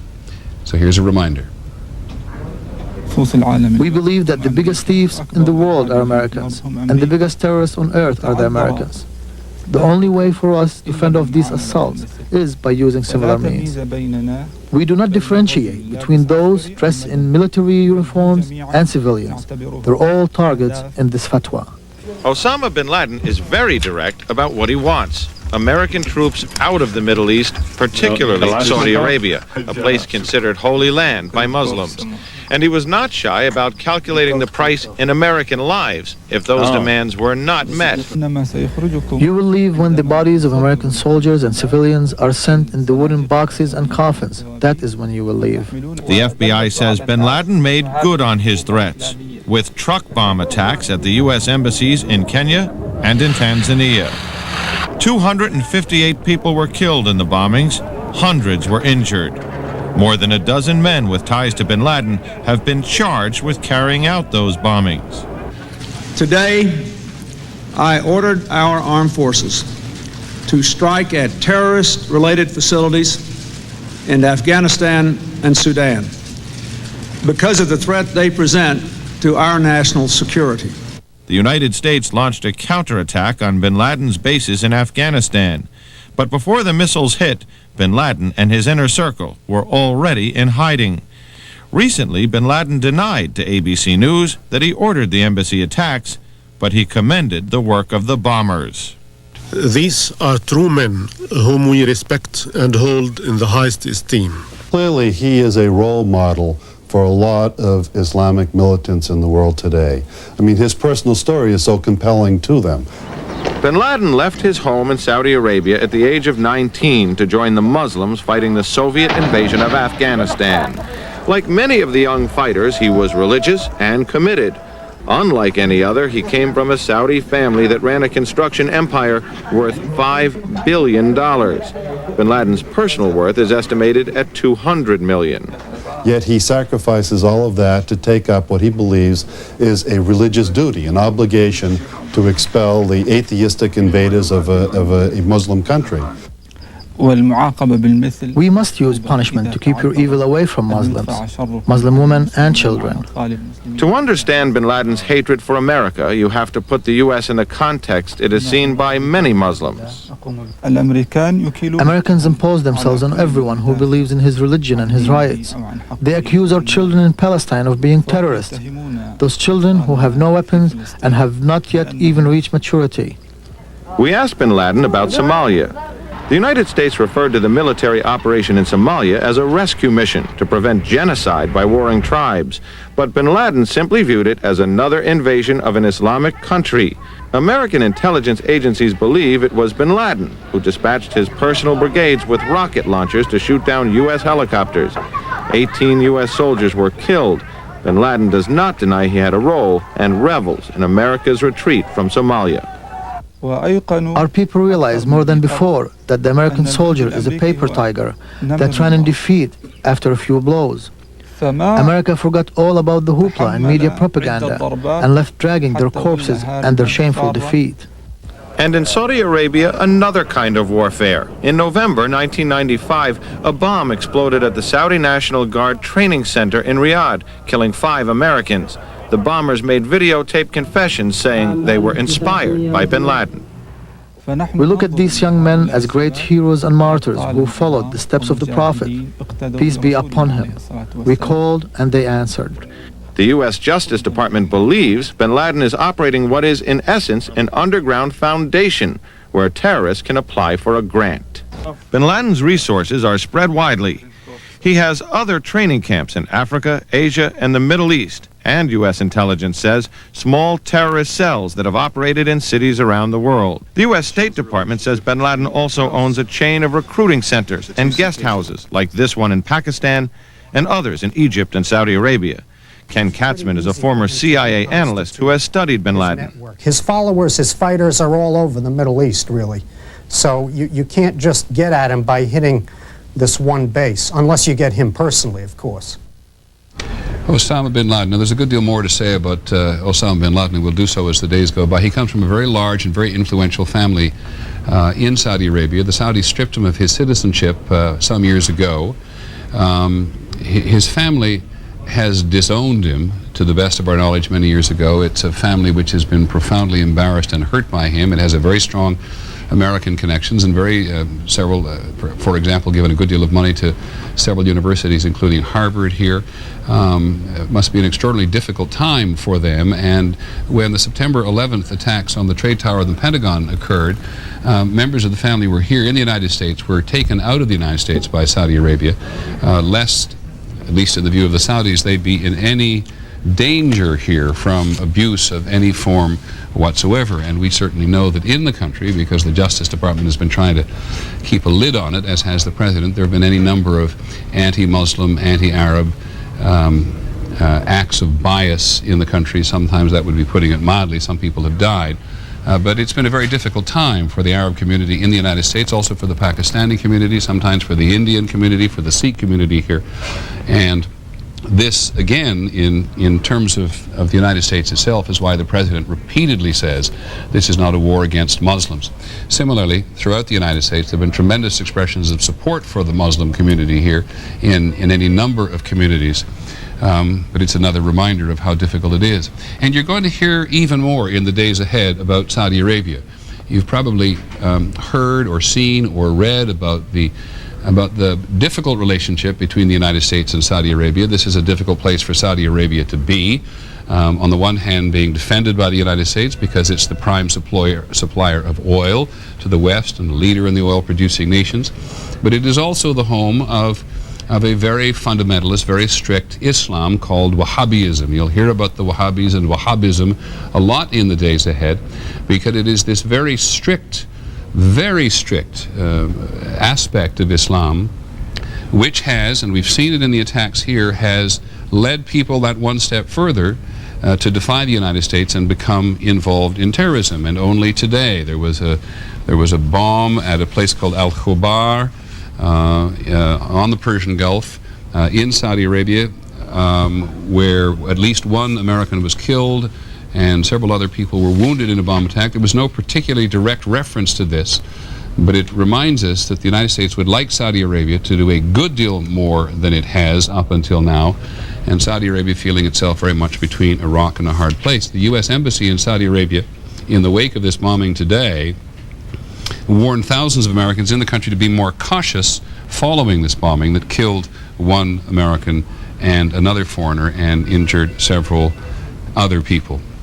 I think we have on the phone at the moment, from somewhere in northern Afghanistan, a man named Abdullah. He is seen and heard here on a fairly regular basis and described as the foreign minister of the Northern Alliance. He's a medical doctor, if I recall. Dr. Abdullah, can you hear me? Yes, I do hear you. You're the first official voice we've heard from the Northern Alliance in person today. So would you first give me a reaction to these attacks on the Taliban and Al-QAEDA by the U.S. and Britain? First of all, when these attacks started at 9:00 p.m. local time, it started in Kabul, in Jalalabad. Kabul, the capital of Afghanistan, in Jalalabad, a major city in eastern part of Afghanistan, and it continued in Kandahar, in other major cities in Afghanistan, against major bases of Taliban and some terrorist camps and anti-aircraft weapons in these cities and air bases in these major cities. And it continued for an hour and a half. At the moment when I'm talking to you, these strikes have been halted, and we have received feedbacks from those cities about the casualties. It's mainly the weaponries which have been destroyed, in a few helicopters that's been destroyed, and a few other facilities, military facilities.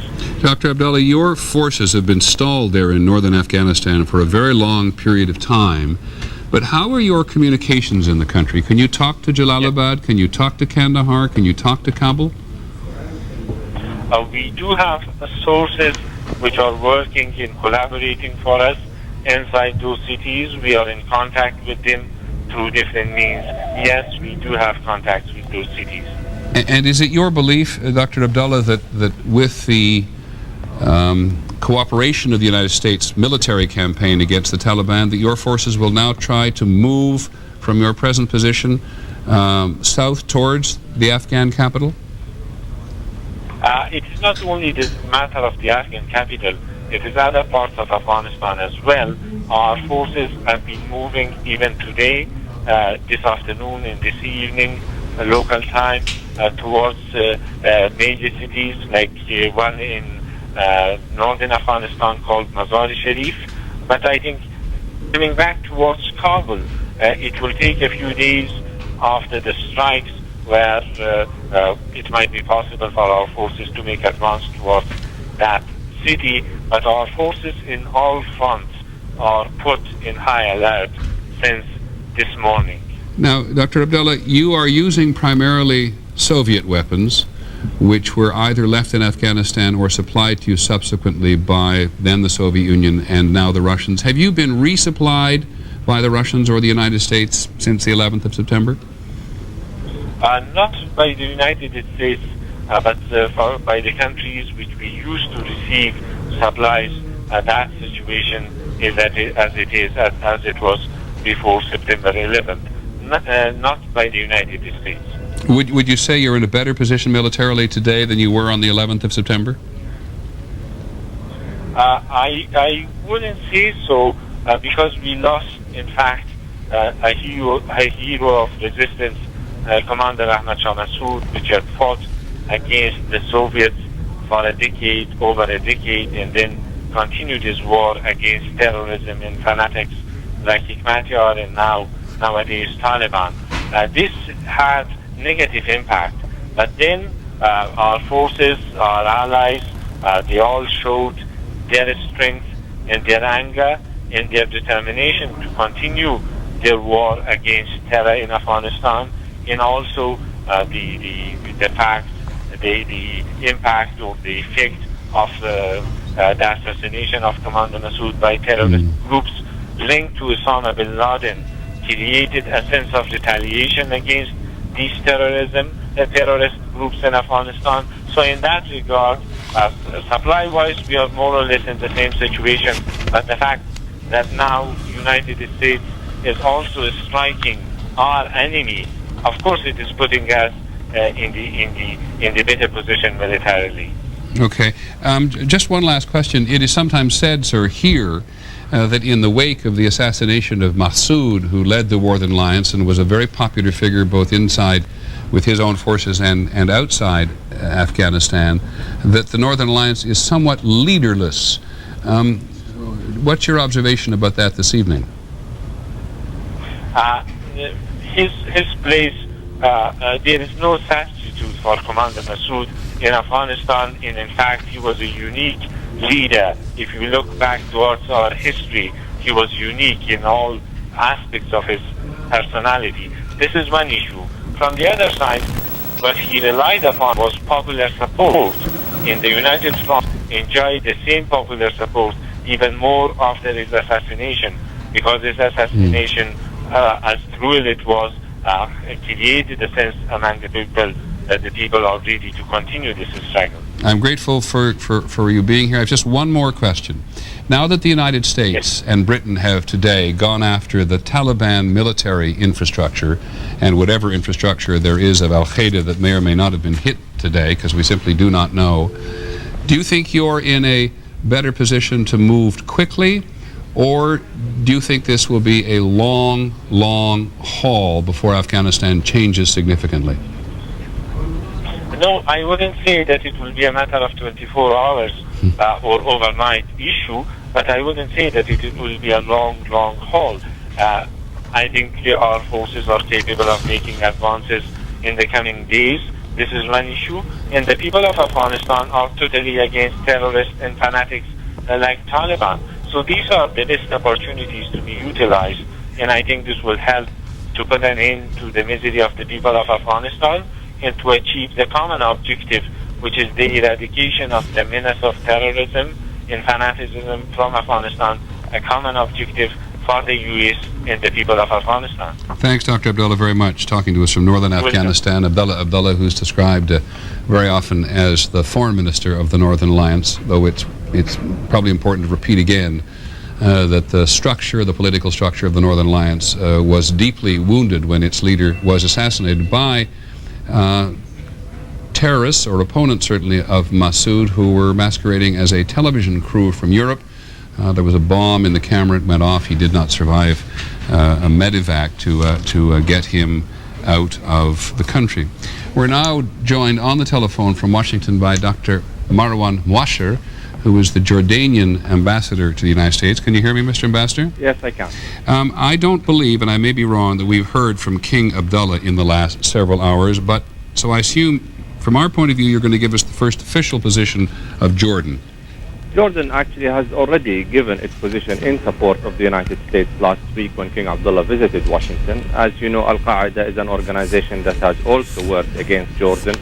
We have worked very closely with the United States against this organization in the past and will continue to do so. And so we stand in support of the United States today as well. Are you worried about the reaction anywhere in any part of the world east of the Mediterranean tomorrow, including in your own country, to what the U.S. and Britain have done today?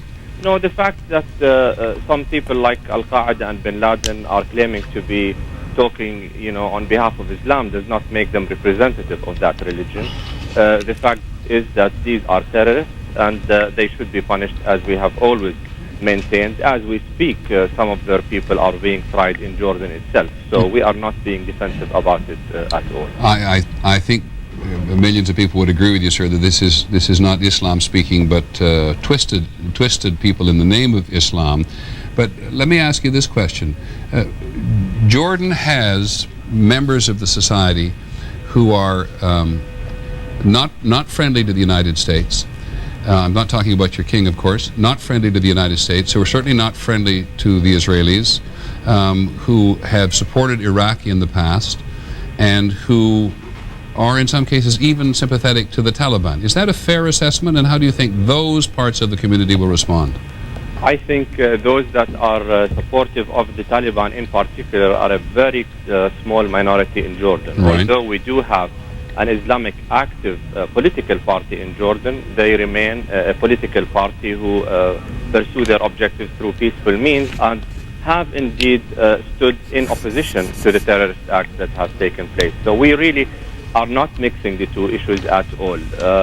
Even the Israeli issue, while we believe that a long-term coalition against terrorism also has to address the problems of the area, and certainly the Arab-Israeli conflict, there should not be any link between that and the terrorist attacks, which should be condemned on their own. Would you expect King Abdullah to come out and make a public statement very early tomorrow morning, Jordanian time? Well, I'm not sure, what will happen tomorrow. I'm sure that we will come out with a statement, but as I said, we already have supported the United States. King Abdullah was here last week and was very clear in our support against terrorism. Exactly. Thank you very much, Dr. Mosher. Indeed, Jordan's king, son of King Hussein of Jordan, was a longtime ally of the United States, has been very, very supportive of President Bush, has already been one of the leaders from the Middle East to come and see the president, fairly regular visitor to Washington, in fact, because Jordan is so dependent on U.S. aid. And it's a country which has been through extremely difficult times before the fight began between the Palestinians and the Israelis, and certainly before and after the war between the coalition and Iraq, which is right next door to Jordan, and has been influenced in the past by things that have happened in Saudi Arabia. So there is another example of a small country in this extraordinarily jigsaw puzzle, right next to Israel, right below Syria, right next to Saudi Arabia and Iraq, which has to tread very delicately in the days ahead between the forces of public opinion and the forces of government opinion. And it is on leaders in Jordan and Egypt and Saudi Arabia and in Syria too. The United States is going to look for a much stronger, even stronger position on this issue of international terrorism than they have in some cases given in the past. The Iranians today, Iranians also, look again at the map, just keep going farther east beyond Iraq and you have Iran.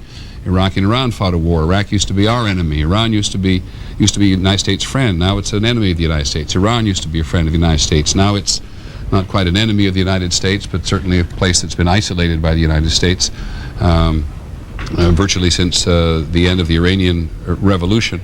And the Iranians, of course, are right next door to Afghanistan, and they have no love for the Taliban leadership. And though they came out today and said that the U.S. military strikes, so they did come out today and said that the U.S. military strikes on Afghanistan were unacceptable and would hurt innocent Afghan civilians. Among other things, the Iranians are very concerned that what happens in Afghanistan will go west and spread over their eastern border into Iran. But there's been a fair amount of intelligence in the last few days which says that the Iranians behind the scenes, who are struggling for a measure of their own new democracy, has said to the United States quietly and privately that they do approve of this attack on the Taliban, provided no innocent Afghans are hurt. And so their public statement today that this was an unacceptable attack on Afghanistan will, I suspect, in Washington be taken with something of a grain of salt. Now, I think we have on the phone Ayaz Amir, I beg your pardon, in person. From Islamabad tonight, the Pakistani capital, Ayaz Amir, who is a Pakistani military analyst. We've listened, Mr. Amir, to a lot of American military analysts today. You probably know as much about the operation as we do. What do you think? Well, from now, all we know is that initial strikes have taken place on Kabul and Kandahar, but the extent of the damage, I think no one really knows. And the Afghan press agency has said that although the strikes have taken place, they haven't really caused much damage. So I think it's a bit too early to assess what really has happened. What do you think the reaction will be in the Pakistani military? And I would add to that the Pakistani intelligence services, the ISI, to the fact that the United States primarily and secondarily Britain has attacked inside Afghanistan. So the Pakistani ISI is very much a part of the Pakistani military. And the Pakistani military is in control of the country. And General Musharraf very much is the commander of the Pakistani military. So there are no divisions or fractions along those lines at all.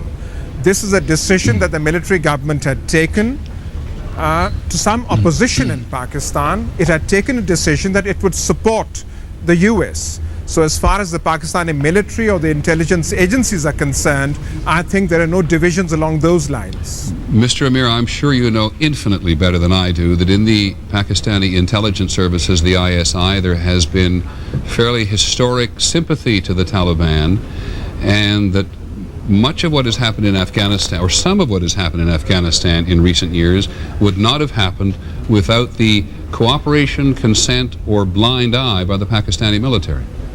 Do you think that's unfair? See, there was a lot of CIA sympathy for what are now the terrorists in Afghanistan. So this is a long history. But once the September 11th attacks took place in New York and Washington, there was a decision by the Pakistani government, I would say under great and intense and somewhat blatant American pressure, to change course.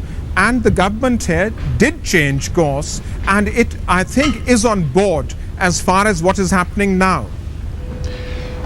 Do you believe that when General Musharraf puts one of the leading pro-Taliban clerics in Pakistan under house arrest, as he did, I think today, perhaps yesterday, that that's a sign of General Musharraf's confidence in supporting the United States?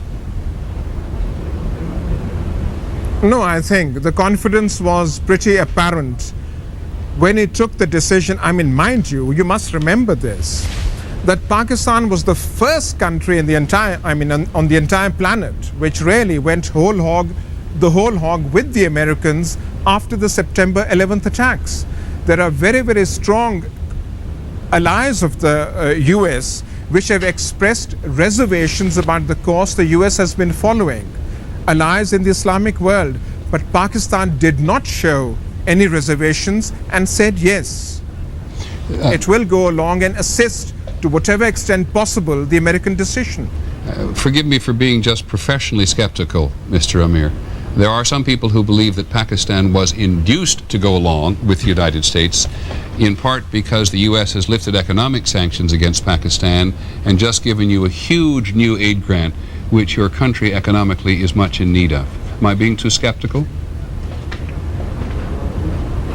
I think no. The skepticism is on the Pakistani side. Pakistanis would say that the inducements were not halfway enough. Pakistan has been with the US before. Afghanistan is not a new problem. What is really happening now is that the unfinished business of the 80s, the Americans are having to settle now.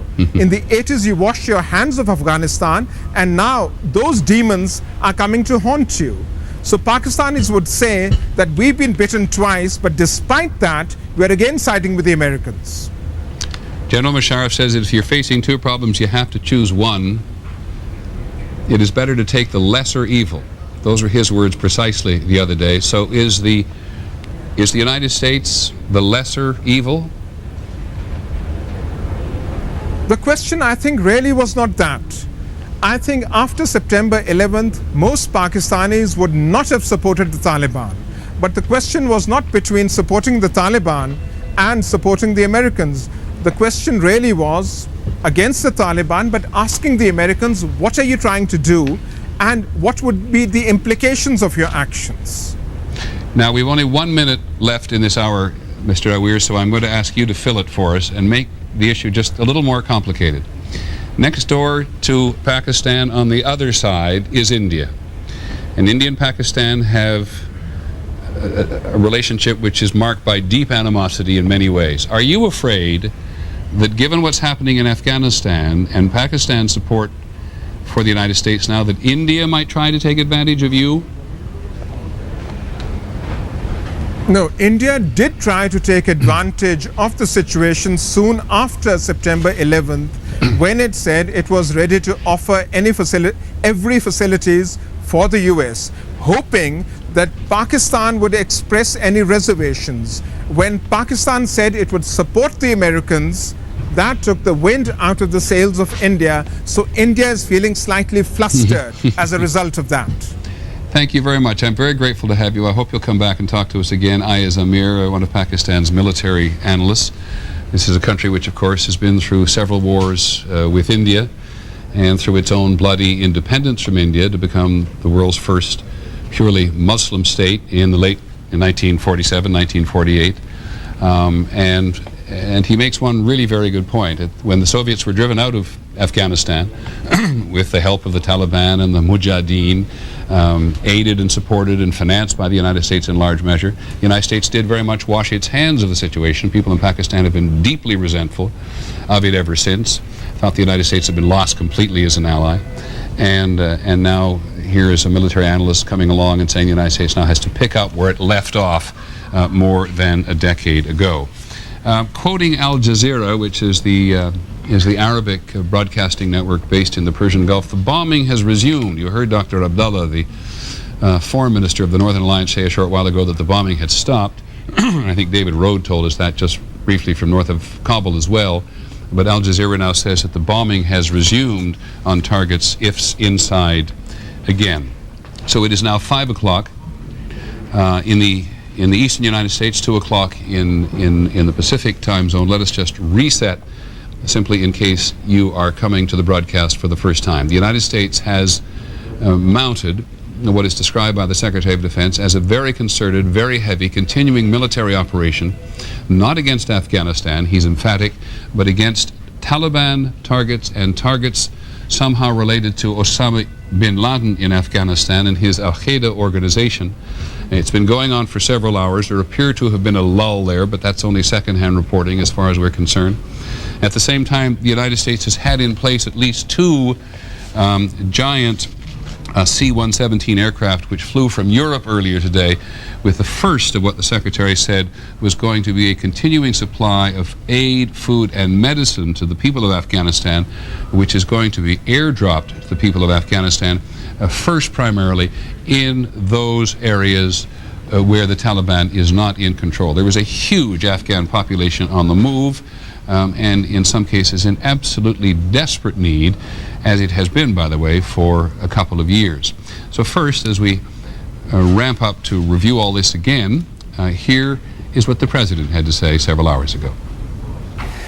As we strike military targets, we will also drop food, medicine, and supplies to the starving and suffering men and women and children of Afghanistan. The United States of America is a friend to the Afghan people, and we are the friends of almost 1 billion worldwide who practice the Islamic faith. The United States of America is an enemy of those who aid terrorists and of the barbaric criminals who profane a great religion by committing murder in its name. They're barbarians who profane a great religion. It's been the President's message from the very beginning. This is not a war against Islam. Short time after that, the British Prime Minister, Tony Blair, who's been what might almost call one of the President's point men in the rest of the world, taken a very, very highly visible position on this campaign against Osama bin Laden. He made a similar announcement, given that British forces were involved, to the British people. There is no doubt in my mind, nor in the mind of anyone who has been through all the available evidence, including intelligence material, that these attacks were carried out by the Al-QAEDA network masterminded by Osama bin Laden. Equally, It is clear that his network is harbored and supported by the Taliban regime inside Afghanistan. It is now almost a month since the atrocity occurred. It is more than 2 weeks since an ultimatum was delivered to the Taliban to yield up the terrorists or face the consequences. It is clear beyond doubt that they will not do this. They were given the choice of siding with justice or siding with terror, and they chose to side with terror. The British Prime Minister Tony Blair, talking to his people several hours ago, need not say that he's a very popular figure in the United States at the moment. Not completely popular at home for having been so visible on this issue, but very popular here for supporting the president as much as he done. And from much of Europe, from elsewhere in the Middle East, we heard from Israel, we heard from Jordan, we haven't heard from Egypt or Saudi Arabia tonight. There has been a great commendation for the president. And from the Russian President, Mr. Putin, also great support as well for what I think it was Shimon Peres, the Israeli foreign minister, or someone else described Mr. Bush as a very brave man for embarking on this operation. So let's look again at the operation. Our resident military analyst is Tony Cordesman. He's in our Washington bureau, as always, replete with maps, which he loves. So Tony, would you let's just tell people, first of all, it's a three-stage operation. It has to do with food and aid to the Afghan people, which may or may not have been dropped by now. There's a psychological component to the campaign, dropping radios, leaflets, trying to capture the hearts and minds of those Afghans who may be enlisted against the Taliban. And there is, of course, a very, very heavy, Tony, military campaign. Will you take us through that? Yes, Peter. I think we have hit at headquarters main infrastructure points for the Taliban and Al-QAEDA. They're concentrated around Kabul and Kandahar. We've hit at least this number of airfields. We've used at least 15 bombers, 50 cruise missiles, and 25 other aircraft. We've also struck at the camps of Al-QAEDA. Those are also concentrated in this area and down here, although Russian sources say there are over 50 of them. And there are some 25 to 30 other Taliban military facilities scattered in this area. We also know that at least some strikes have been flown against the Taliban ground troops in this area, probably in support of the Northern Alliance. Let's break it down a bit. The Al-QAEDA camps, do we know their status at all? Do we know if anybody was in them in the last several days? Do we know anything about U.S. intelligence in that regard? We don't know anything about U.S. intelligence. We do know we have the capability to monitor many of those camps in real time using reconnaissance drones and satellites. We probably struck only at the ones which were occupied or which had fixed munitions depots which couldn't be quickly removed. How big are these camps and how many people might there be in them on any one occasion, presuming they didn't all leave when they thought the United States was coming? Usually those camps have several thousand people, but it's scattered all over these areas, even though the main camps are in these two areas. Generally, when they go on alert, they disperse into caves, into shelters, or outside the camps. A good part of the Taliban's forces, however, consist of Al-QAEDA volunteers that are fighting with them up in this area. Those troops presumably would be attacked along with the Taliban's ground troops near the Northern Alliance. Now, we've heard a couple reports, Tony, including one from, I think, Herat in the west, that aircraft had been taken out, but not the airstrip. We heard that in Kandahar in the south, the airport building had been hit, but there was no reference to bombing the actual runways itself. Why is that important if it's true? It's important for several reasons. It shows that we are being very precise, trying to minimize collateral damage. This isn't some massive wave of air attacks, even in the areas which are military. We have to be careful about the rest of this because it really doesn't make sense to attack runways. It takes a lot of bombs. Even if they hit precisely, the damage is repairable. But if you knock out the aircraft, the radars, and the command facilities on those bases, destroy the munition supplies, the fuel, and the service facilities, then they're just a runway. And someday our allies may be able to use them, someday civilians may be able to use them, but the Taliban can't conduct military operation. As the United States has discovered in previous war, there's nothing easier to repair than the runway of an airport. Yes, indeed. Tony, you mentioned communication system. Much of the Taliban's communication, physical communication throughout the country, appears to be by small Toyota trucks. Some of them armed, some of them carrying everything from food to heroin, if they're still involved in the heroin trade. How do you interrupt that? You can't easily, Peter, any more than we can destroy all our surface-to-air missiles or hit all of these targets in one wave. But they're very dependent on some 250 armored vehicles, about 100 tanks, several hundred artillery weapons. Those are more visible, easy to target and hit. When it comes down to trucks, those forces can only be really located when they're moving. On the other hand, if they don't have fuel and they don't have munitions, they lose a lot of their warfighting capability. How have the the Taliban been resupplied with things like fuel before today? Well, to be honest, much of their supply has come out of Pakistan. That's been the major route, in fact, the only major route through which they've gotten munitions and supplies. When the Pakistan border is closed, then it gets to be really rough for the Taliban to find any other source of fuel and munitions. I want to bring in one of our other analysts at the moment, John Hillen, who has been with us throughout the day, a former special operations officer. John, are you there? I am here, Peter.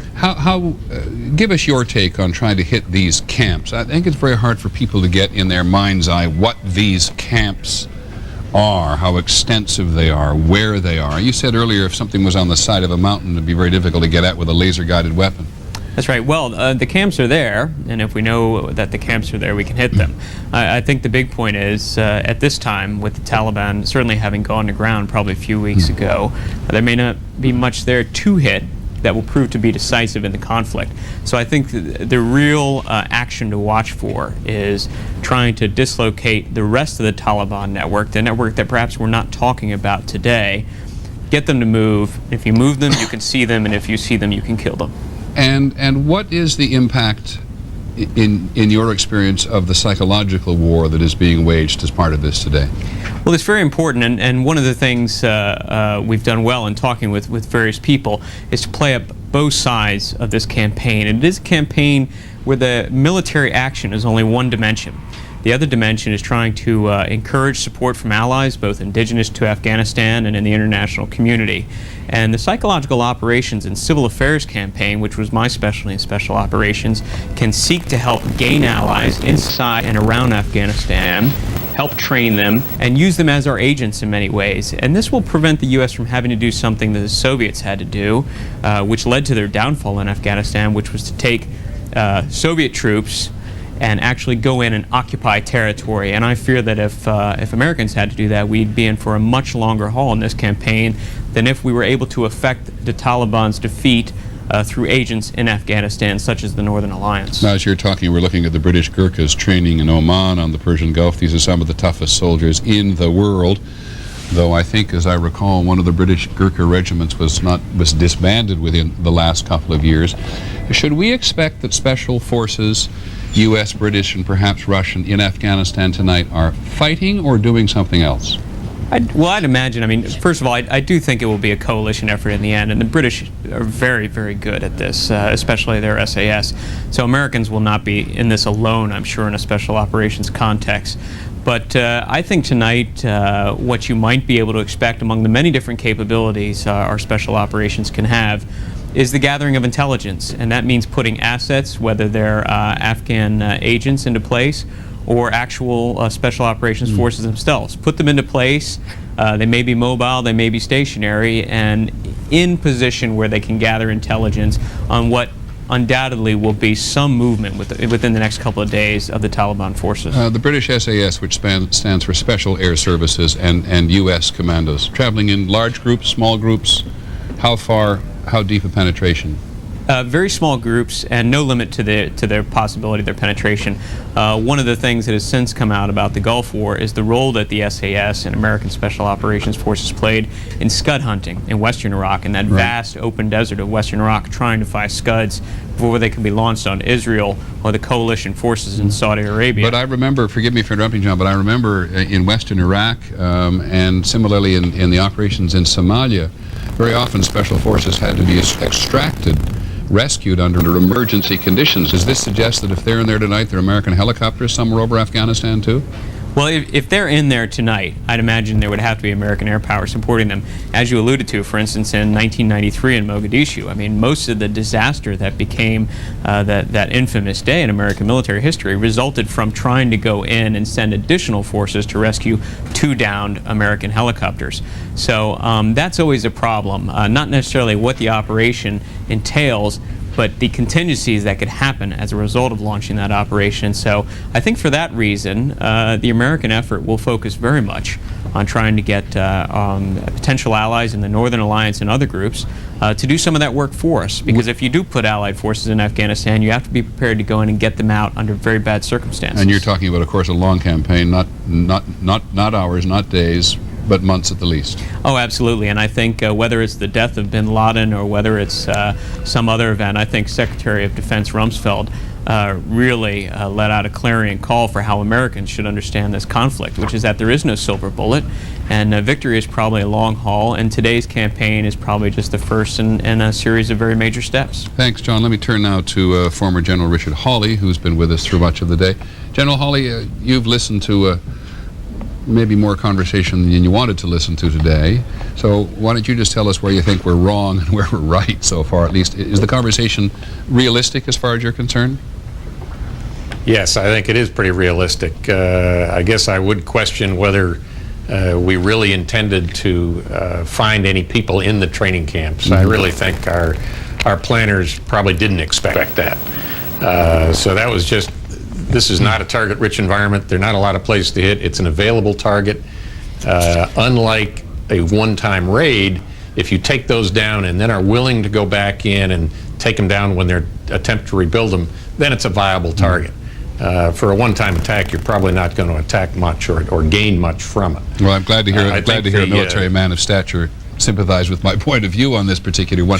But as the Secretary said, if there's a target, whatever its nature at the moment, and it doesn't involve civilians and it can undermine the Taliban or Al-QAEDA, you take a shot at it anyway. Exactly. We're engaging in an emerging concept called effects-based operations, meaning that you target for effect. You don't just go destroy things for the sake of destroying them. You try to find those things that will make a difference.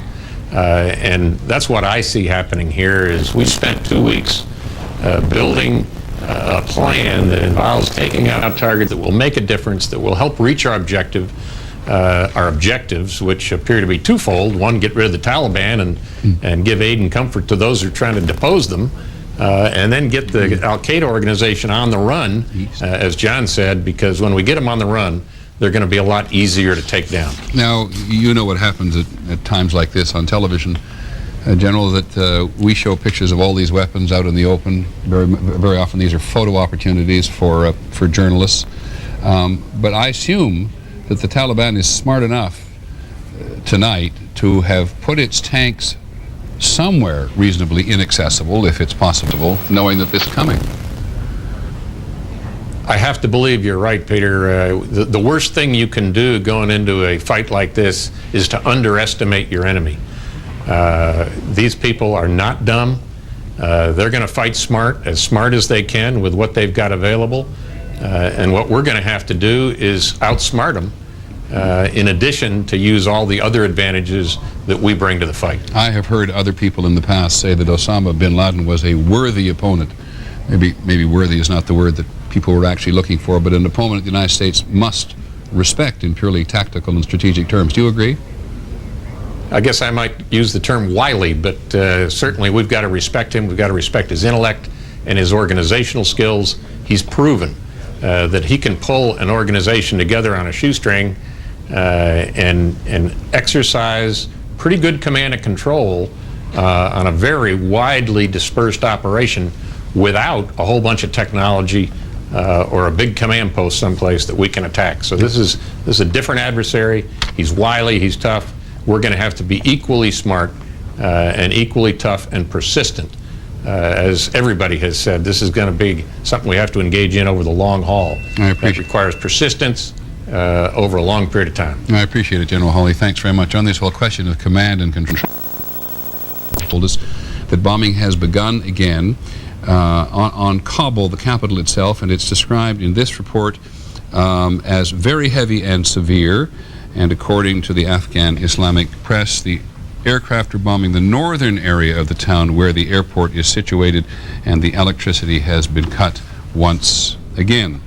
Now, I mentioned Islam and its worldwide dimensions and China. It happens to be in China today, where we find the former National Security Advisor in the Clinton administration, Sandy Berger. No connection to his visit to China. Sandy, you there? Yes, I am, Peter. Well, where are you precisely? I'm in Shanghai, actually. Okay. Well, we're glad to have you, and reminder that you can plug in from anywhere in the world. What are your the Clinton administration struggled tremendously with this. What is your impression of today's operation? Well, from what it appears, watching you carefully, and this is a very purposeful and deliberate first stage of an effort to strike at targets that are very much related to those who committed this atrocity and those that support them, to weaken the Taliban regime and strengthen those who seek a different kind of future for the Afghan people. And I think it's a very deliberate first step in what I think undoubtedly will be a long-term effort. President Clinton, who you served, said not long ago that he was obsessed for a while with Osama bin Laden. You tried to get him on at least one occasion and didn't. How difficult do you think it will be, given your own experience? Well, I know the Bush administration does not believe it'll be easy, but I think there are some opportunities now that have never existed before. The world has changed since September 11th. We are now in an alliance with Pakistan to strike at the Taliban. We have the support of the frontline states and the international community, and I think that gives us a capacity and a moral authority that is unprecedented. And if we're deliberate, purposeful, I think we will prevail. And has there been a reaction in China? I have not seen a reaction from the Chinese government, but I know that the government is concerned about its own Muslim population. Have you picked up anything today? I've not. It's, of course, just the first thing in the morning here, and I've not heard an official reaction to what's happened overnight. The Chinese have been generally, as you know, supportive of the administration in terms of the general anti-terror effort. They're always apprehensive about American use of force, but I think that since these and as these strikes appear to be very much directed toward command and control, military targets, while I don't know whether the Chinese will stand up and cheer, I think they have very little to complain about. Sandy, we always learn lessons from the past, not all of them good lessons, but in the Clinton administration you were astonishingly frustrated by Osama bin Laden. What kind of an adversary do you now regard him to be? Well, he is a fanatic. He is a man who is determined to impose his vision of radical Islam on the entire region from Central Asia to Saudi Arabia. His next twin towers really, in a sense, are Pakistan and Saudi Arabia. He's therefore not to be underestimated. But, you know, he is not 10 feet tall. He has no magic carpet. He cannot disappear. And if we hold this coalition together, as the President is doing, if we use force in a purposeful way and put it together with the kind of humanitarian side that we're seeing today and political and diplomatic efforts, I believe that over time that we can dismantle this operation. Do you believe the United States should go back to the United Nations or go to the United Nations for authority to continue this operation now? Well, we've been to the United Nations twice since September 11th, and the United Nations Security Council twice has unanimously and rather, I think, fulsomely supported the effort to go after terrorists and have essentially given authority to member nations to do what's necessary. So I believe, in fact, that we are operating here under a broad UN mandate with a wide swath of international support. I much appreciate it. Have an interesting day in China. Sandy Berger. Thank you, Peter. Former National Security Advisor to President Clinton. And there's almost always at least one phrase that comes out of every conversation we have: the twin towers of Pakistan and Saudi Arabia. Mr. Berger referred to Pakistan and Saudi Arabia as Osama bin Laden's next twin towers. We shall see. Just to remind you that the bombing campaign against the Taliban and against Al-QAEDA continues, and in fact may have resumed. We're not altogether sure about that and haven't been told by the Pentagon recently that it even ceased, though various reports from the ground suggested that in some places there had been a cessation of bombing, but it is now, we're told, by 3 separate locations in the region, has begun again, particularly in Kabul. This may be a second attack which was already planned. It may be an attack based on whatever onboard intelligence they gathered regarding the damage on the first runs they made through. We're just whistling in the wind in that regard until we get an official briefing from the Pentagon, not too long, I hope, from now. We're going to go back to regular programming in some parts of the country in the East, and in a few minutes' time, 6 o'clock Eastern Time, we'll continue here with a special edition of World News Tonight. And at 7 o'clock Eastern Time, we'll be back with another 2-hour complete summary of this day. Quite an extraordinary day when you think about it, with the United States and to a much lesser degree Britain now involved in a very, very concerted, what the Secretary of Defense called a very broad-based attack against targets from one end of Afghanistan to the other, in the north and in the south, in the east and in the west, with airports and facilities useful to the Taliban and allegedly useful to Osama bin Laden. All of them have been hit.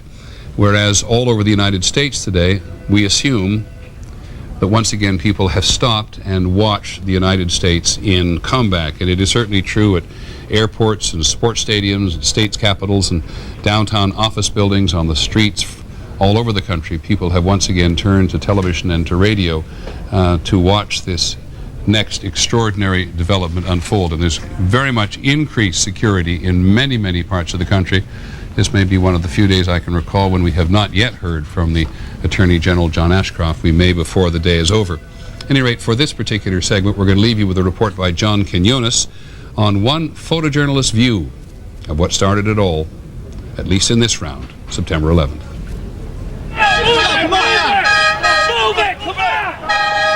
What I had seen in so many places in the world for the last 20 years, suddenly it was in my backyard. James Notway has shot virtually every hotspot on Earth. I've been in the Middle East, in Beirut, Afghanistan, Bosnia, Chechnya. Bringing the world these images, his award-winning photographs. Get out of here! But then death and destruction in his own neighborhood. From my window, I can see the World Trade Center. I heard the sound and gathered my equipment and went over there. I began to photograph people being evacuated from the towers. Some were wounded, some were in a state of panic. It reminded me somewhat of the attack on Sarajevo or on Beirut. How does this compare? I saw it immediately as an act of war, as an act of aggression against a civilian population, a civilian target. Having spent weeks and sometimes months at a time in violent, chaotic places that were at war, whenever I came home, it was a kind of refuge. I felt sometimes even a sense of euphoria at the freedom that I felt. You felt safe and secure? Absolutely. And that's been severely undermined. The faces tell the story. Here's one man who himself is obviously very distressed, but trying to comfort one of his colleagues. A man with his hands in his face. It looked like he was trying to shut out the reality. And this is the surreal one. It's almost like a tourist looking up at the Empire State Building in the 1940s, gazing up at the burning tower. These firefighters look like aliens on a moonscape. There was an eerie, surreal quality to this. It looked almost like the set of a science fiction movie. I mean, it was absolutely apocalyptic. You used to come home to the U.S. from covering these wars and devastating events to the security of your home. Do you think you'll ever feel that way again? I realized that there was a sea change in history.